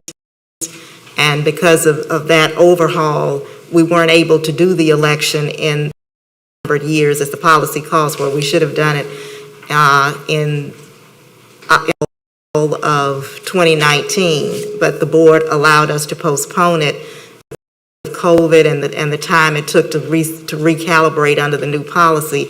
We did the election last year in the fall of 2020. Now we're back around to an odd number year, so we're having back years, which is not common.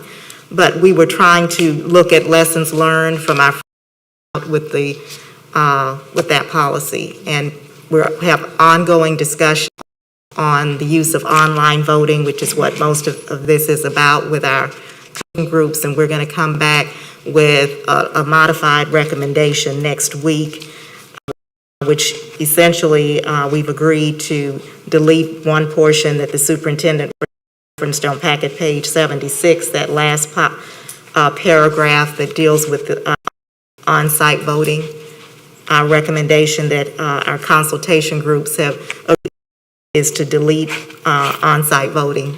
That was not very effective, and it's pricey to have that, and so we're going to bring that back and continue further discussion on the other portions of the policy. So what you see in the other sections of the policy right now, you see that in the item that comes back next week. It will just be this one section that will be on there next week, and we've agreed to have ongoing discussions about online voting in the elections, and perhaps for 2 years from now, in the fall of 2020, we have some additional changes that will take place at that time. Thank you, ma'am.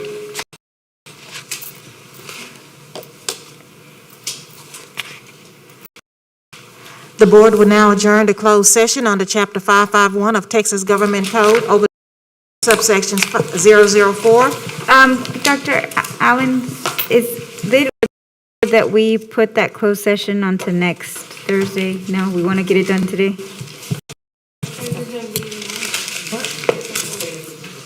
Can we postpone it until next Thursday? If it's not legally pressing? Have to be done. Okay.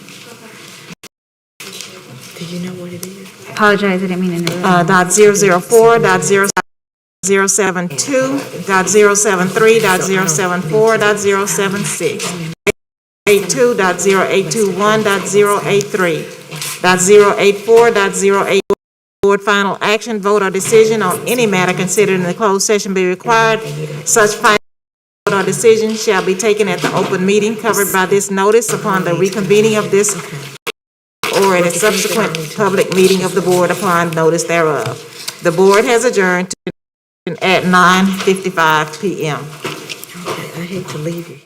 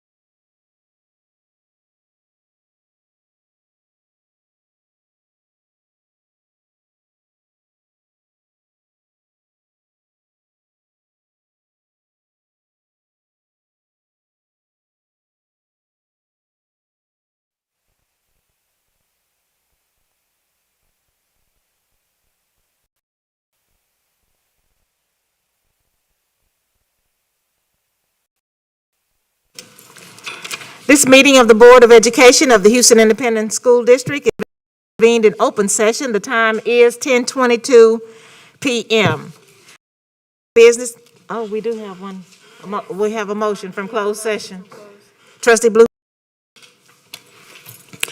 I move that the board approve the addendum to the superintendent consulting agreement on the terms discussed in closed session effective September 3rd, 2021. Second, Santos.